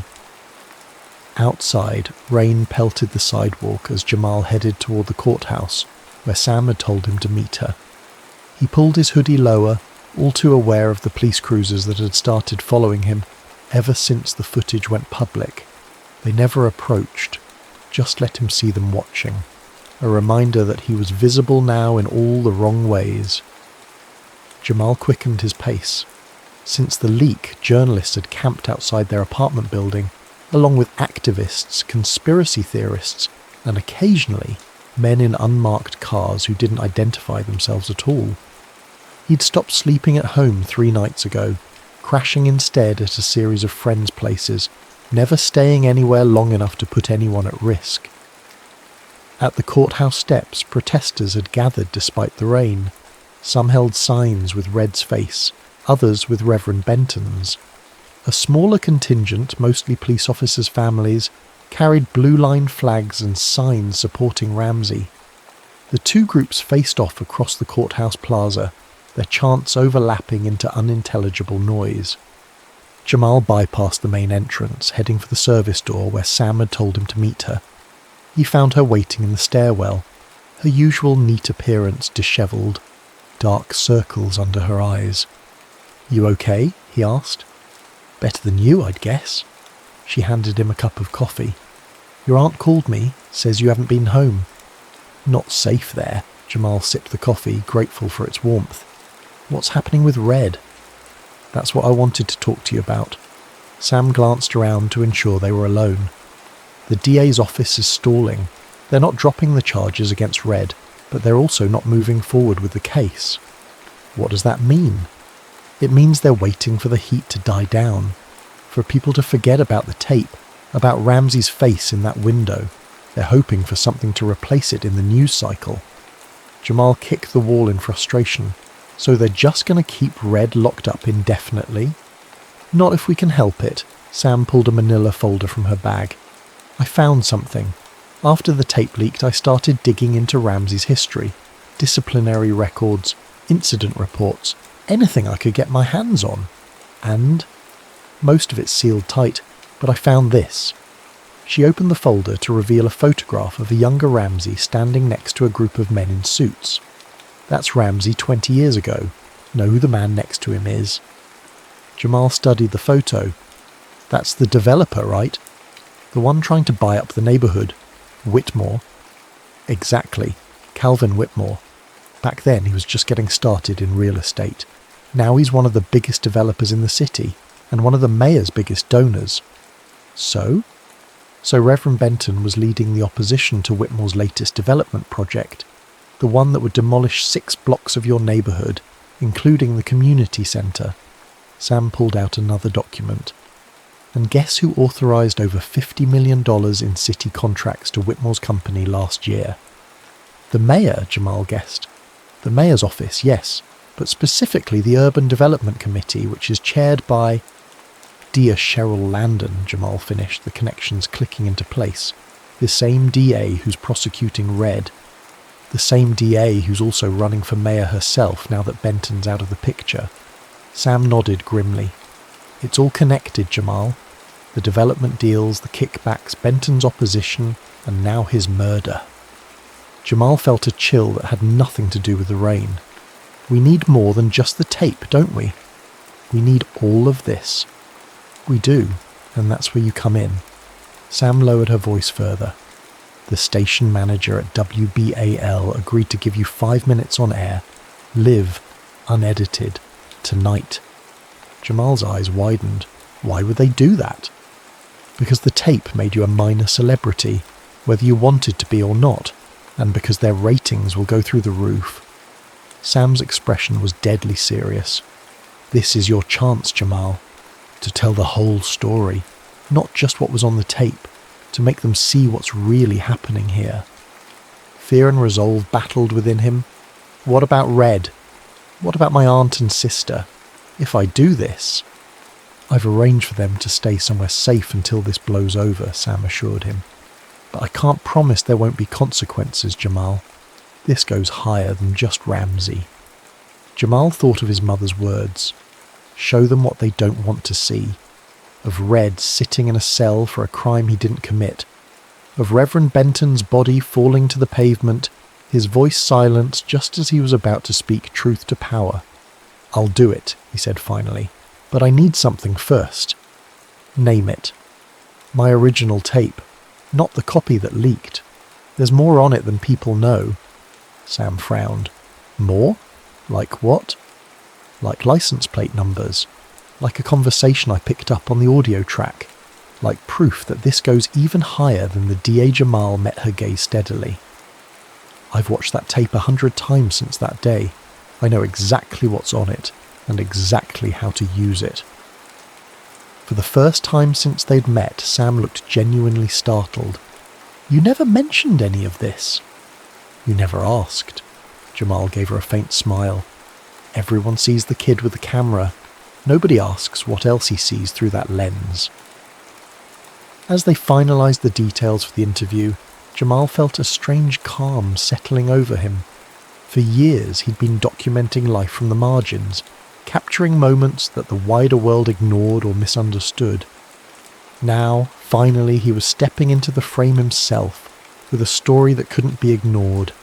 It was terrifying, it was dangerous, but it was also, in its own way, exactly what his mother had prepared him for. "You know," he told Sam as they parted ways, "when I was filming Red that day, right before everything happened, I was thinking about how to capture the truth of our lives. Not the truth they show on the news, but the real truth about how we live, how we survive. And now? Now I'm thinking about how to make them see that our lives matter, that Red's life matters, that the truth matters, even when it's inconvenient, especially then." Sam squeezed his shoulder. "That's the most important story you could tell." That evening, as a technician clipped a microphone to his shirt in the green room of WBAL's studio, Jamal thought about all the stories that had never been told, all the truths that had been buried beneath convenient narratives. He thought about how a single moment, captured on tape, could change everything. And he thought about Red, sitting in a cell while powerful men scrambled to rewrite reality around him. "We're live in 2 minutes," the producer announced. Jamal took a deep breath. The camera was about to turn on him, but this time he was ready. This time he was the one with the story to tell. The city burning wasn't part of the plan. 48 hours after Jamal's television appearance, Baltimore was gripped by the largest civil unrest it had seen in decades. His careful presentation of evidence, the enhanced audio revealing Ramsey's voice saying Whitmore sends his regards before the shots, the license plate visible in the reflection that traced back to a shell company owned by the developer, the document Sam had uncovered linking the mayor's office to the questionable development deals, had struck a match to dry tinder. Now Jamal watched from Sam's apartment window as distant plumes of smoke rose from the direction of City Hall. He'd been in protective custody since the broadcast, after the first death threat came in during the live studio feed. His aunt and sister had been moved to a sister's house in Philadelphia. Red remained in jail, but at least he'd been transferred to a separate facility after inmates connected to Ramsey had tried to get to him. "They're saying it's another Los Angeles," Sam said, joining him at the window. She looked exhausted, having spent the day in emergency hearings trying to get Red released. National Guard's been called in. "That's not what I wanted," Jamal murmured, watching the helicopters circling downtown. "What did you expect?"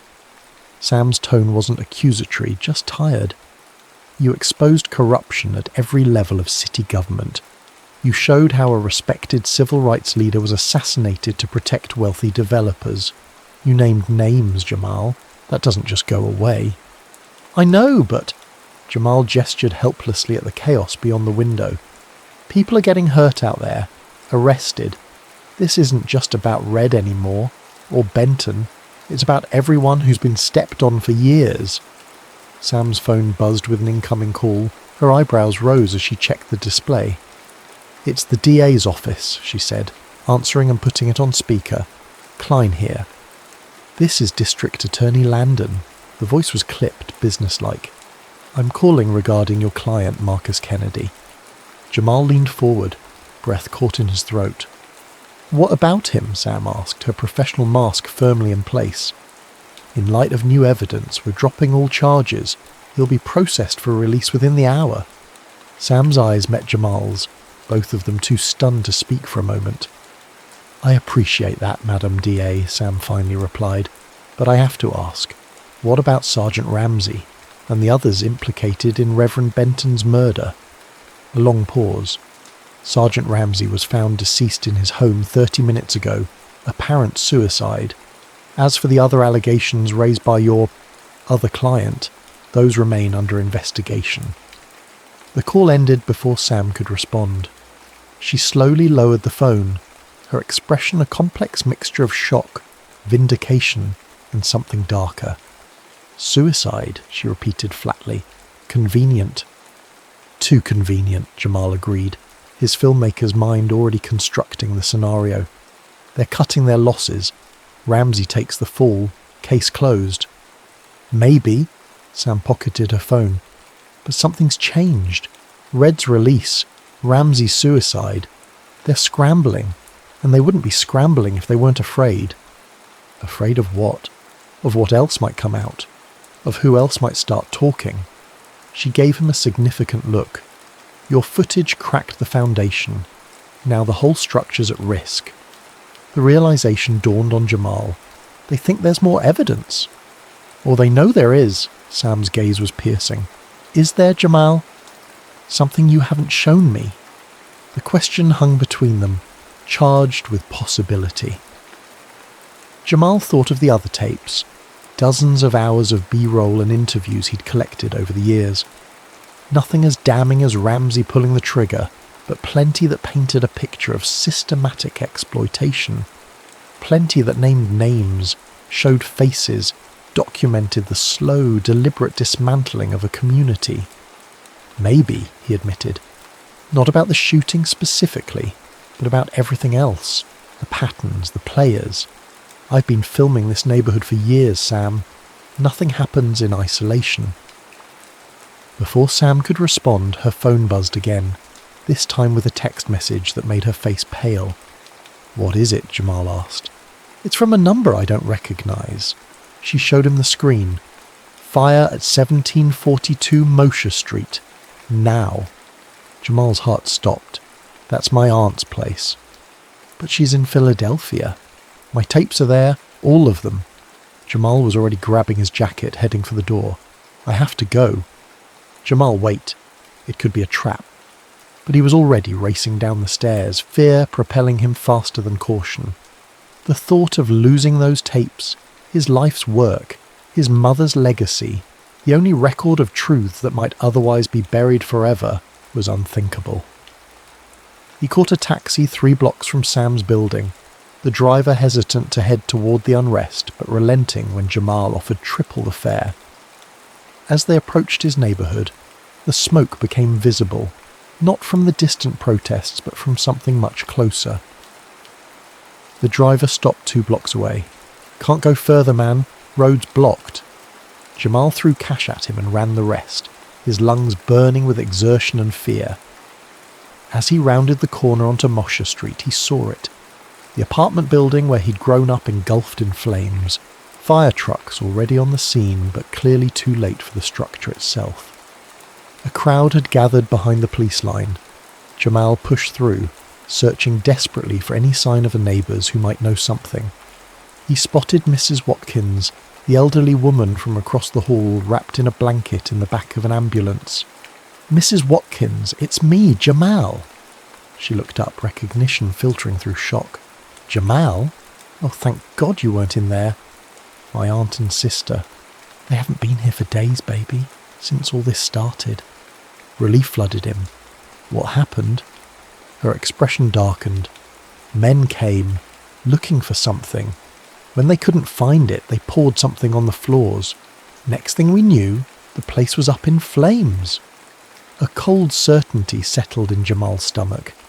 This wasn't random. This wasn't even just about silencing him. This was about erasing evidence. Any evidence that might exist beyond the single tape that had already gone public. He stood frozen, watching as the firefighters battled the blaze, the building that held every memory of his mother, every piece of footage he'd ever shot, the shoebox under the floorboards where he'd hidden the original tape that started it all. Gone. All of it. Gone. A hand gripped his shoulder. He turned to find Sam beside him, out of breath from running. "I'm so sorry," she said, taking in the devastation before them. "Everything was in there," Jamal said, his voice hollow. "Everything I ever filmed." Sam squeezed his shoulder. "That's exactly why they did this. Because they're scared of what you might have." Jamal stared at the flames, something hardening inside him. They'd taken his home. They'd tried to take his voice. They'd nearly taken Red. "Let's go get Red," he said finally, turning away from the burning building. "And then we need to talk." "About what?" "About the fact that I've been making backup copies of my tapes. About the fact that there's a copy of everything. Everything. Where they'd never think to look." Sam's eyes widened. "You never said—" "I never say everything," Jamal replied, a ghost of a smile touching his lips despite the circumstances. "That's the first rule of documentary filmmaking. Always keep rolling after they think you've stopped." As they walked away from the burning building, Jamal felt a strange sense of liberation amid the loss. They'd tried to burn away his truth. They'd tried to make him and Red disappear. But fire doesn't destroy truth. It only forges it into something stronger, more resilient. And Jamal had never been more ready to tell his story. 1 year later, the exhibition hall of the Baltimore Arts Academy buzzed with conversation as people moved between the mounted photographs and video installations. Jamal stood near the back, still uncomfortable with being the focus of attention despite everything that had happened over the past year. "There you are," Red said, appearing at his side with 2 plastic cups of punch. "Hiding again." "Observing," Jamal corrected, accepting one of the cups. "Old habits." Red snorted. "Man, you got a full ride to film school and your first documentary won at Sundance. Time for some new habits." Jamal couldn't argue with that. Concrete Shadows had indeed taken the documentary world by storm, expanding far beyond the original footage of Reverend Benton's assassination to tell a broader story of systemic corruption in Baltimore and the community that had fought back. The legal fallout had been equally seismic.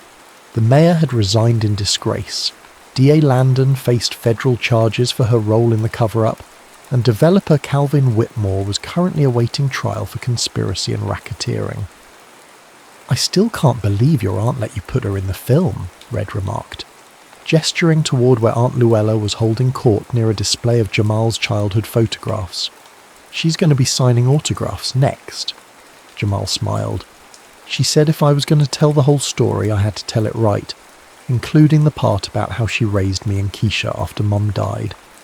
They moved through the exhibition, which chronicled not just the Benton case but the neighbourhood's history, its struggles and triumphs, its resilience in the face of generations of neglect and exploitation.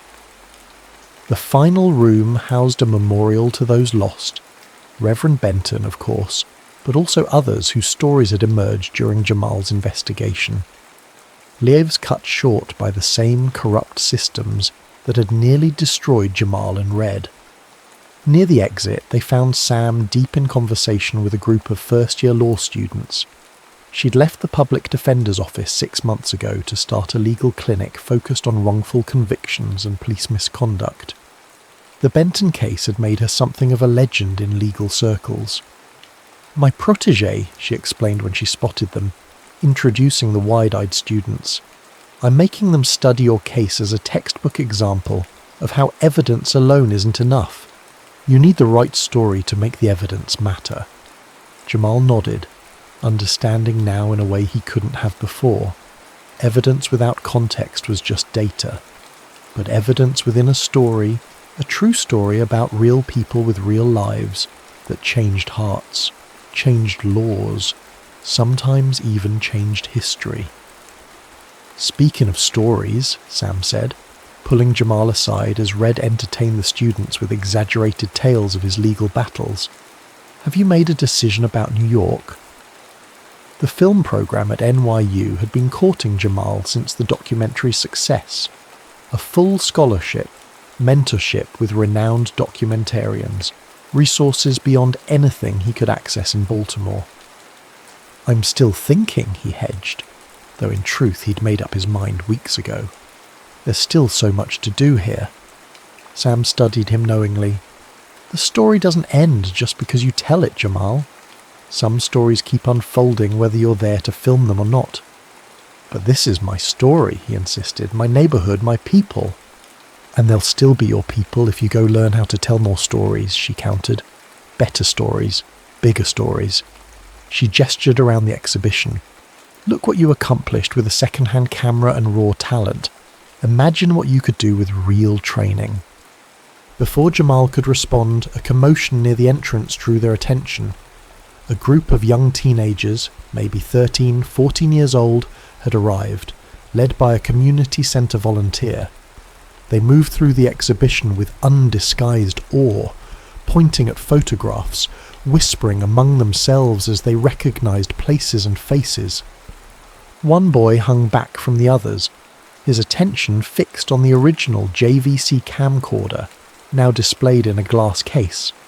The camera that had captured a murder, exposed a conspiracy, and changed the trajectory of a city. Jamal drifted over to him. "You like cameras?" The boy startled, then nodded. "Yes, sir, been saving up for one." "Sir?" Jamal laughed. "I'm barely 20. The boy looked embarrassed. "My brother told me about you. Said you showed how a camera could be more powerful than a gun." Something shifted in Jamal's chest. Pride mixed with the weight of responsibility. He remembered being this boy's age, looking up at the world with both wariness and wonder, searching for ways to make sense of it all. "Your brother's partly right," Jamal said carefully. "A camera can tell the truth, but it's the person behind it who decides which truths to tell." He pointed to the display. "That's just a tool. The power was in the choice to keep filming when everyone else ran, to speak when everyone else stayed quiet." The boy considered this. "You going to make more films about other places like ours?" And there it was. The question that had been haunting Jamal for months. The pull between staying to document the ongoing struggle of his community and stepping out to bring other stories into the light. Before he could answer, Red appeared at his side. "Go ahead, tell him," Red prompted. When Jamal hesitated, Red turned to the boy. "My man Jabo here just got the green light to make a documentary series. Concrete voices. Going to cities all over, finding kids like him, giving them cameras, teaching them to tell their own stories." The boy's eyes widened. "For real?" Jamal shot Red an exasperated look. He'd been keeping the project under wraps until the details were finalised, but now, seeing the boy's excitement, he couldn't deny it. "It's still coming together," he admitted, "but yeah, that's the plan." "And the first episode's filming in New York next month," Red added, ignoring Jamal's warning glance, "which means someone needs to decide if he's actually going." The boy looked between them, confused by the undercurrent of tension. "You'd leave Baltimore?" Jamal sighed. "It's complicated." "No, it's not," Red countered. "You got a chance to do something bigger, to help other kids tell their stories the way you told ours." He gestured around the exhibition. "All of this. It doesn't disappear if you go. It's the foundation, not the ceiling." Jamal fell silent, the truth of Red's words sinking in. Perhaps this had been the real lesson all along, not just in documenting reality, but in changing it. Not just in witnessing, but in empowering others to witness for themselves. Later that night, after the exhibition closed and the crowds dispersed, Jamal found himself alone in the final room. He stood before the wall of photographs, faces of those lost and those who fought on. Reverend Benton at a community rally, Red on his skateboard, mid-flight against an urban backdrop. Sam at her desk, surrounded by case files, determination etched in the lines of her face. and there, in the centre, his mother. The woman who had placed a camera in his hands and told him to show the world what it refused to see. "I think I get it now, Mom," he whispered to her image. "Why you gave me the camera. It wasn't just to document. It was to change things." He ran his fingers over the plaque beneath her photograph. Denise Crawford, 1958 to 1993. She taught us to see. The security guard poked his head in. "We're closing up, Mr. Crawford." Mr. Crawford, still strange to hear. "Just one more minute," Jamal requested. Jamal walked over to the payphone, picked up the receiver, dropped in a quarter, and dialed the number he'd been avoiding for weeks. "Professor Levinson? It's Jamal Crawford, about the program at New York University. I'd like to accept the scholarship." He paused, listening to the professor's enthusiastic response, his eyes still on his mother's photograph. "Yes, sir. I understand it starts next month. And about that documentary series we discussed. I've been thinking about it, and I'd like to expand the concept. Not just giving cameras to kids in different cities, but teaching them to become the storytellers their communities need." As he outlined his vision, Jamal felt something settling into place. Not an ending, but a continuation. The story that had begun with a single shot captured on tape had expanded, evolved, transformed. Now it would multiply, as new voices picked up where his left off. That was the true power of the lens, not just to witness, but to inspire. Not just to expose darkness, but to illuminate paths forward. Reverend Benton had died trying to change the system from within. Jamal would honour his legacy by changing it from without, by arming a new generation with the tools to document their own truths, their own struggles, their own triumphs. And as he stepped out of the exhibition into the cool Baltimore night, Jamal couldn't help but smile at the thought of those young eyes he'd seen today, filled with the same hunger that had driven him to keep filming when the shots rang out. The hunger to see and be seen, to speak and be heard, to transform shadows into light. As he walked home through familiar streets, past buildings marked for demolition that now stood preserved as community spaces, past corners once dominated by dealers now occupied by neighbourhood watchers, Jamal felt the weight of his camera bag against his shoulder. Not a burden, but a reminder. The most powerful weapon against injustice wasn't rage or revenge. It was truth, framed with purpose and shared without fear. That was his mother's legacy. That was Reverend Benton's legacy. And now it was his.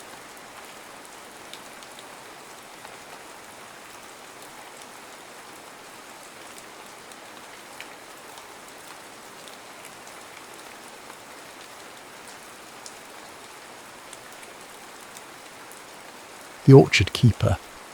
The first drops of autumn rain tapped against the courtroom's high windows like hesitant visitors. Silas Burke stood with his weathered hands folded before him, watching District Judge Holloway's face for any flicker of humanity. There was none. The evidence being incontrovertible, Holloway intoned, jowls quivering with each syllable. This court sentences you to 15 years at Brushy Mountain State Penitentiary for the murder of Thomas Vaughan. A sound escaped from somewhere behind Silas. Half gasp, half moan. Ginny Mallin. He didn't turn, couldn't bear to see her face contort with the realization that her father, Sheriff Curtis Mallin, had orchestrated this travesty with the precision of a theatre director. "You may say something before you're remanded, Mr. Burke," Judge Holloway said, already gathering his papers. Silas lifted his eyes to the rafters where barn swallows had built their nests in the spring. "The trees remember who tends them," he said, voice soft as loam, "and who poisons their roots." Sheriff Mallin's hand clamped onto Silas's shoulder, fingers digging into bone. "Ain't nobody interested in your tree philosophy, boy." As they led him out, Silas caught a final glimpse of Ginny's face, pale as apple blossoms, before her father pulled her back into the crowd. Sheriff Mallin's other hand rested casually on his holster, a gesture meant for Silas alone, The evidence against him had been immaculate. His knife found beside young Thomas Vaughan's body, his boot prints leading from the scene, a witness who'd seen a man of his build fleeing through McClintock's orchard where Silas worked. All lies constructed with careful precision. What no one mentioned was how Thomas Vaughan, son of the county's wealthiest timber baron, had been discovered on land that Sheriff Malin needed for his bootlegging operation, or how Silas had rejected Malin's offer to run whiskey through the orchard routes, or how Malin had caught his daughter and Silas in the abandoned cider press last harvest moon, her laughter echoing through the wooden beams. The prison wagon jolted over mountain roads as rain turned the red clay to slip. Silas watched the familiar contours of the land distort through the water-streaked windows, ridgelines blurring like memories, hollows deepening into shadows. He'd been born in these mountains, knew every fold and crease like the lines of his own palm. Now the land receded from him, becoming unfamiliar for the first time in his 27 years. Brushy Mountain rose from the Cumberland Plateau like a tooth from a broken jaw. The stone walls and iron bars absorbed men the way the mountains absorbed rain, with indifferent hunger. In his first week, Silas learned which guards could be spoken to, and which would club a man for meeting their eyes. He learned which corners of the yard belonged to which prison factions. He learned that silence was currency and memory, a luxury few could afford. Harlan Teague found him on his 12th day. Silas was scrubbing pots in the kitchen when the old man shuffled beside him, taking up a rag without a word. "You're Burke," Teague finally said, his voice like stones tumbling down a dry creek bed. "The orchard man?" Silas kept scrubbing. "Was. Still are." Teague's gnarled fingers worked methodically. "Can tell by your hands. Got apple sap in your blood now. Can't wash that out. No more than you can wash coal dust from a miner's lungs." Later, in the thin light filtering through barred windows, Teague showed Silas a hand-drawn map creased and softened from years folded in a tobacco tin. "Was a surveyor before I started running Shine," Teague explained. "Mapped every holler and ridge in 3 counties. His finger traced a faint line that snaked between 2 mountain ridges. This here's mine. 140 acres. Got papers to prove it." "Why show me?" Silas asked. Teague's eyes were roomy but sharp. "Because I'm dying, and land needs someone who understands it. Got an orchard there. Old trees, varieties most folk have forgotten. Trees my great-great-grandfather planted. Some bearing fruit sweeter than any hymn you ever heard. Why not family, dead or scattered?" Teague coughed, a wet, rattling sound. "My boy went to France in 17, never came back except as a name on paper." That night, as other prisoners snored and muttered through nightmares, Teague whispered stories of heirloom apples with names like poetry, rusty coats, sheep's nose, Arkansas black, limber twig. He described how to craft apple brandy that tastes like summer held captive in glass, and shared the locations of springs that never ran dry, even in the worst droughts. Months passed. Teague's cough worsened. The old man spent more nights in the infirmary than in his cell. On a bitter February morning he pressed the tobacco tin into Silas's hand. "Land deeds in there," he rasped, "and a letter saying you're my kin from up Pittsburgh way. Nobody'll know different. You take it when you get out. Make it live again." "I've got 15 years, Silas reminded him. Teague's laugh dissolved into coughing. "No, you don't," he said when he could speak again. "This place, it floods. Every few years the Clinch River rises up and takes a bite." He gripped Silas's wrist with surprising strength. "Next big rain, you be ready." 3 days later, Harlan Teague died in his sleep. Silas helped dig his grave in the prison cemetery, unmarked save for a number chiselled into a small stone. The flood came 14 months later. Spring rains had swollen the rivers for weeks when the dam upstream gave way. Brushy Mountain's lower sections filled like a bucket. In the chaos of evacuation, with guards shouting and sirens wailing, Silas slipped away through a maintenance tunnel Teague had once mapped for him on a scrap of brown paper. By dawn, he'd put 10 miles between himself and the prison. By nightfall, he'd crossed the county line. Silas Burke was dead now, drowned in the prison flood, body never recovered. In his place walked Eli Harron, a quiet man with land papers in a rusted tobacco tin and the memory of apple blossoms behind his eyes. Teague's land lay hidden between North Bear Ridge and a nameless hollow locals called the Devil's Spoon for its curved, steep walls. The cabin was mostly collapsed, reclaimed by wild grapevines and bittersweet. But the orchard, or what remained of it, still stood in crooked, overgrown rows, ancient trees with trunks wide as rain barrels, their branches twisted and gnarled like arthritic fingers reaching for the sky. Silas spent his first month clearing brush, sleeping in a lean-to cobbled together from salvaged timber. The work was a meditation, each swing of the machete a prayer. By day, he uncovered the bones of Teague's homestead, a stone foundation, the rusted skeleton of a cider press, a root cellar half collapsed but still sound enough to store his meagre supplies. By night, he studied Teague's maps and notes by lamplight, learning the secrets of the land that was now his. The tobacco tin had contained more than just deed papers. There was a faded daguerreotype of a stern-faced couple standing before an orchard in bloom, a Swiss pocket watch that no longer ran, a tarnished locket containing a curl of dark hair, and most valuable of all, Teague's brandy recipe, written in a spidery hand on the back of an old land survey. Spring unfurled across the mountains like a green flag of surrender. Silas grafted new growth onto the ancient trees, using scions he'd cut from wild apples he found growing along abandoned fence lines. Each graft was a promise, to Teague, to himself, to the land. He spoke to the trees as he worked, the way his father had taught him, telling them stories of where they'd come from and what they would become. It was Maudie Bell who found him first. She appeared one May morning as Silas was digging irrigation channels, a shotgun cradled casually in her arms and suspicion in her eyes. "You're trespassing on Teague land," she called from the edge of the clearing. Silas straightened slowly. "Name's Eli Harron," he said. "Harlan Teague was my mother's cousin. Left me the place when he died." "Harlan's been gone 5 years or more," she said, not lowering the shotgun. "Where you been all that time?" "Pittsburgh," Silas answered, the lie coming easily now after weeks of rehearsal. "Worked the steel mills till the crash. Nothing left for me there now." Maudie studied him, eyes narrowed. She was perhaps 50, her face weathered as a barn door but handsome still, with sharp cheekbones and clear grey eyes.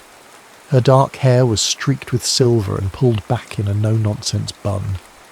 "You ain't from Pittsburgh with those hands," she finally said, "but you know apples. Been watching you work a week now. You prune like you're performing surgery." Silas said nothing, waiting. "I knew Harlan," she continued. "Helped him when the revenuers got too close. My place borders his, yours, to the south." She gestured with the shotgun. "I've kept folks from stripping this place bare since he went. Copper still, tools, even the trees themselves. People get desperate enough. They'll dig up roots for firewood." "I'm obliged," Silas said carefully. "Don't be. Wasn't doing it for you." She lowered the shotgun finally. "Did it for Harlan, and for the apples. Not many who remember the old varieties anymore." Silas nodded toward the trees. "I've identified 14 different kinds so far. Arkansas Black, Roxbury Russet, Wolf River, but there's some I don't recognize." Something softened in Maudie's face. "Those would be Teague's ghost apples. Harlan's grandfather bred them. Don't grow anywhere else but this ridge." She shouldered her shotgun. "You'll need help getting a proper roof up before summer storms hit." That was how it began. Maudie brought cedar shingles from her own barn and helped him rebuild the cabin, bigger and sturdier than before. She taught him which local families could be trusted and which couldn't, Which stores in town would deal fairly with newcomers and which would cheat him blind? She never asked about his past, but sometimes Silas would catch her watching him with a look that suggested she knew more than she let on. Once, when he mentioned Sheriff Malin, her eyes sharpened like flint struck against steel. "Curtis Malin's a snake," she said flatly. "Killed my husband 12 years ago over a property dispute. Called it self-defense. No witnesses except his deputy." Silas absorbed this, feeling the information settle like a seed. He's still sheriff. Got himself elected 4 times running, Maudie spat. Runs the county like his personal kingdom. Enforcers in every township. Most folk too scared to speak against him. By late summer, Silas had a working still hidden in a cave behind a waterfall, a location marked on one of Teague's maps with the simple notation, "Good water, better hiding." The first batch of apple brandy was aging in charred oak barrels, but it would be years before it reached its potential. Meanwhile, he distilled enough corn liquor to trade for supplies and to solidify his reputation as a man who minded his own business and expected others to do the same. Through Maudie's cousin in Knoxville, he established a market for the small batch spirits. The money wasn't much, but it was enough to begin the next phase of his plan. He needed to re-enter the world he'd left behind, not as an escaped convict, but as a man of means and consequence. The irony wasn't lost on him that he was now doing exactly what Sheriff Malin had tried to force him into years ago, running liquor. But this was different.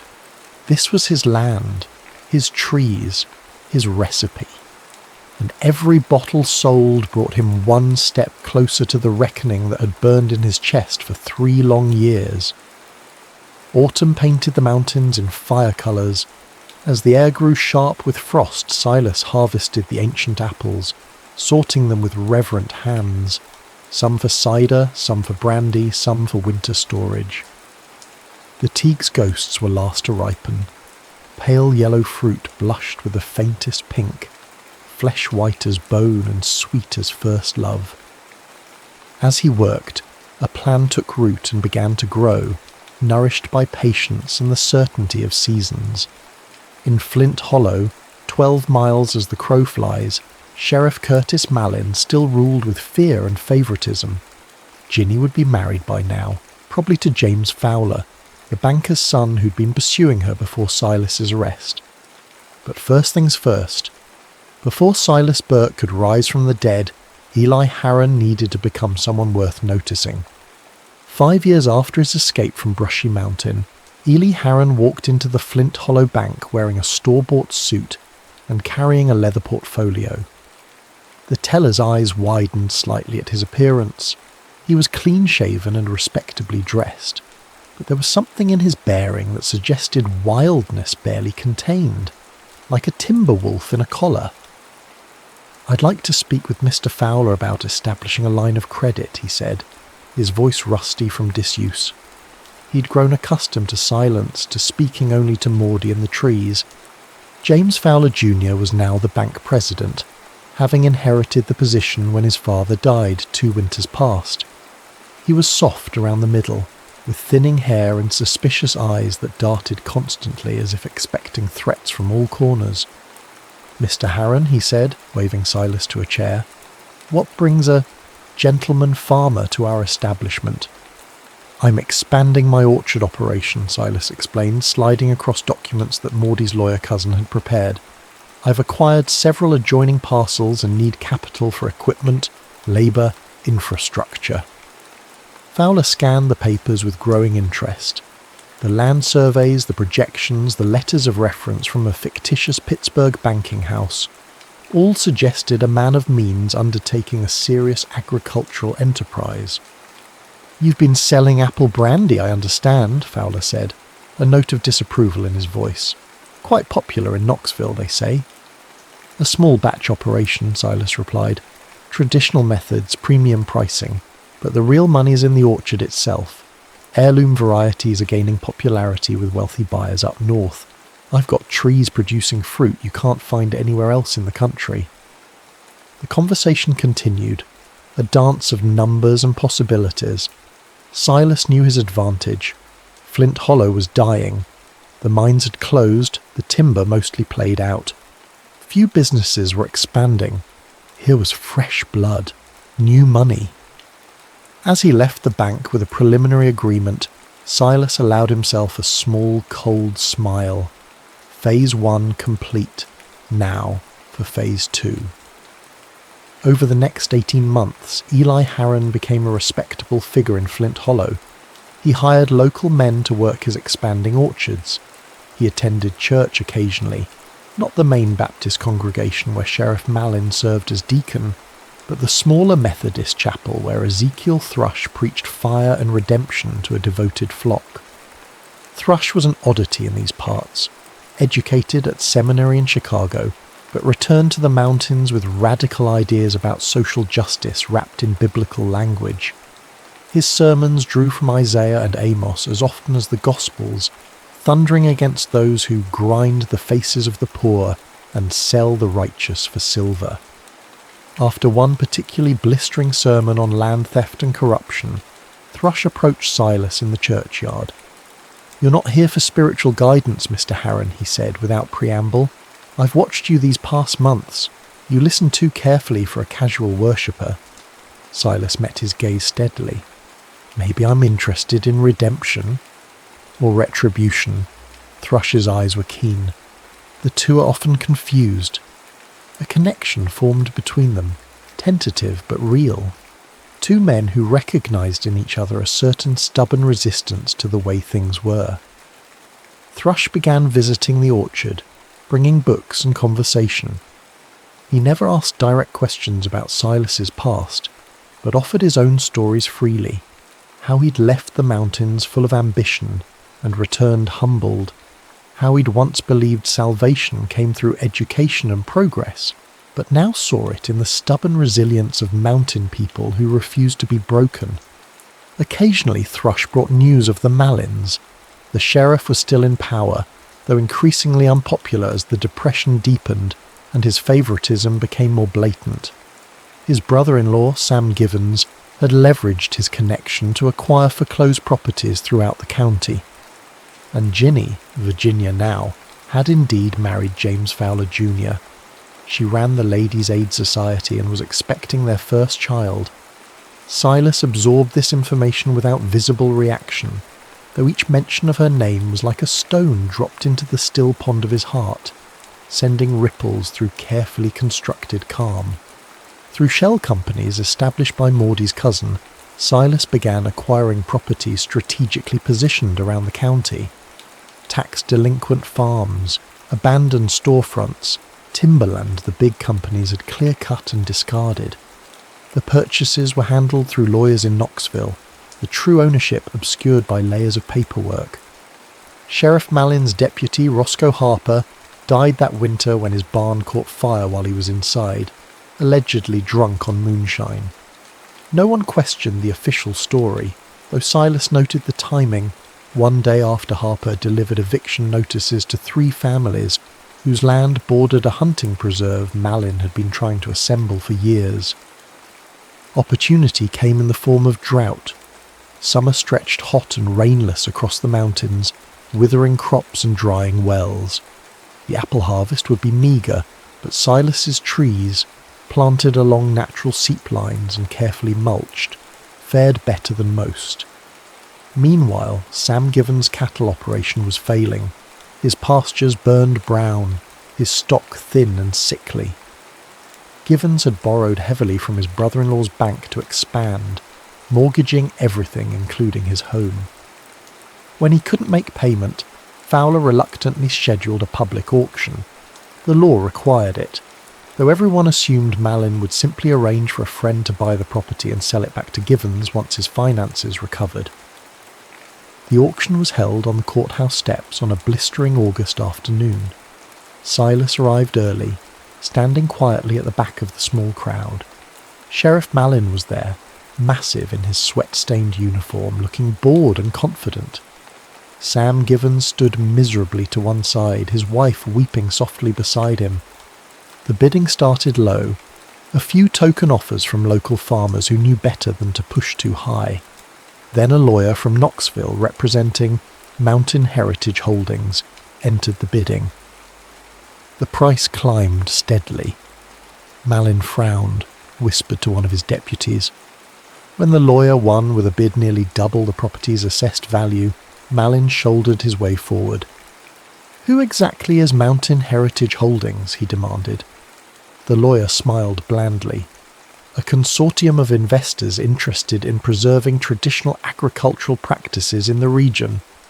"Bullshit," Malin spat. "This is my county. I know every legitimate business operator for 50 miles. "Then perhaps it's time you expanded your acquaintance," said a quiet voice from the back. The crowd parted. Silas stepped forward, meeting Malin's eyes for the first time in 8 years. Recognition didn't come immediately. Silas had changed. Harder now, leaner, his once boyish face weathered into angular planes.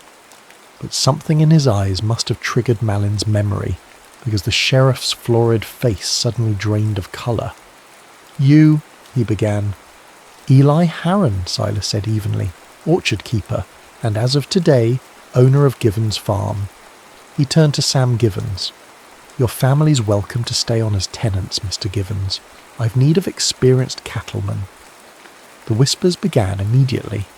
Sheriff Malin's hand drifted toward his holstered revolver, then stopped as he remembered the crowd of witnesses. "This ain't over," he muttered. "No," Silas agreed softly. "It's just beginning." As he walked away, he caught a glimpse of a woman watching from a parked Packard across the street. Virginia Fowler, née Malin, her face still as moonlight on water. Their eyes met briefly before she looked away, one hand rising unconsciously to her throat. Silas felt something crack inside him. Not his resolve, but the protective shell he'd built around older, softer feelings. It was a dangerous fracture. He couldn't afford sentiment now, not when he was so close to completing what he'd returned for. That night, alone in his cabin, he took out the locket from Teague's tobacco tin. Inside was a curl of dark hair, not Harlan's, he'd realised long ago, but likely belonging to the wife or sweetheart of a previous owner. He'd carried it as a talisman, a reminder of connections severed and promises broken. Now he added something new, a scrap of newspaper announcement of Virginia's marriage to Fowler, carefully preserved these 3 years. Closure, perhaps, or acknowledgement that some losses can never be recovered, only carried forward into whatever future remains. Sheriff Curtis Malin's world began collapsing with the precision of a well-planned demolition. First came the foreclosure on his brother-in-law's property, then the mysterious investor who bought the mortgage on his hunting lodge. The whispered rumours that someone knows something about old cases, the sudden death of Maudie Bell's husband, the disappearance of a revenue agent in 31, the convenient fire that had destroyed county records the same year Silas Burke was convicted. Eli Harron was becoming unavoidable, a shadow that lengthened across Malin's carefully constructed kingdom. The orchard keeper now owned significant properties throughout the county. His apple brandy was featured in gentlemen's clubs as far away as Nashville. Respectable people sought his company, his business advice, his support for community initiatives. It was Ezekiel Thrush who confronted Silas about his true intentions one crisp October evening. They sat on the porch of the rebuilt cabin, watching sunset paint the ridgelines gold and crimson. Maudie had just left after delivering a fresh batch of preserves and tart observations about the upcoming county commissioner election. "You're systematically destroying Curtis Malin," Thrush said without preamble. "Not just his power, his family, his reputation, his future." Silas sipped his brandy, letting the sweet fire warm his throat before answering. "He murdered Thomas Vaughan and blamed me for it. He stole 8 years of my life. He took everything I had." "Including Virginia?" Thrush's voice was gentle but inexorable. "Who now finds herself married to a man facing financial ruin because you've deliberately undermined the bank's standing?" Silas's hand tightened on his glass. "I never meant to hurt Ginny." "And yet you will." just as surely as if you'd aimed at her directly. Thrush leaned forward. Revenge is a pruning hook that doesn't discriminate between diseased wood and healthy growth. Cut enough, and eventually you destroy the entire tree. What would you have me do? Silas demanded. Forgive?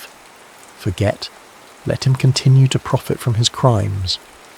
Justice isn't the same as vengeance, Thrush said. One restores, the other only destroys. He gestured toward the orchard. You of all people should understand the difference between cutting back for death and cutting back for new growth.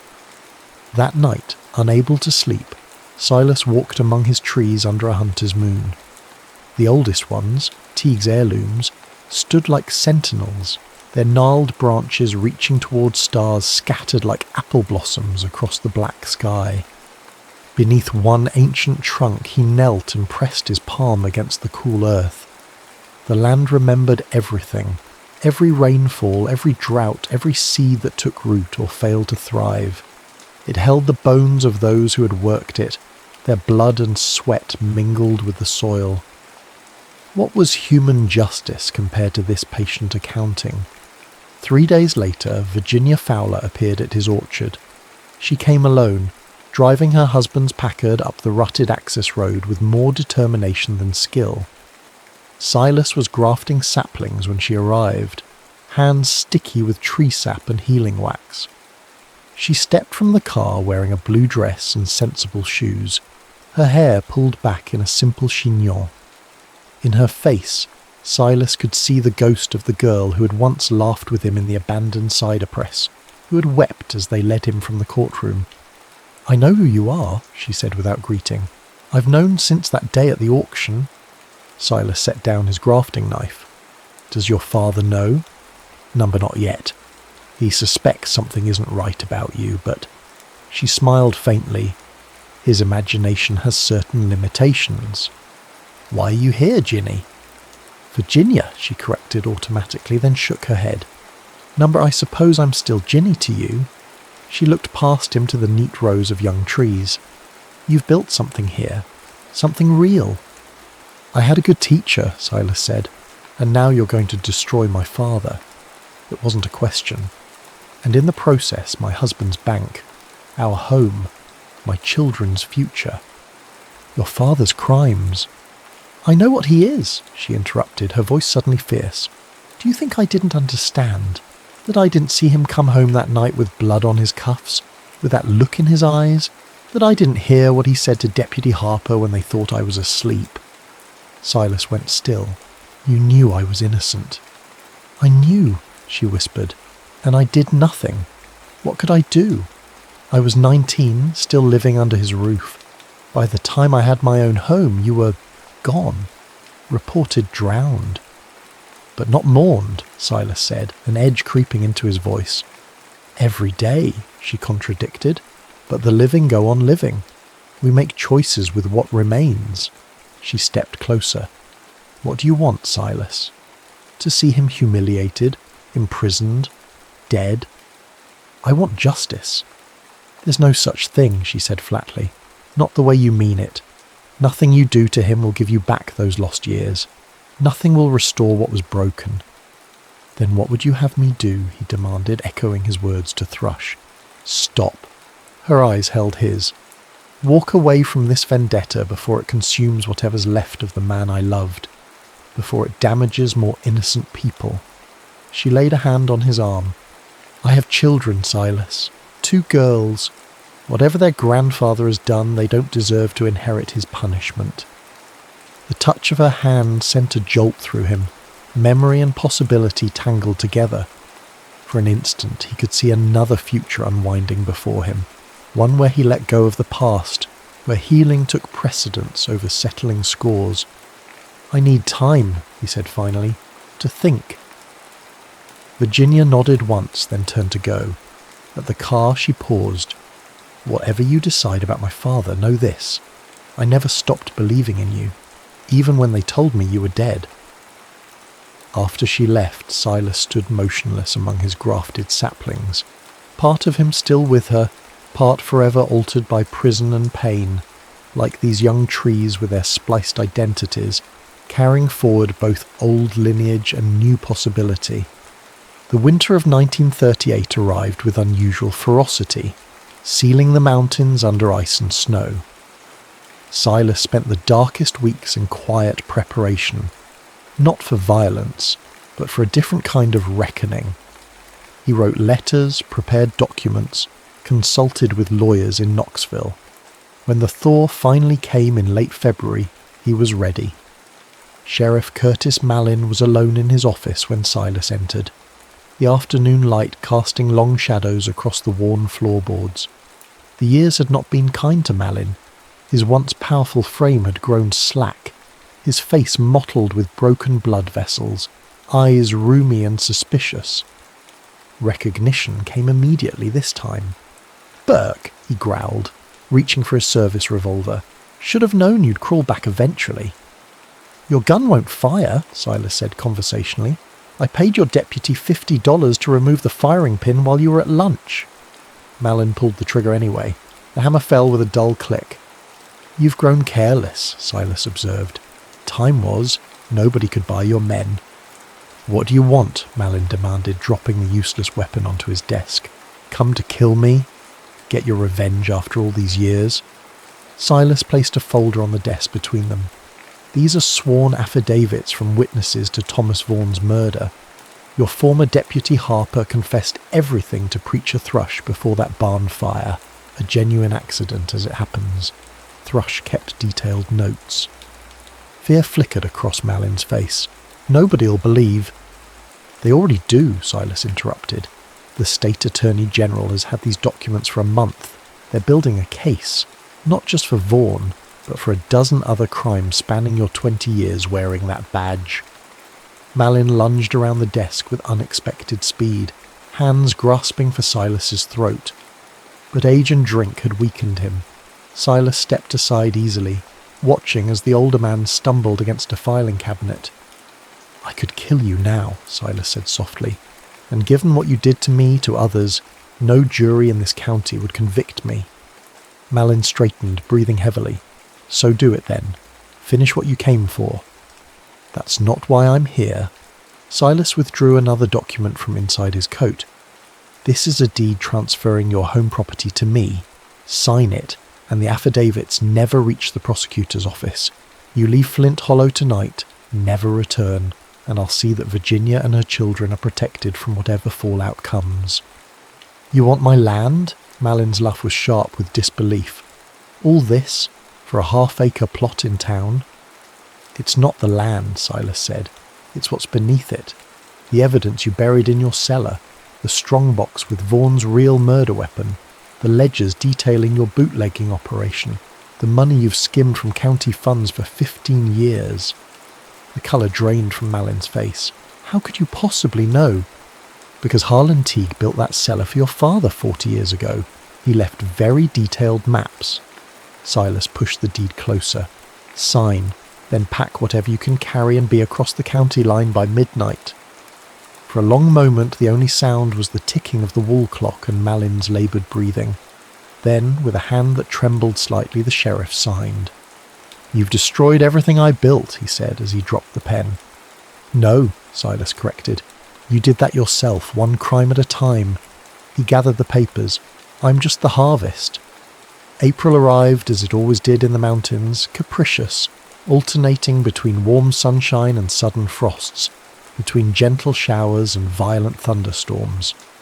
The apple trees in Silas's orchard exploded into bloom, their branches heavy with white and pink blossoms that perfumed the air with promise. Curtis Mallin had kept his part of the bargain, disappearing into the night. Rumours placed him in Oklahoma, or perhaps Texas, somewhere flat and treeless where no one knew his name or his crimes. The power vacuum he left behind was quickly filled. Flint Hollow adapted as mountain communities always did, bending like saplings in storm winds. Silas excavated Mallin's cellar himself, working alone by lantern light over 3 nights.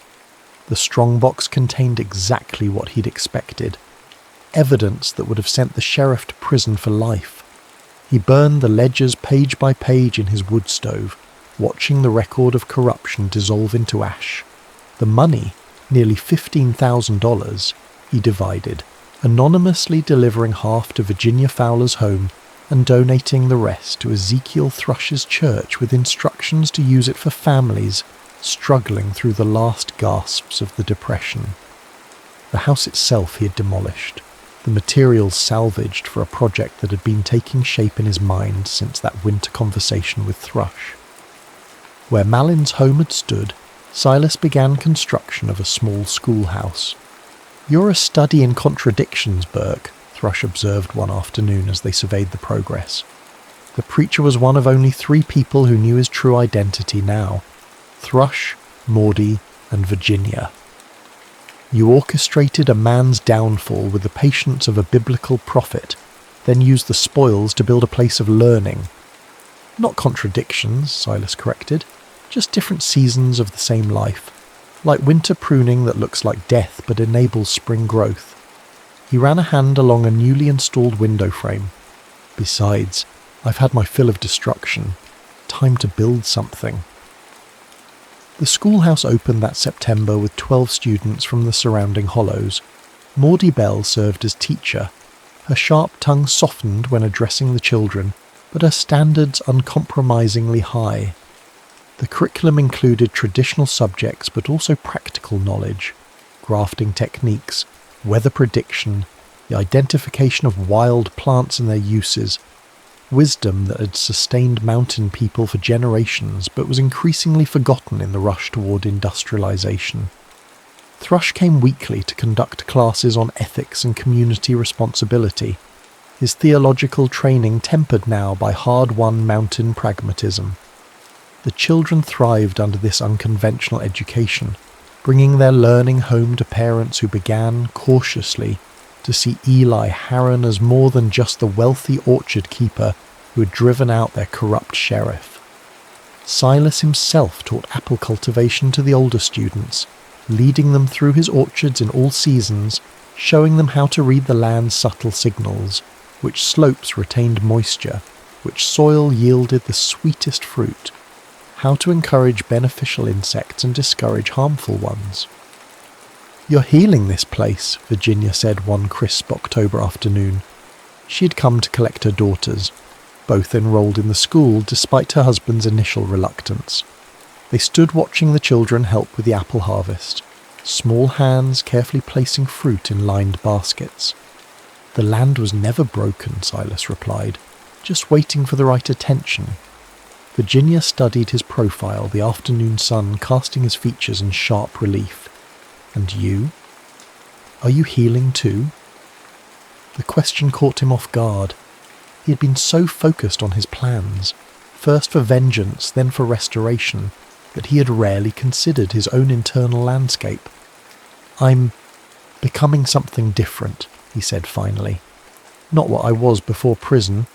Not what I was during those years of planning retribution. Something new grafted onto old rootstock." She smiled at that. "Always back to your trees. They're patient teachers."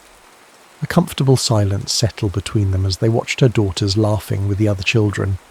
The older girl, Anne, had inherited her mother's quick intelligence and quiet determination. The younger, Sarah, was more reserved but showed a natural affinity for growing things that reminded Silas painfully of himself at that age. "James has asked for a divorce," Virginia said abruptly. "The bank is failing.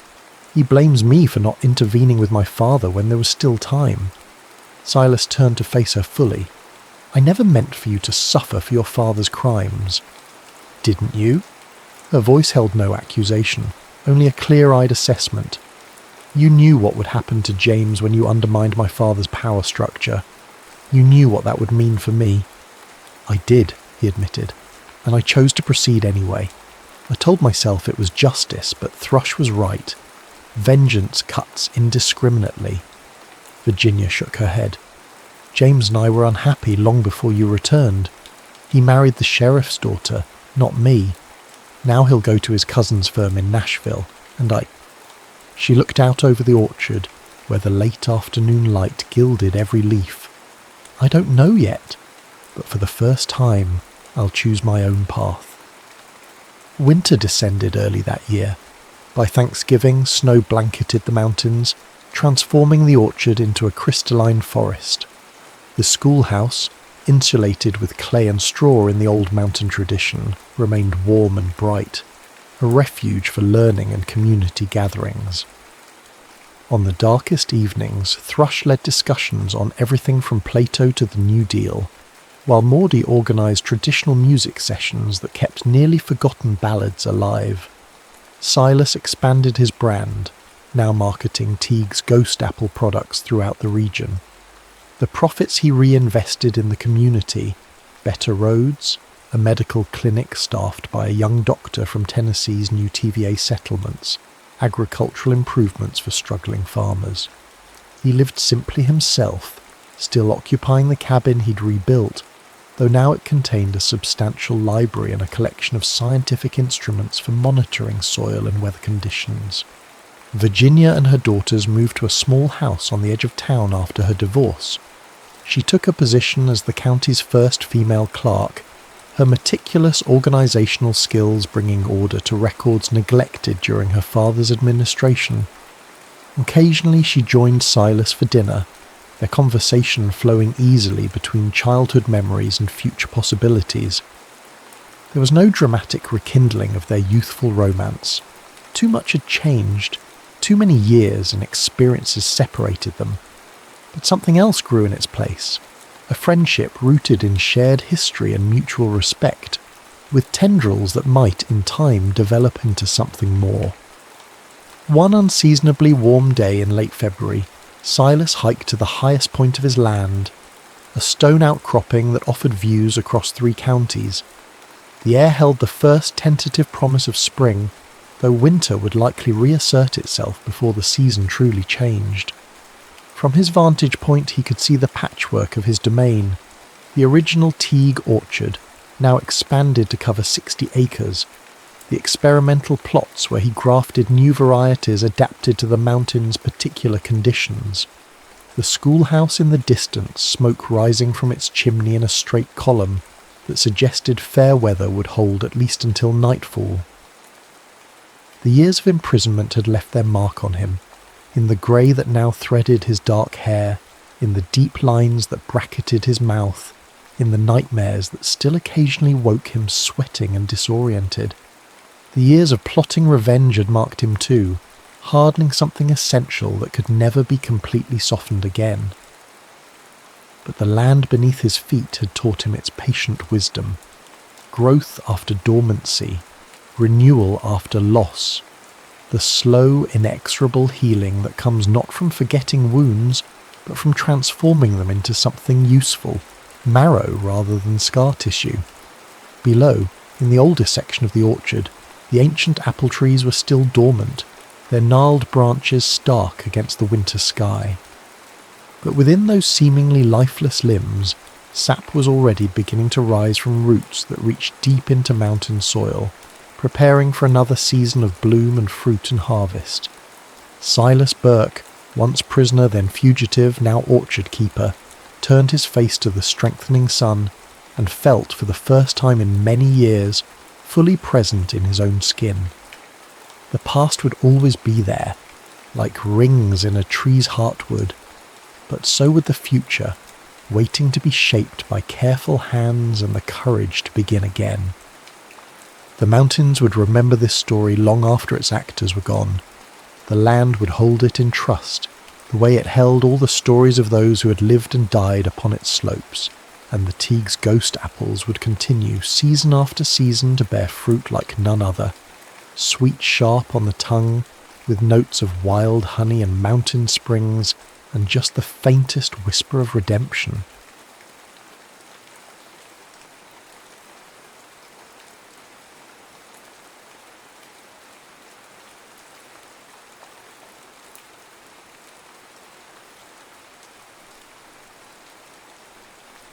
Hello, beautiful souls. Before we begin our journey, I'd love to know which corner of the world you're listening from. Drop a line in the comments below, and if you're enjoying these immersive bedtime stories, don't forget to like and subscribe to Insomniac's Lore for more adventures that will carry you into your dreams.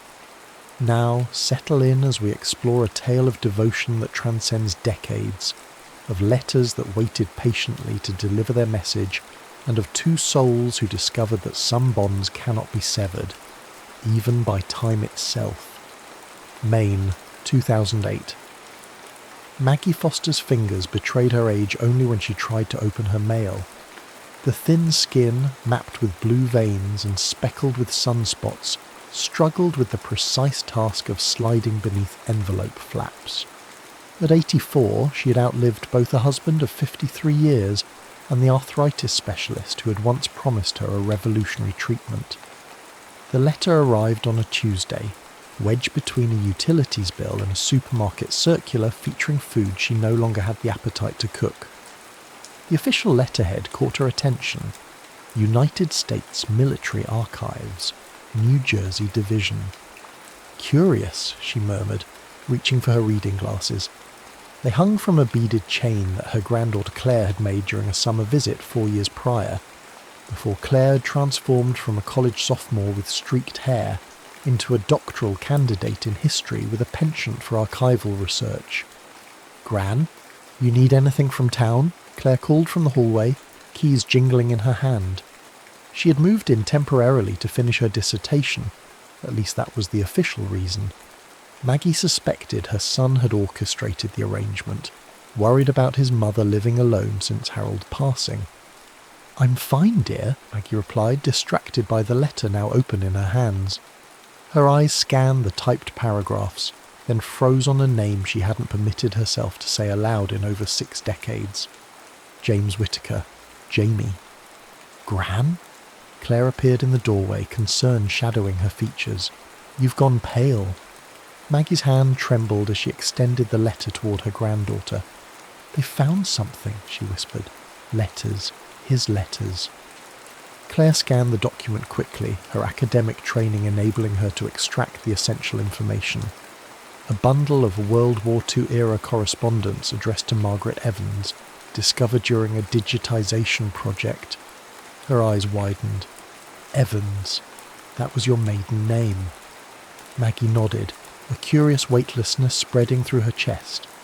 "The archivist, this Eli Turner, he says they were never delivered. All this time, I thought." Her voice faltered. Claire sat beside her grandmother, academic curiosity temporarily eclipsed by personal concern. Who is James Whittaker? Maggie's gaze drifted to the window. Beyond the neat garden Harold had meticulously maintained until his final summer. Beyond the coastal pines that bordered their property, to a place only she could see. "Jamie was the boy I loved before the war took him away," she said simply. "The boy who promised to come back to me. And he didn't." Maggie's smile held 6 decades of quiet resignation. "I never knew. There were no letters, no word. After 2 years of waiting, my father said it was time to accept that Jamie was either dead or had forgotten me." She touched the letter again, as if to verify its solidity. "Now I learn his letters existed all along, sitting in some government warehouse." Claire reached for the phone. "There's a number here. This archivist, Eli, says he can forward the letters." Maggie nodded, suddenly feeling every one of her 84 years pressing down upon her shoulders. "Yes," she said softly. "I think it's time I read what Jamie wanted me to know." The first letter arrived 3 days later, carefully preserved in an archival sleeve. Maggie sat alone on the porch swing, the protective covering cool against her fingertips. Through the transparent material she could see the familiar slant of handwriting she'd once treasured in past notes and birthday cards. February 18th, 1942. "My dearest Maggie, they've finally assigned us to units. I'll be shipping out within the week. They won't tell us where, but rumours point to North Africa first. Before the official censors start blacking out half of what I write, I wanted to send you something honest and unedited. Last night, Winters, you remember Frank from school, he's in my unit, started crying in his bunk. Not loud, just the quiet kind that shakes your shoulders. Nobody said anything. I think we all understood. It's not cowardice. It's the weight of knowing we're about to step into something larger than ourselves." But here's what I realised in that moment, Mags. Everyone here is afraid of losing something or someone. I'm the lucky one. I know exactly what I'm fighting to return to. When I picture your face, with those freckles you hate but I count like constellations, I feel something stronger than fear. I'm carrying your photo, the one from the lakeside last July. Remember how the wind kept blowing your hair across your face, and you kept laughing and saying the picture would be ruined? It turned out perfect, just like you. They're calling for lights out soon, so I'll end this here. I'll write whenever I can. Don't worry about responding quickly. They tell us mail might take months to catch up with us. I love you, not in the fleeting way of high school sweethearts, but in the enduring way that reshapes a person. I am better for loving you, Margaret Evans, and I'll come home to you. Always yours, Jamie. Maggie read the letter twice more, then carefully placed it back in its protective covering. The porch swing creaked gently as she rocked, cradling the physical evidence of a love she had eventually forced herself to relinquish. She closed her eyes, summoning the face of the boy who'd written these words. Not the sharp-jawed senior who had kissed her beneath the bleachers after winning the regional track meet, but the solemn young man in uniform who had held her on their last night, whispering promises against her hair while stars wheeled indifferently overhead. In her bedroom drawer lay the velvet box containing Harold's wedding band, removed from his finger just before they closed the casket. He had been a good husband, a faithful companion through raising children, weathering financial uncertainties and navigating the complex territory of growing old together. But he had never been Jamie, and now, 66 years too late, Jamie's words had finally reached her doorstep. The letters arrived every few days after that, each in its own archival sleeve, each bearing the careful handwriting of a young man growing older in the crucible of war. Eli Turner, the archivist, had arranged them chronologically, providing Maggie with a timeline of Jamie's experiences and his unwavering devotion. Claire observed her grandmother's ritual with a historian's fascination and a granddaughter's concern. Each evening Maggie would take a new letter to the porch swing, read it slowly, then sit in contemplative silence as twilight settled over the coastal property. "Did you ever try to find him? After the war?" Claire asked one evening, bringing her grandmother a cup of chamomile tea. Maggie accepted the mug with a grateful nod. "I waited 2 years," she said simply. "No letters came. His parents had moved away during the war, defense factory work in Michigan. Nobody seemed to know anything. But surely there were—" "Records?" Maggie smiled faintly. "Claire, you've grown up in an age where information flows like water. Back then, especially with the chaos after the war, finding someone wasn't as simple as typing a name into a computer." She sipped her tea, eyes distant. "Eventually I met your grandfather. He was kind, stable. My parents approved." A small shrug. "And life continued." Claire leaned against the porch railing. "These letters, though, he really loved you." Maggie's expression softened. "Yes, he did." She gestured to the small stack of red letters on the side table. "You can read them if you'd like. A historian might find them illuminating." Later that night, Claire sat cross-legged on her bed, carefully examining each letter. As a doctoral candidate specialising in 20th century social history, she recognised the academic value of first-hand war correspondence. But these weren't merely historical artefacts. They were windows into a love story that had shaped her family without anyone realising it. November 3rd, 1943. My dearest Maggie, we've been in Italy for 3 months now. The landscape here is both beautiful and terrible. Ancient stone buildings shattered by mortar fire, vineyards trampled by tanks. Yesterday we passed an old woman tending her garden as if the war was something happening in another country entirely. She gave us tomatoes so ripe they burst at the slightest pressure, the juice running down our chins like we were kids again. I haven't received any letters from you yet, but the mail system is in chaos. Some fellows got packets of month-old letters all at once last week. I'm hoping for the same luck soon. The strangest thing about war isn't the fighting, it's the waiting. Hours of boredom punctuated by moments of sheer terror. During those quiet stretches I've been reading poetry. Remember how you used to tease me about my fondness for Keats? The guys in my unit would never let me hear the end of it if they knew, but I keep his collected works tucked inside my jacket. There's a line I keep returning to. A thing of beauty is a joy forever. Its loveliness increases. It will never pass into nothingness. When I remember our days at Lake Winnipesaukee, or the way you look when you're concentrating on a difficult passage of music, I understand what Keats meant. Some memories don't fade, they grow more vivid with distance. I know this letter might reach you months from now when circumstances could be entirely different, but I need you to know that whatever happens, loving you has been the most real thing in my life. Forever yours, Jamie. Claire carefully returned the letter to its sleeve, her academic detachment giving way to a profound sadness.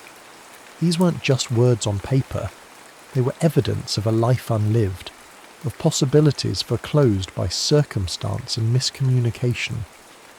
With sudden determination, she opened her laptop. If Jamie Whittaker had survived the war, there might be records, property tax filings, voter registrations, social security information. In her research work, she'd become adept at tracing historical subjects through public documents. She typed his name into various databases, adding qualifiers. Born approximately 1922 to 1924, possibly from New Hampshire or Maine, served in World War II European theatre. Hours later, as the first hint of dawn crept through her window, Claire stared at her screen in disbelief. James Thomas Whittaker, born April 17, 1922 in Wolfboro, New Hampshire. Current address, Saratoga Springs, New York. "He's alive, Gran." The words hung in the kitchen air, competing with the scent of percolating coffee and the distant call of gulls. Maggie's hand stilled on the handle of a ceramic mug, a Mother's Day gift from Claire's father decades ago. "What did you say?" Claire gentled her voice, aware of the magnitude of her revelation. "Jamie Whittaker. He's alive.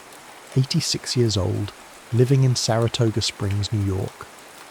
Maggie lowered herself carefully into a chair, her expression unreadable. "How can you possibly know that?" "I traced him through public records," Claire hesitated, then added.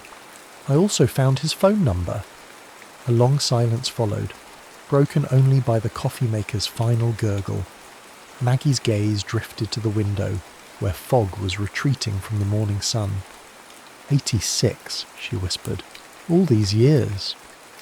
Claire sat across from her grandmother, restraining her historian's eagerness in favour of simple compassion. According to the records, he never married. Maggie's eyes snapped back to her granddaughter's face. "Never?" "No children either. He owns a small house that he's lived in since 1950. He was a high school literature teacher until he retired in 1987. Maggie's hands trembled slightly as she reached for the latest letter, dated May 1945, written just after VE Day. In his last letter, he wrote about coming home, about finding me. Her voice caught. But he never did? "Perhaps he tried," Claire suggested gently. "Remember, your family moved to Portland right after the war." "But my father's hardware store was well known. Anyone asking around would have..." Maggie trailed off, her mind clearly racing through possibilities long unconsidered. Claire pushed a slip of paper across the table. "This is his number. You don't have to use it, but it's yours if you want it." Maggie stared at the sequence of digits as if they formed an incantation with unpredictable consequences. What would I even say? "Hello, it's Maggie. I just got your letters from 66 years ago. How have you been?" Despite the gravity of the moment, Claire smiled. "Actually, that sounds like a pretty good opening." Maggie's laugh was fragile but genuine. "Let me finish the letters first," she said, touching the small stack that remained. "I need to know everything he wanted to tell me before I decide." The final letter arrived on a Friday afternoon. Unlike the others, this one came without an archival sleeve, accompanied by a note from Eli Turner explaining that this particular letter had been discovered separately, misfiled in a different section of the archives. Maggie recognised immediately that something was different. The handwriting was less steady, the paper of lower quality. She took it to the porch swing, her private reading spot, and unfolded the brittle pages with care. August 10th, 1945. My Maggie, the war is nearly over. The newspapers say Japan can't hold out much longer after the atomic bombs. I don't know what to make of such a weapon, but I'm grateful if it means no more young men will die on either side. I'm writing from a military hospital in England. Don't worry, I'm one of the lucky ones. Shrapnel in my leg from a German artillery shell during the final push into Germany. It's healing well, though the doctors say I'll always have a slight limp. A small price to pay for coming home alive when so many didn't. You haven't replied to any of my letters, and I've tried not to let dark thoughts take root. War changes people. I understand that better than most. If your feelings have changed, I will accept it, though it would be a wound deeper than any I've sustained in combat. But I choose to believe in us, Maggie. In 2 weeks, they're putting me on a hospital ship back to the States. Another month of rehabilitation, and then I'm coming to find you. I don't care if you've moved or if your parents still disapprove of me. I promised I would come back to you, and I keep my promises. I've had a lot of time to think in this hospital bed, about what matters, about the life I want to build. I still see the same future I described in my first letter. A small house near enough to the lake to hear the loons at night. Children with your eyes and stubborn spirit growing old together on a porch swing. Wait for me, Maggie, just a little longer. All my love, always, Jamie. Maggie folded the letter, pressing it against her chest as if to absorb the words directly into her heart. She sat motionless as the afternoon light shifted around her, casting longer shadows across the porch. When Claire found her an hour later, Maggie's eyes were dry but resolute. "I'd like to make that call now," she said quietly. The phone rang 4 times before a male voice answered, deeper than Maggie remembered, weathered by age but with the same distinctive New Hampshire cadence. "Hello?" Maggie's carefully rehearsed opening evaporated, her throat constricted around unsaid words. Beside her, Claire squeezed her hand encouragingly. "Hello?" the voice repeated, a touch of impatience colouring the word. "Jamie?" Maggie finally managed, her own voice sounding foreign to her ears. "Jamie Whittaker." A pause, then cautiously, "Yes, this is James Whittaker." "It's Margaret." Another beat of silence, followed by a clarification. "Margaret Evans." The silence that followed stretched so long that Maggie wondered if the connection had been lost. Then came a sound, something between a gasp and a sob. "Maggie? My Maggie?" The possessive pronoun, unchanged by 66 years of separation, brought tears to her eyes. "Yes," she whispered. "How?" His voice faltered. "After all this time, how did you find me?" "Your letters," she replied simply. "They've been delivering your letters, Jamie. All of them, from 1942 to 1945. They were misplaced in a military archive all these years." Another long pause, this one filled with the weight of understanding. "You never received them. Not a single one." "Number I waited, Jamie. For 2 years after the war, I waited for word from you." "I came looking," he said, his voice stronger now, urgent with the need to explain. "When I was discharged, I went straight to your house. A different family was living there. They said the Evans family had moved away during the war. I tried to find your father's store." "We moved to Portland," Maggie interrupted gently. "Dad's health was failing. The doctor recommended the city, closer to medical care. I asked everyone in town who might remember you. Some said you'd moved on, maybe even married." His voice grew softer. "Eventually, I believed them." Maggie closed her eyes, imagining the young man with the injured leg searching for her, encountering dead ends at every turn. "I married in 1949, she admitted.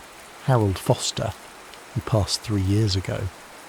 "I'm sorry for your loss," Jamie said, the genuine empathy in his tone bringing fresh tears to Maggie's eyes.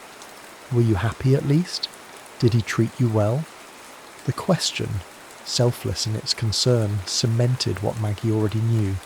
This was still her Jamie, the boy who had written those beautiful letters, whose heart had remained true even across an ocean and through the horror of war. "He was a good man," she answered honestly. "We raised 2 children. I have 4 grandchildren." She smiled at Claire, who was pretending not to eavesdrop. "My granddaughter Claire was the one who found you." "Then I owe Claire my gratitude," Jamie replied, a smile evident in his voice. "Maggie, would it be too forward, after all this time, to ask if I might see you?" The question hung between them, simple in its phrasing but monumental in its implications. Maggie found herself nodding before remembering he couldn't see her. "I'd like that very much," she said. The journey to Saratoga Springs took 5 hours, with Claire insisting on driving. Maggie spent most of the trip gazing out the window, occasionally touching the small stack of letters she had brought along. "Nervous?" Claire asked as they crossed the state line into New York. Maggie smiled faintly. "Terrified," she admitted. 66 years is a long time, Claire. We're not the same people who wrote and waited for those letters." "Maybe not," Claire conceded, changing lanes smoothly. "But from what I read in those letters, what you and Jamie had was rare. Some connections transcend time." Jamie's home proved to be a modest craftsman-style house on a quiet street lined with mature maples. The front garden showed signs of careful tending. Late-season roses climbed a trellis, and chrysanthemums provided splashes of autumn colour. Claire parked at the curb, then turned to her grandmother. "Ready?" Maggie smoothed her blouse, a soft blue that her daughter always said brought out her eyes, and nodded. "As I'll ever be." They were halfway up the front walk when the door opened. The man who stood on the threshold was tall, despite a slight stoop to his shoulders, his white hair still thick, his face lined but handsome. He leaned lightly on a cane, a permanent reminder of that long-ago German shell. For a moment, both Maggie and Jamie remained frozen, separated by 10 feet of concrete walkway and 66 years of divergent lives. Then Jamie smiled, the same smile that had once made 17-year-old Maggie Evans forget her own name, and the decades seemed to compress. "You still have those freckles," he said, his voice thick with emotion.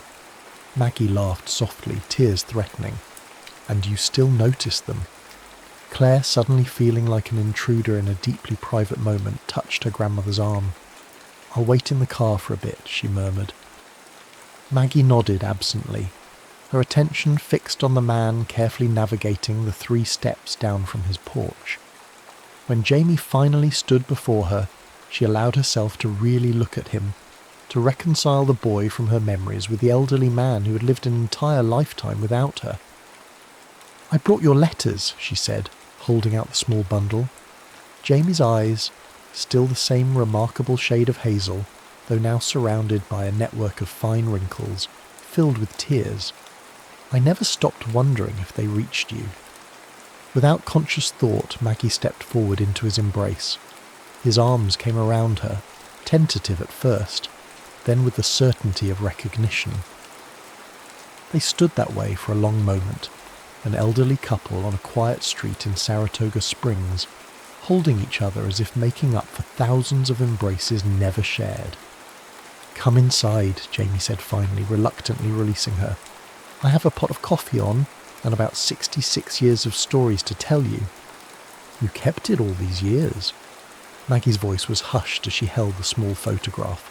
Herself at 17, standing by Lake Winnipesaukee, hair blowing across her laughing face. The colours had faded to sepia tones, but the image remained clear. On the back, written in faded pencil, "Maggie, July 1941. Jamie nodded, the movement causing sunlight from the window to shift across his features. They sat in his small living room, surrounded by bookshelves that testified to a lifetime of literary appreciation. It was in my wallet throughout the war, he explained. I had it laminated in the 70s when it started to wear thin from handling. Claire, who had joined them after a discreet interval, studied the interactions between her grandmother and Jamie with fascination.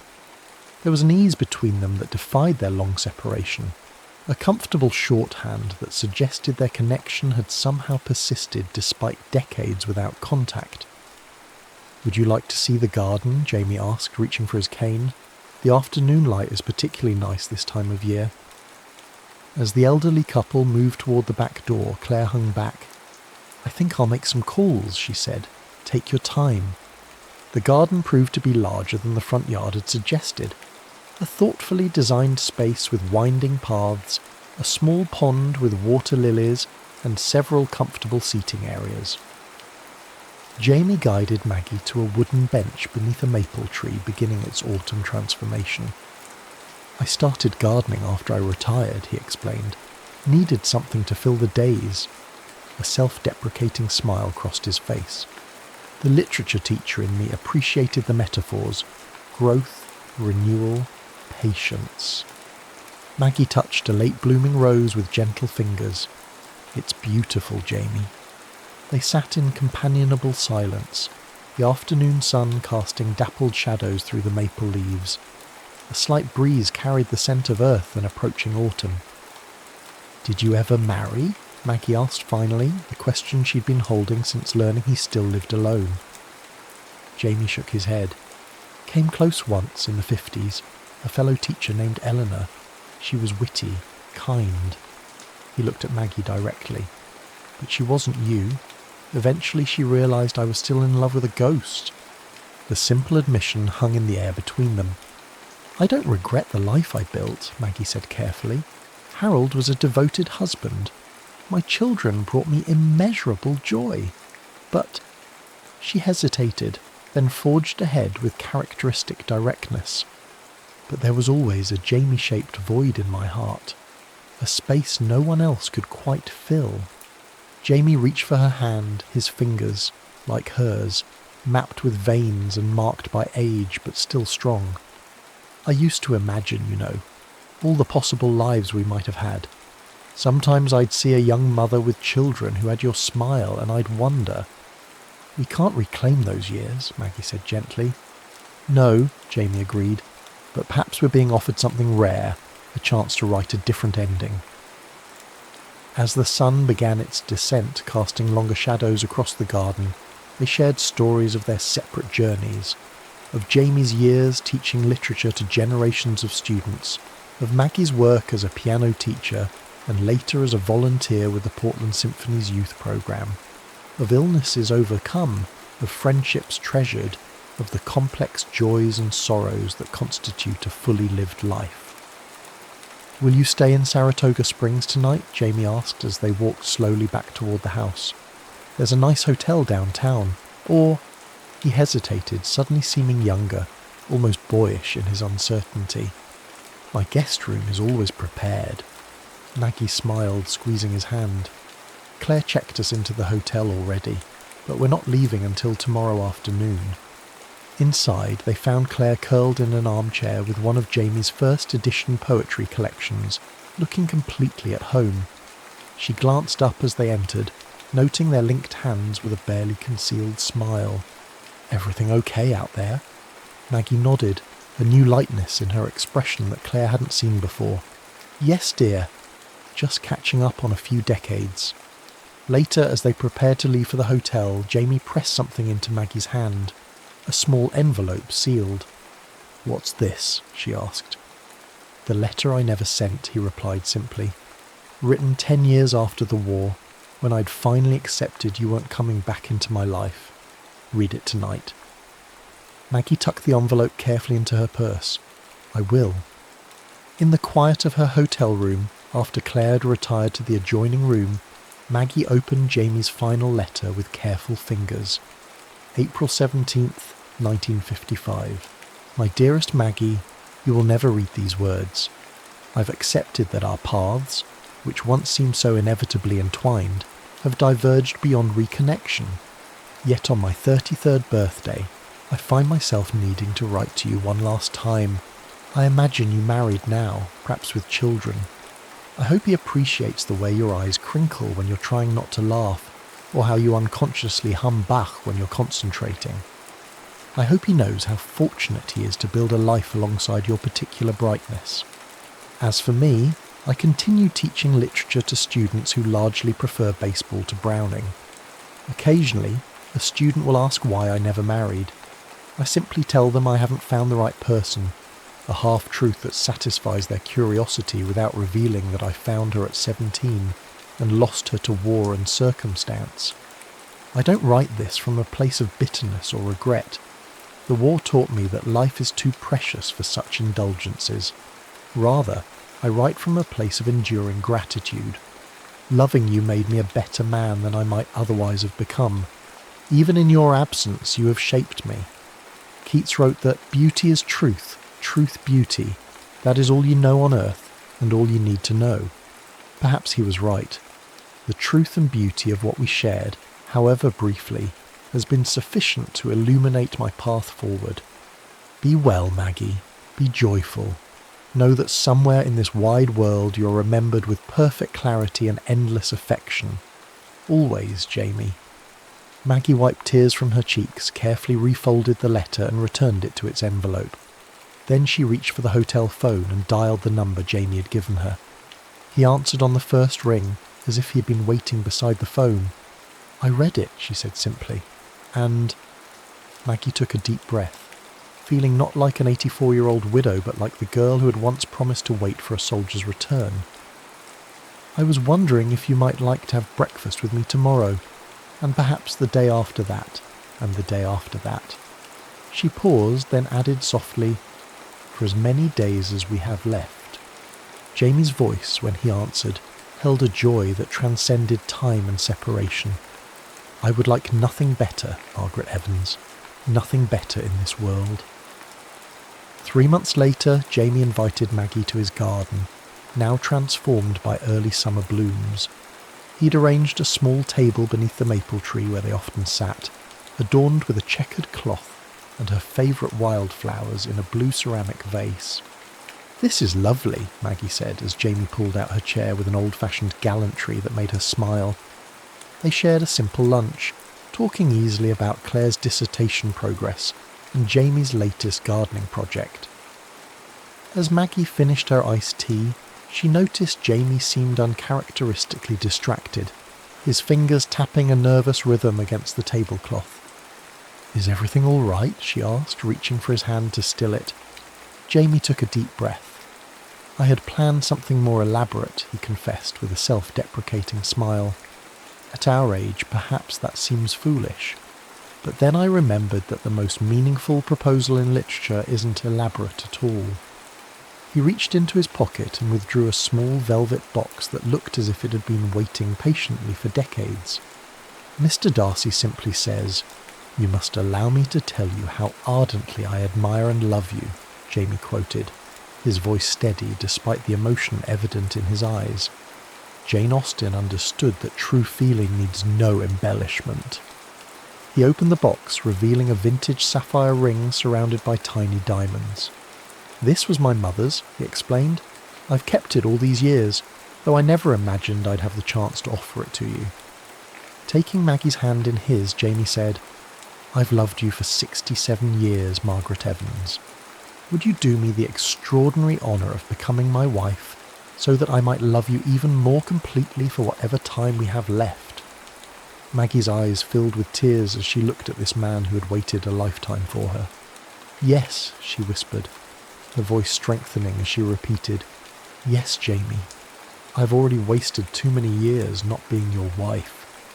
As he slipped the ring onto her finger, a perfect fit, as if it had always been destined for her hand, Jamie gathered her close, his kiss a promise of the days to come. "I never stopped hoping," he murmured against her hair. Maggie leaned back to look into his face, memorising every line that life had etched there. "Neither did I," she admitted. "I just didn't know what I was hoping for until your letters found me." 1 year later, On a perfect autumn day in Maine, Maggie and Jamie were married in a small garden ceremony. Claire stood as witness, alongside a handful of close friends and family members who had watched with wonder as this improbable love story unfolded. As Jamie slipped a simple gold band onto Maggie's finger, he whispered words from the last letter she had received from the archives.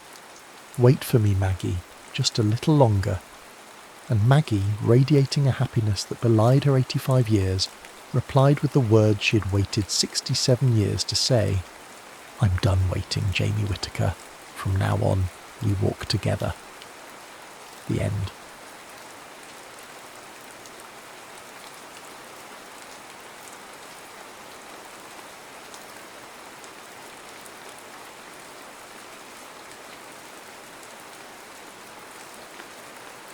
Hello there, and welcome to another episode of Insomniac's Lore, where passion, longing and untold secrets weave together to create unforgettable love stories. Drop a comment and let me know which corner of the world you're tuning in from. Now, let's begin.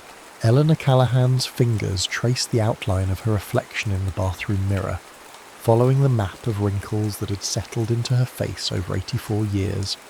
She didn't mind them, these etchings of time. Each line had its own story. Laughter lines from summer picnics with the children, worry lines from David's motorcycle accident in 83, the deep furrow between her brows from the day James forgot her name for the first time. "Ellie?" James's voice called from the bedroom, unusually clear this morning. "Have you seen my watch? The gold one?" Eleanor closed her eyes briefly, savouring the sound of her nickname on his lips. These moments of lucidity had become rare treasures, appearing without warning and now appearing just as quickly, like fireflies in the growing dusk of his mind. "Coming, love?" she called back, quickly dabbing Chanel No. 5 behind her ears, a ritual she maintained, despite knowing he rarely noticed anymore. She found James sitting on the edge of their bed, dresser drawers pulled open, his pyjamas still on but inside out. His white hair stood up in tufts, and confusion clouded his eyes despite the momentary clarity in his voice. "The gold watch," he repeated, his hands patting the bedspread. "My father's watch. I need it for—" Eleanor knelt carefully before him, her knees protesting the movement. "For our anniversary dinner tonight," she finished, reaching for his hand. 60 years, James. Can you believe it?" His eyes, still that remarkable shade of hazel that had made her stumble over her words at a dance hall in his 63, flickered with something, recognition perhaps, or just the reflection of her own hope. 60, he murmured, squeezing her fingers. Then, "Who are you?" The question no longer stung as it once had. Eleanor simply smiled and pressed her palm against his cheek. "I'm Eleanor, your wife, and tonight our family is coming for dinner to celebrate us." James nodded, accepting this information with the placid trust of a child. Eleanor helped him dress, guiding his arms through the sleeves of his favourite cardigan, the navy one with leather elbow patches that their grandson Michael had given him 5 Christmases ago. Before James's diagnosis, he'd been meticulous about his appearance. Pressed shirts, polished shoes, his silver hair always neatly combed. She maintained these standards for him now, a small act of preservation. The doorbell rang as she was adjusting his collar. "That'll be Margaret," Eleanor said, kissing his forehead. "Our daughter. She's bringing those lemon squares you like." James blinked at her, and for a terrifying moment, Eleanor thought she saw not confusion, but utter blankness in his gaze, as if looking through her into an endless void. Then he smiled, the crooked, charming smile that had once made her knees weak on dance floors and in darkened movie theatres. "I like lemon squares," he said simply. Margaret's voice carried up the stairs, followed by the deeper tones of her husband Robert and the excited chatter of their daughters, Lily and Emma. Eleanor guided James toward the door. "Dad!" Margaret's face lit up when she saw him, and she embraced him carefully. At 57, Margaret had inherited Eleanor's petite frame and James's expressive eyes. "Happy anniversary." "Thank you," James replied automatically, social graces still deeply ingrained even as other parts of him slipped away. "Grandpa." Emma, 16 and luminous with youth, bounded forward. "I brought you something." She pressed a small package into his hands. James stared at it, uncertain. "Open it, dear," Eleanor encouraged. His fingers moved slowly, methodically unwrapping the gift. Inside was a small digital picture frame, its screen coming to life with a slideshow of family photos. "See, Grandpa," Emma explained, standing close. "It has all our pictures in it. Look, there's you and Grandma at the beach house, and there's when you taught me to fish." James watched the images flicker past, his expression unreadable. Then, with startling suddenness, he said, "Cape Cod, 1988. David fell off the dock." The room went still. Eleanor exchanged a glance with Margaret, whose eyes had widened in surprise. The photo on screen indeed showed their vacation home in Cape Cod, though from a more recent trip. "That's right, Dad," Margaret said carefully. "You remember David falling in? Mum had to fish him out because you were laughing too hard to help." James nodded, a small smile playing at his lips. He splashed like a seal, all arms. Eleanor felt a familiar tightness in her chest, hope and heartache intertwined. She had learned not to expect these moments of recollection, nor to expect them to last. David arrived 30 minutes later with his wife Tara and their son Michael, now 28, and sporting a beard that made him look startlingly like James in old photographs. The house filled with the comfortable chaos of family, coats being hung, food being arranged, furniture being shifted to accommodate everyone in the living room where Eleanor had set up for dinner. "Mom, this looks beautiful," David said, helping her arrange the table. At 59, her firstborn still had the gentle demeanour that had made him the peacemaker of the family. "How are you holding up, really?" Eleanor considered the question as she straightened the linen napkins she'd ironed that morning, a small indulgence for a special occasion. "I'm still here," she said finally. "We both are in our own ways." David's eyes, so like his father's, softened with understanding. "Remember what Dad always said about marriage?" Eleanor smiled. "It's not about the years, it's about the moments." "Yes." "Well," David said, glancing over to where James sat in his armchair, watching Michael adjust the sound system, 60 years is a lot of moments." Eleanor followed his gaze. "Yes," she whispered, "a lifetime of them." What no one mentioned, what had become an unspoken understanding, was that these days, those moments existed only for her. For James, they appeared and disappeared like raindrops on hot pavement, evaporating almost as soon as they fell. Margaret appeared at her elbow. "Mum, we found the record." Eleanor turned, her heart quickening. "You did? I thought it was lost in the move." Margaret held up a vinyl record in its worn sleeve. Frank Sinatra's "Come Fly With Me," their wedding song, the one James had insisted they dance to at every anniversary celebration. "It was in Dad's study behind his medical journals," Margaret explained. "Michael's setting up Grandpa's old record player now." Eleanor took the record, running her fingers over its surface. Another piece of their past, preserved despite everything. "Thank you, darling. This means everything." As the family gathered around the table, Eleanor watched James carefully. He seemed content, if slightly bewildered by the activity around him. He ate methodically when food was placed before him, smiled politely at conversation directed his way, but remained largely disconnected, a benevolent observer at his own celebration, until Margaret raised her glass for a toast. "To Mum and Dad," she said, her voice wavering slightly. 60 years of showing us what love looks like, in good times and in hard ones. You've taught us that love isn't just the grand gestures, It's in the everyday moments of kindness, patience, and choosing each other again and again. James suddenly straightened in his chair, his gaze sharpening. He reached for his water glass with unusual precision. "To my beautiful wife," he said clearly, looking directly at Eleanor, "the love of my life." The room fell silent. Eleanor's hand trembled as she raised her own glass, her vision blurring with unshed tears. For this crystalline moment, James was fully present, fully himself. "To us," she whispered. As the evening progressed, Eleanor found herself alternating between host and caretaker, making sure everyone had enough to eat while monitoring James for signs of fatigue or confusion.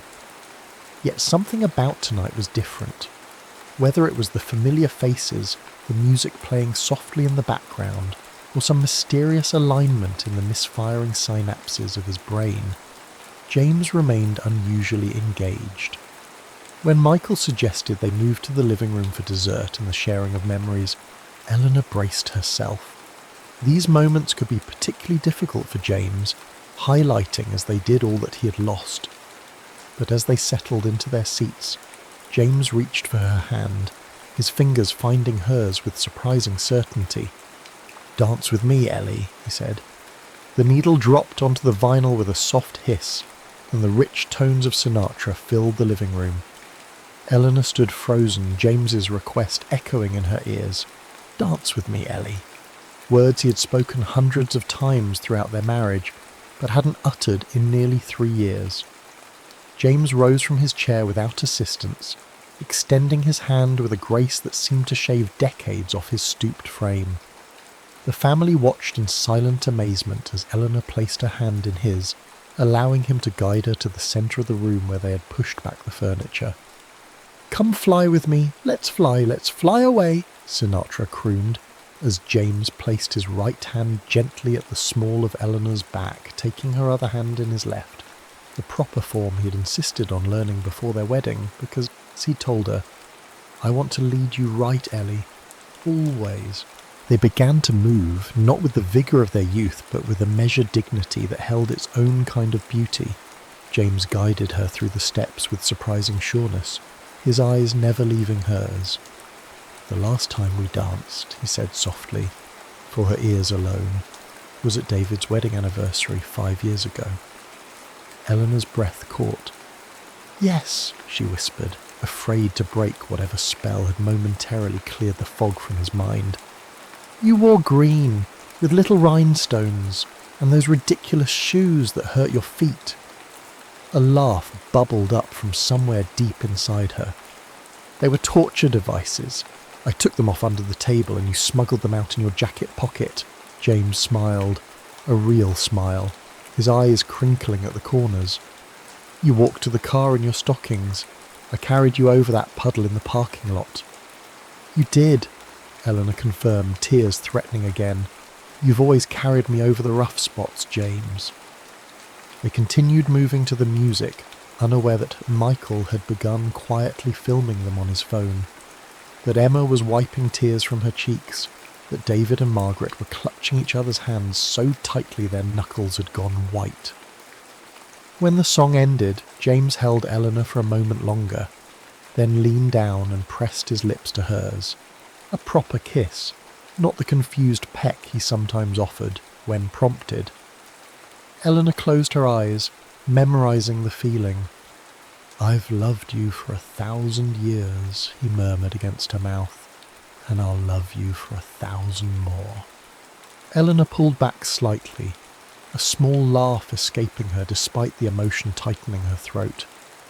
"That's from that song Emma likes. The one from the vampire movie." James's eyes twinkled, actually twinkled, with mischief. "Did I get it wrong? I was trying to be romantic." Eleanor cupped his face in her hands. "You've never gotten romance wrong a day in your life, James Callahan." They returned to their seats to enthusiastic applause from the family, James giving a small courtly bow that made the grandchildren giggle. As they settled back into their chairs, Eleanor felt a strange mix of elation and terror. These moments of clarity were precious beyond measure.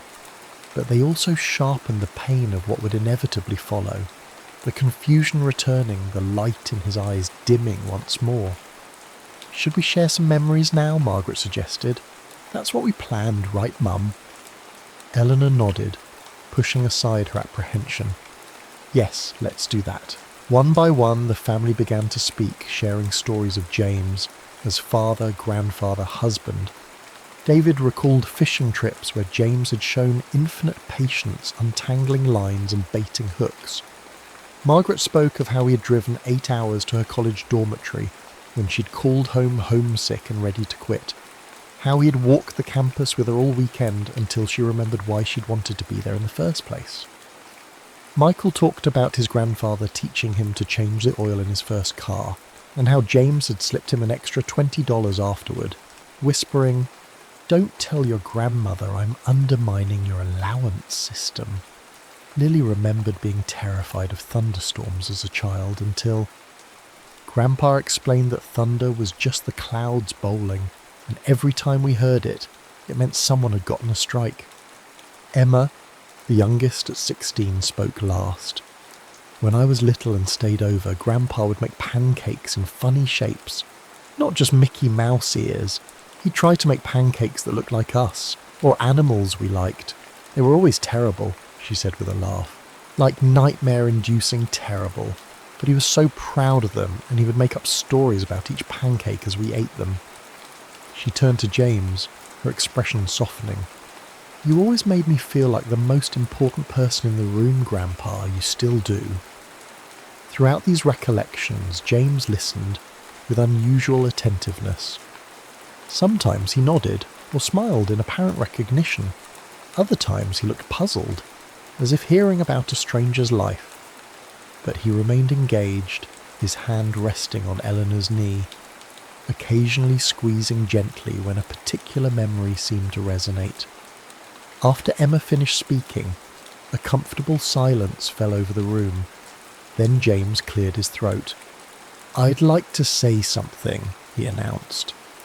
The family exchanged surprised glances. James rarely initiated conversation these days, especially in group settings that tended to overwhelm him. "Of course, Dad," David encouraged gently. "We'd love to hear from you."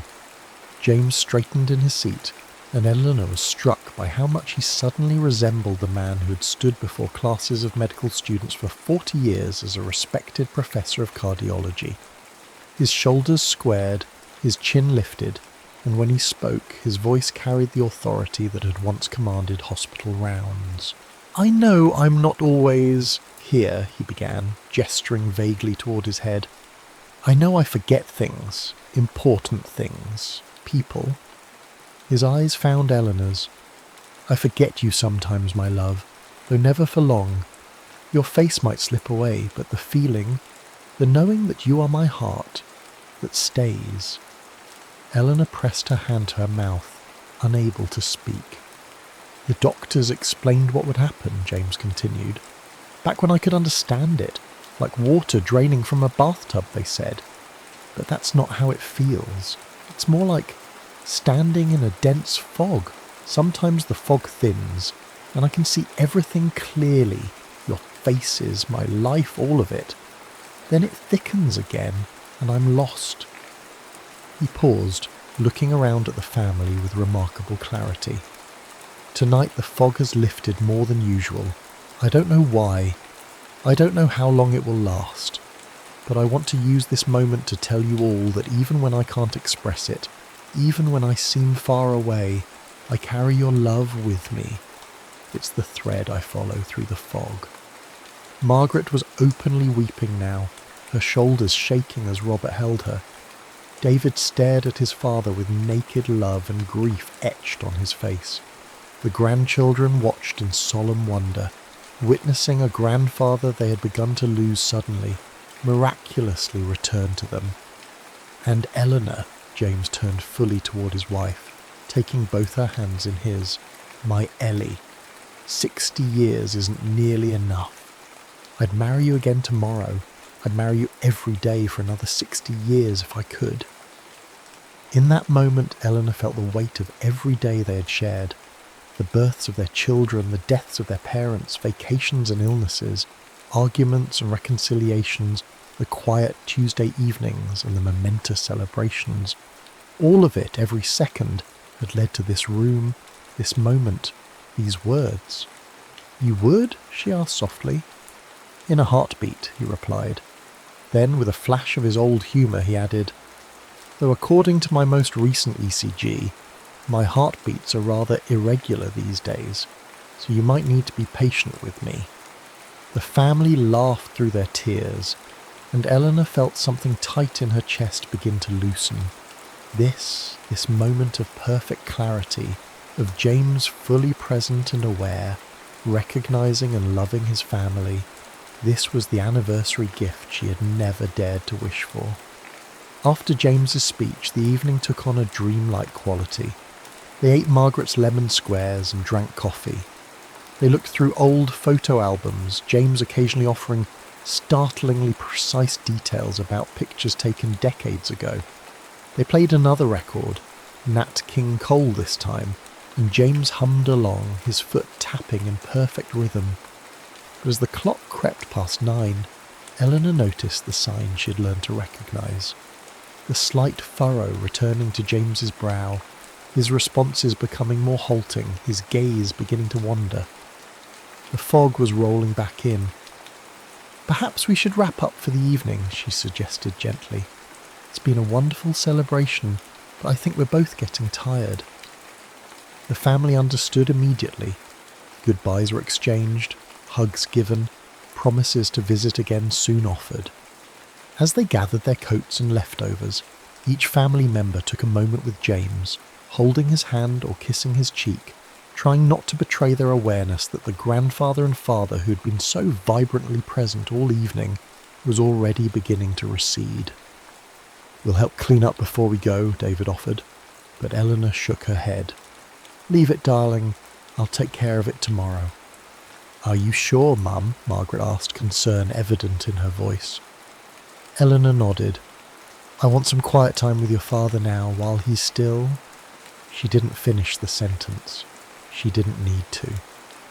As the front door closed behind the last of their family, Eleanor turned to find James standing in the middle of the living room looking lost.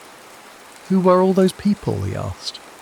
Eleanor felt the familiar pang sharper tonight after hours of having her real husband back. She crossed to him, taking his hand. "That was our family, love. Our children and grandchildren. They came to celebrate our anniversary." James nodded slowly, processing this information without fully comprehending it. "Anniversary," he repeated, the words seeming to float disconnected from any meaning. 60 years of marriage," Eleanor explained patiently. "Diamond anniversary. Though I told you long ago I didn't need more diamonds." She led him toward the stairs, moving slowly to accommodate his hesitant steps. "You gave me something much better tonight, James. You gave me yourself." He followed her, docile now. The commanding presence that had held the room captivated just an hour ago vanished like morning mist under a strengthening sun. Yet even in this state there was something gentle and dignified about him. The essence of James, his fundamental kindness, his quiet grace, remained intact even as his memories fractured and dispersed. In their bedroom she helped him undress and put on his pyjamas. This intimate ritual had evolved over the past few years from something occasionally embarrassing for them both to a comfortable routine. Eleanor had been a nurse before retiring, and she brought that professional efficiency to the task, though she never stopped seeing her husband's body with love. The broad shoulders now stooped, the stomach that had softened with age, the surgical scar on his left knee from a skiing accident in his 50s. "Arms up," she instructed gently, helping him into his pyjama top, then guiding him to sit on the edge of the bed while she removed his slippers and helped him into the pants. "You're very kind," James said, the formal politeness he often adopted when confusion set in. "I'm your wife," Eleanor replied simply. "I promise to love you in sickness and in health." She helped him into bed, tucking the covers around him the way he liked, making sure the pillow was positioned properly under his head. Then she moved to her vanity to remove her makeup and change into her own nightgown. In the mirror, she could see James watching her, his expression peaceful though distant. She wondered what he was thinking, if he recognised her at all now, or if she had become simply a kind caretaker, familiar but unnamed. "You look beautiful," he said suddenly. Eleanor turned, surprised. "Thank you, James." "Are you coming to bed soon?" he asked, patting the space beside him. "Yes, love. Just washing up." When she slipped under the covers a few minutes later, James reached for her hand in the darkness. Eleanor's heart quickened. These small gestures of connection sometimes bridged the gaps in his memory, anchoring him to her even when words failed. "I don't remember everything," he said softly, "but I remember you smell like flowers." Eleanor turned toward him, close enough to feel his breath against her face. "Chanel No. 5, she whispered. "You gave me my first bottle the day David was born. Said every new mother deserved something that made her feel beautiful." "David," James repeated. "Ahoy." "Yes." "He fell in the water at the beach house." Eleanor smiled in the darkness. "That's right. Cape Cod, 1988. James was quiet for a long moment, and Eleanor thought he might have drifted to sleep. Then he spoke again, his voice barely audible. "I'm sorry, Ellie." "For what, my love?" "For forgetting. For leaving you alone while I'm still here." Eleanor propped herself up on one elbow, finding his face in the dim light filtering through the curtains. His eyes were open, looking directly at her with a lucidity that took her breath away. "You haven't left me," she said fiercely. "You're right here. And I'm right here with you, James Callahan. I always will be." He reached up to touch her face, his fingers finding the wetness on her cheeks that she hadn't realised was there. "You're crying," he observed. "Happy tears," she assured him, covering his hand with her own. "Tonight was perfect. Dance with me again tomorrow?" he asked, his voice already growing drowsy. "Every day," Eleanor promised, knowing that by morning he would likely have no recollection of this conversation, of the dance they'd shared, of the remarkable speech he'd given to their family. But she would remember for both of them. Every single day. James's breathing deepened as sleep claimed him. Eleanor remained awake a while longer, watching the gentle rise and fall of his chest, cataloguing every moment of this extraordinary evening in her memory. The doctors had warned her that these periods of clarity, what they clinically term terminal lucidity, often preceded a steep decline. She pushed the thought away. Tonight was not for worrying about tomorrow. Finally she settled beside him, her hand resting lightly over his heart, its steady rhythm lulling her towards sleep. "Good night, my love," she whispered. "Thank you for remembering us tonight." Eleanor woke before dawn, the grey light of early morning seeping around the edges of the curtains. For a moment she lay still, listening to James's breathing beside her, trying to recapture the magic of the previous evening. Then she slipped quietly from bed, wrapping her robe around her against the morning chill. Downstairs, evidence of their celebration remained. Wine glasses on the coffee table, dessert plates stacked beside the sink, the record player still open with Nat King Cole, waiting to be returned to his sleeve. Usually meticulous about cleaning up before bed, Eleanor had left it all, unwilling to waste a moment of James's rare lucidity on domestic chores. She put on coffee and began to tidy, moving quietly around the kitchen and living room. The house felt different this morning, charged somehow with the residual energy of last night's gathering, as if the walls themselves had absorbed some of the love that had filled the rooms. As she closed the record player, her fingers lingered on its wooden cabinet.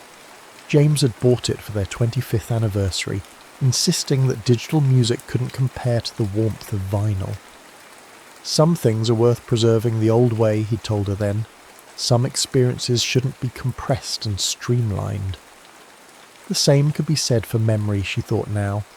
Modern medicine had tried to compress James's decline into neat categories and stages, to streamline their expectations with clinical terminology and brain scans. But last night had defied all predictions and prognoses. Last night had been worth preserving, old-fashioned and miraculous. She was rinsing dishes when she heard his uncertain footsteps on the stairs. Drying her hands quickly, she moved to meet him, finding him halfway down, clutching the railing with both hands, his expression wary. "Good morning," she said brightly. "You're up early." James stared at her, his gaze shifting from recognition to confusion and back again, like a radio searching for a clear signal. "Coffee?" he asked finally. "Yes, it's ready. Come down and I'll pour you a cup." She helped him navigate the rest of the stairs, then guided him to his seat at the kitchen table, the one with the view of the bird feeder he had built decades ago, and which Margaret's husband now kept filled with seed. As Eleanor poured his coffee, black with one sugar, the way he'd taken it for 60 years, she studied him surreptitiously, looking for any hint of the man who had danced with her just hours ago, who had spoken so eloquently about love and memory. But his movements were hesitant again, his gaze unfocused. The fog had returned, perhaps thicker than before. "There's a cardinal at the feeder," she said, setting his cup before him. "Your favourite." James turned to look out the window, a small smile lifting the corners of his mouth. "Redbird," he said, the simple observation containing a hint of delight. "That's right." Eleanor sat opposite him with her own coffee. "Do you remember what we did yesterday, James?" He frowned slightly, concentrating. "We had visitors?" "Yes, the family came for dinner for our anniversary." "Anniversary," he echoed, the same disconnected repetition as last night. Then unexpectedly, 60 years. Eleanor's heart leapt. "That's right, 60 years of marriage." James took a sip of his coffee, his expression clearing briefly. "Did we dance?" "Yes," Eleanor whispered, her throat tight with emotion. "Yes, we danced to Frank Sinatra." "Come fly with me," James said, nodding as if confirming a fact to himself. "You wore blue." Eleanor looked down at her robe, a faded floral pattern, in pinks and greens. "Last night I wore blue," she agreed. "The same colour as my dress on our first date. Do you remember that night, James? At the Starlight Ballroom?" But James's attention had shifted back to the window, to the cardinal now joined by its more subdued mate. "Two birds," he observed. Eleanor followed his gaze. "Yes, the pair always comes together. They mate for life, you know." James turned back to her, and for a brief, heart-stopping moment, she saw complete clarity in his eyes. "Like us," he said. "Yes," Eleanor agreed, reaching across the table to take his hand. "Exactly like us." The days following their anniversary settled back into familiar patterns. James's remarkable lucidity had indeed been fleeting, though Eleanor treasured the small fragments that seemed to have remained. He sometimes hummed "Come Fly With Me" when she helped him dress, and once he called her Ellie unprompted, the diminutive sending a shock of joy through her. A week after the celebration, Margaret came by while James was napping, to help Eleanor organise the photographs and mementos from the evening. "Michael put together this album," Margaret had said, placing a leather-bound book on the kitchen table. "He included printouts of the pictures and the video he took of you and Dad dancing." Eleanor opened it carefully, her breath catching at the first photograph. James leading her in their dance, both of their faces illuminated with joy. "Oh, Margaret! It's beautiful." "There's a USB drive in the back with all the digital files," Margaret explained. "And Michael uploaded everything to the family cloud account too. He said to tell you nothing will ever be lost." Eleanor nodded, unable to speak for a moment.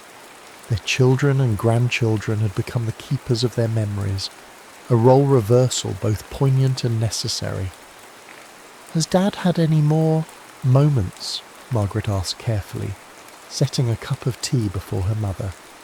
Like at the party. Eleanor shook her head. Not like that night, no, but he's been, I don't know how to describe it, more present somehow, as if part of him remembers remembering, if that makes any sense. Margaret covered her mother's hand with her own. It does. And Mum, she hesitated, choosing her words carefully. What you do for him every day is the most profound act of love I've ever witnessed. Eleanor looked up from the photo album, meeting her daughter's gaze.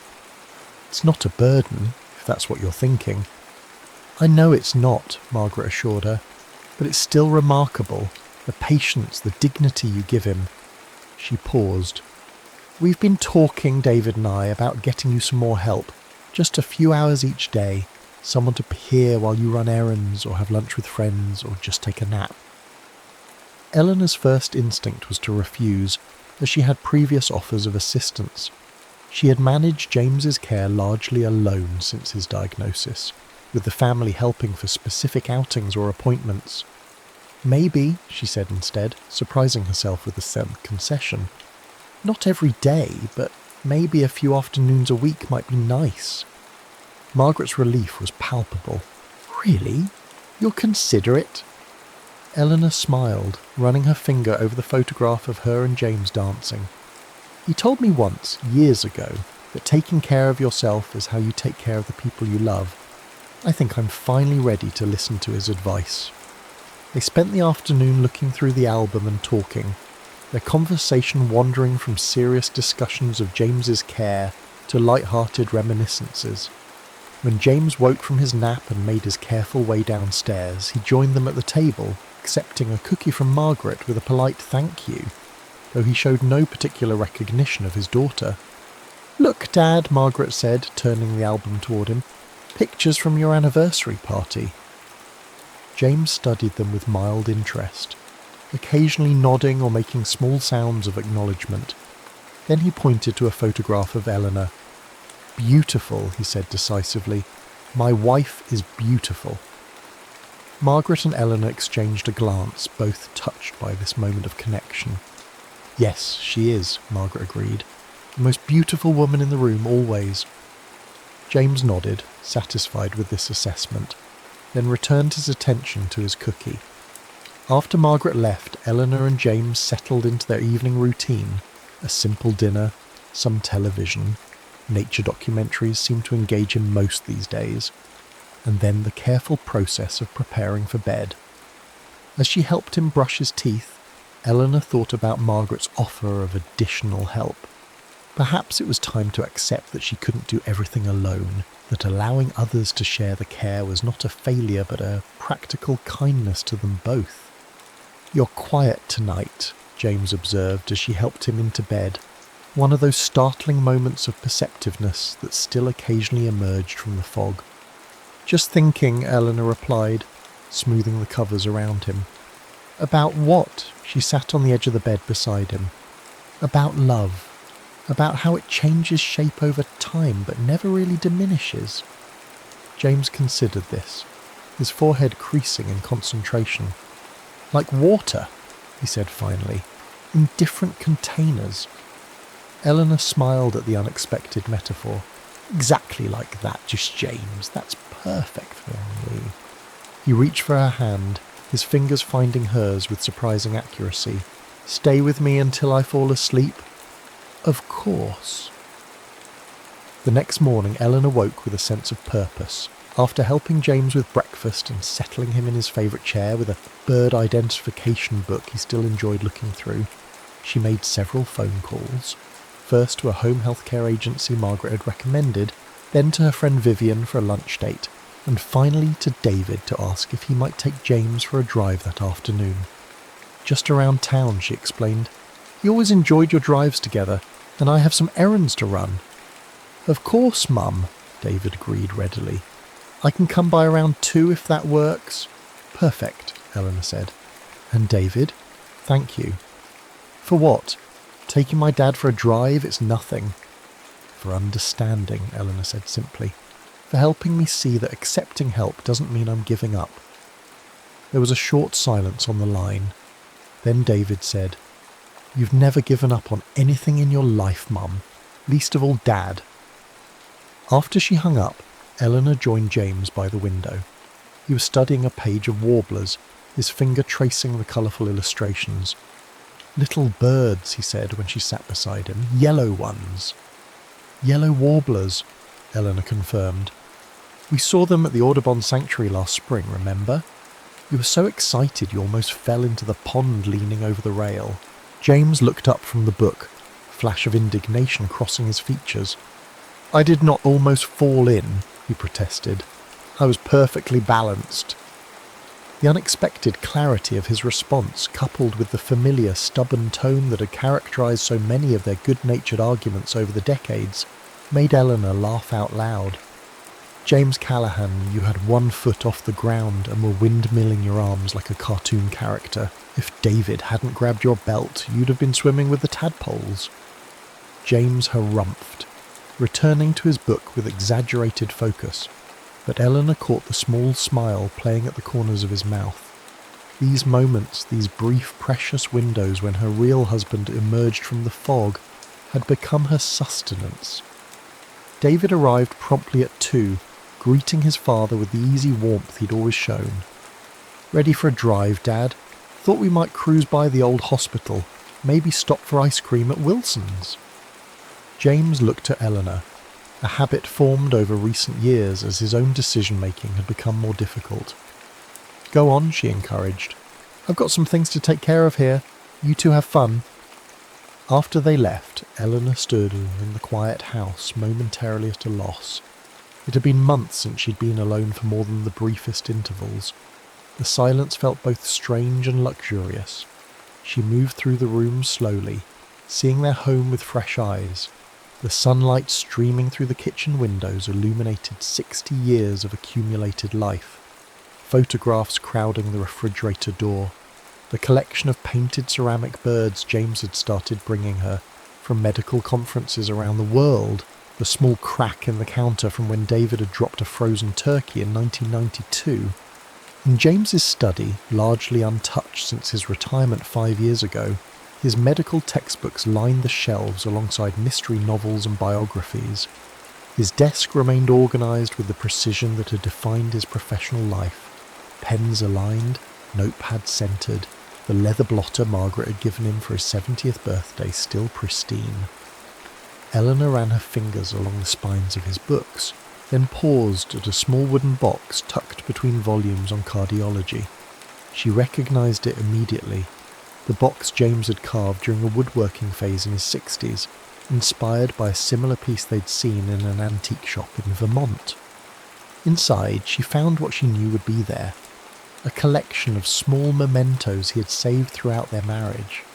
Movie ticket stubs from their first date, the hospital bracelet from when David was born, a pressed flower from their 20th anniversary trip to Hawaii, a small smooth stone from the beach at Cape Cod. Each item represented a moment he had deemed worth preserving. Eleanor held the stone in her palm, remembering the day he had found it, a perfect oval, streaked with white quartz that caught the light. "Like your hair in the sun," he had said, tucking it into his pocket. She replaced the items carefully and returned the box to its spot. These tangible pieces of their history had always been important to James, as if he had somehow known that one day his internal archive of memories would begin to fail, and he would need these physical touchstones. The irony wasn't lost on Eleanor that she, who had spent 6 decades being teased for her terrible memory, "You'd forget your own birthday if I didn't remind you," James often joked, was now the sole keeper of their shared past. All those times she had relied on him to remember the name of a restaurant they had visited, or the year they had taken that road trip through New England, and now their roles were reversed. She glanced at her watch, realising she had spent nearly an hour lost in reminiscence. Vivian would be waiting at the cafe. Eleanor changed quickly into a blouse she knew James particularly liked, a soft lavender that brought out the green in her eyes, applied a touch of lipstick and grabbed her purse. The freedom of driving alone felt almost illicit after months of careful planning around James's needs. She rolled down the windows, letting the warm spring air tousle her silver hair, and impulsively turned up the radio when one of James's favourite jazz standards came on.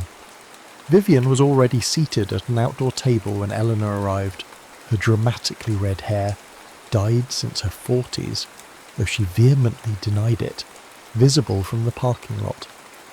The two women had been friends since their children were in elementary school together, their bond strengthened by shared experiences of motherhood, career transitions, and now widowhood for Vivian and caregiving for Eleanor.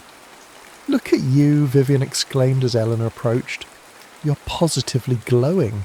Must have been some anniversary celebration." Eleanor slid into the chair across from her friend, accepting the glass of iced tea Vivian had already ordered for her. "It was extraordinary," she admitted.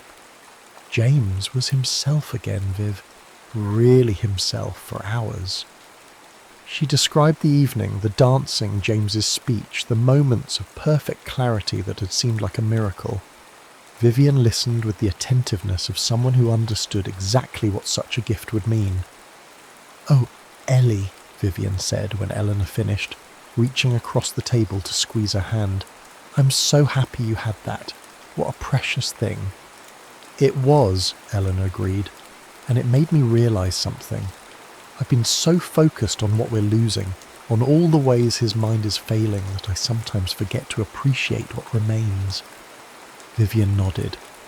The essence of him, the James underneath the confusion.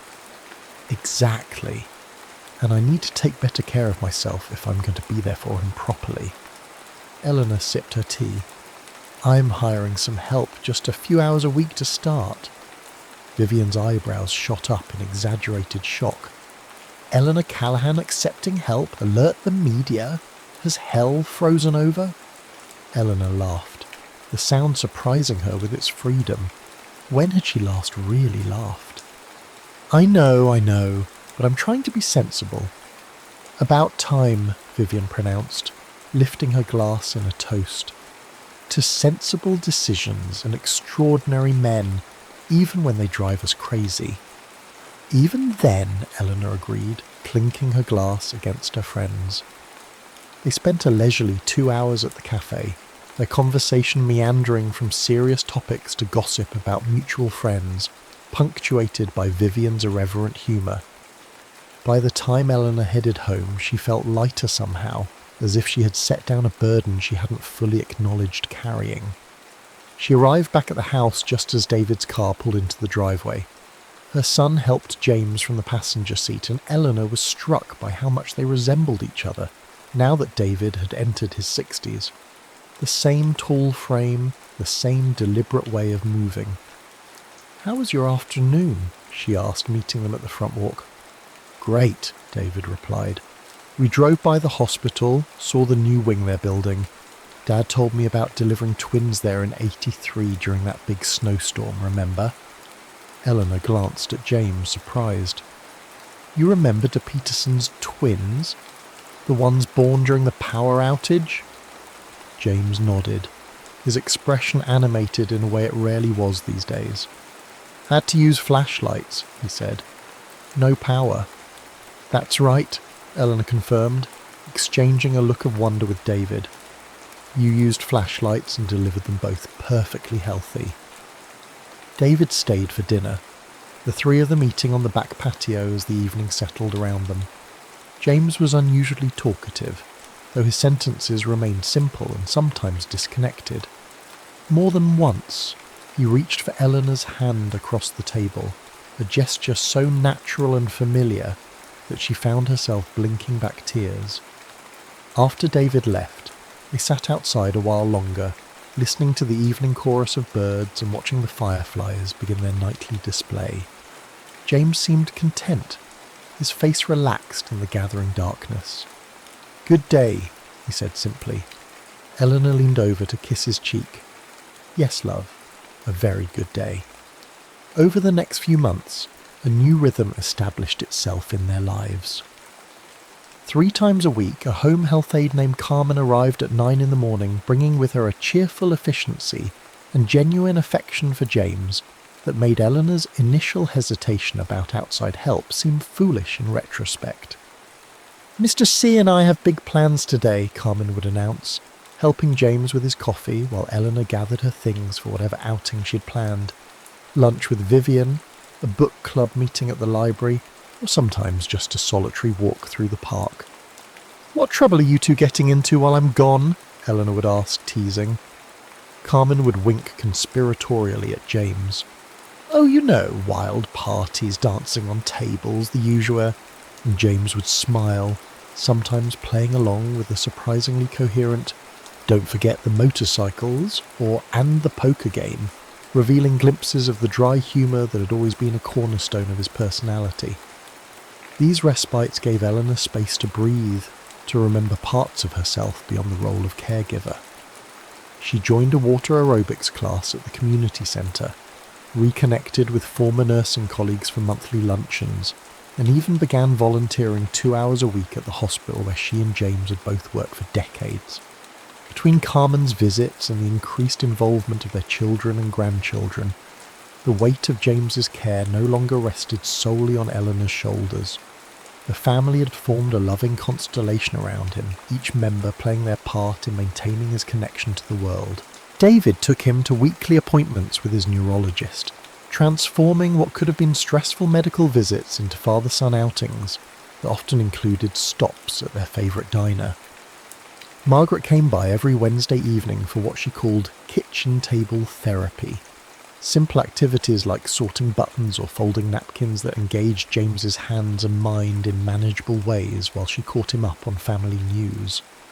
Michael, now pursuing a PhD in neuroscience, inspired, he admitted, by his grandfather's condition, called regularly on video chat, sometimes just to read aloud to James from the mystery novels he had always enjoyed.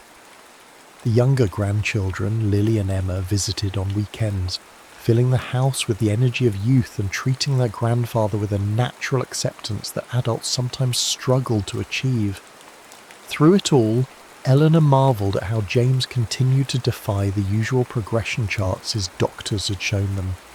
Yes, there were difficult days, mornings when he didn't recognise her at all, evenings when agitation overtook him and he paced the house looking for something he couldn't name. But there were also unexpected moments of connection, of recognition so profound they took her breath away. Like the afternoon in July when a summer storm knocked out the power, and she found James in the kitchen, methodically gathering candles and matches from the emergency drawer, a task he had always handled during outages throughout their marriage. Or the morning he suddenly pointed to a blue jay at the feeder and recited, word for perfect word, the poem he had written for her on their 25th anniversary, which had begun, "Blue as your eyes on our first morning, bright as your smile across decades." These moments came without warning and disappeared just as suddenly, like shooting stars across the darkening sky of his consciousness. Eleanor learned to appreciate them without expectation, to receive them as gifts rather than harbingers of recovery. On their 61st anniversary, a milestone they hadn't been certain they would reach together, the family gathered again, this time for a smaller celebration in the backyard. David grilled steaks, Margaret brought her famous potato salad, and the grandchildren set up lawn games that James watched with bemused interest from his comfortable chair in the shade. "Remember our 50th?" Eleanor asked him as they sat side by side, watching Michael attempt to teach Emma the proper technique for croquet. "The big party at the country club. You gave that ridiculous speech about how marriage was like golf, all about the follow-through."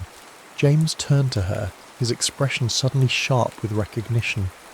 "You hated that speech," he said, chuckling. "Said I made us sound like we were on a perpetual golf course." Eleanor's heart skipped. "You remember that?"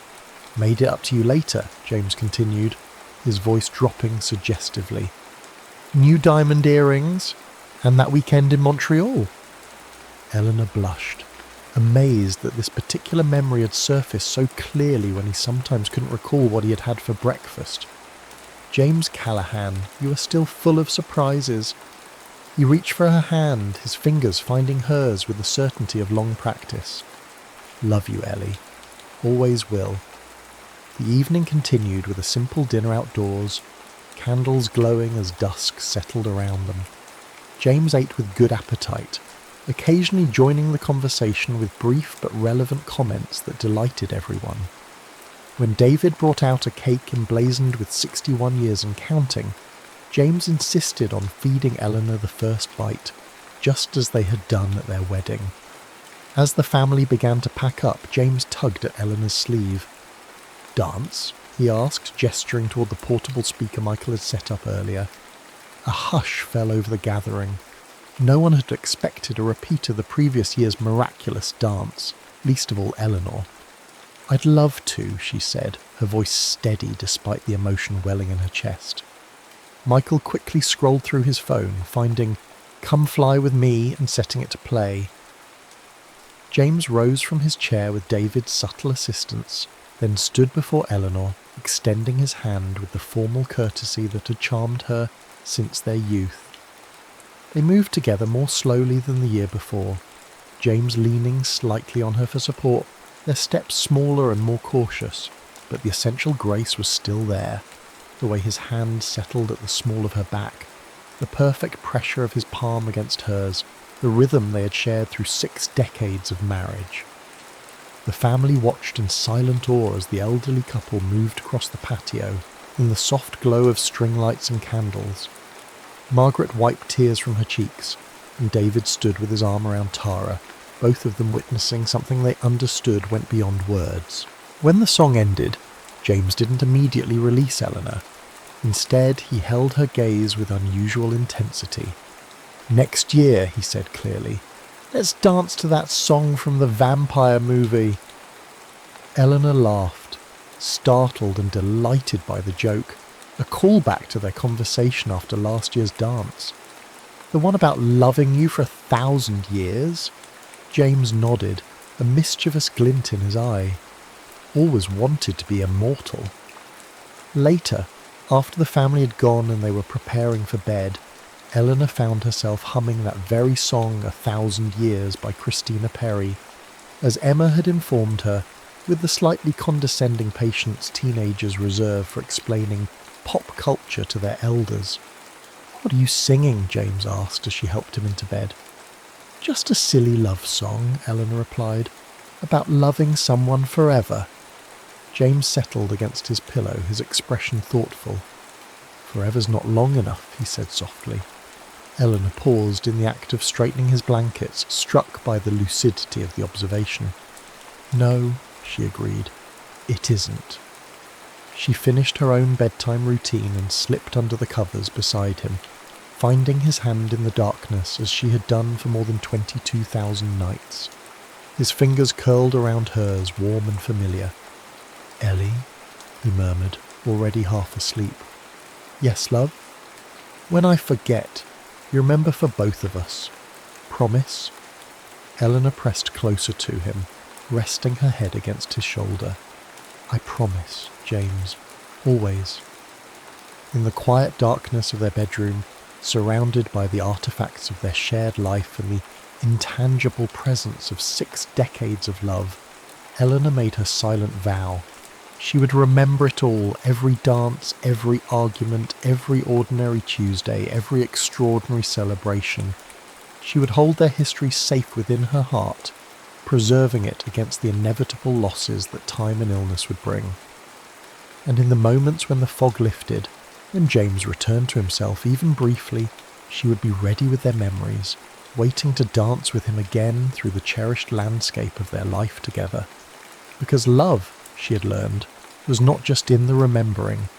It was in the constancy, the dailiness, the quiet acts of care that continued long after the grandest gestures had faded.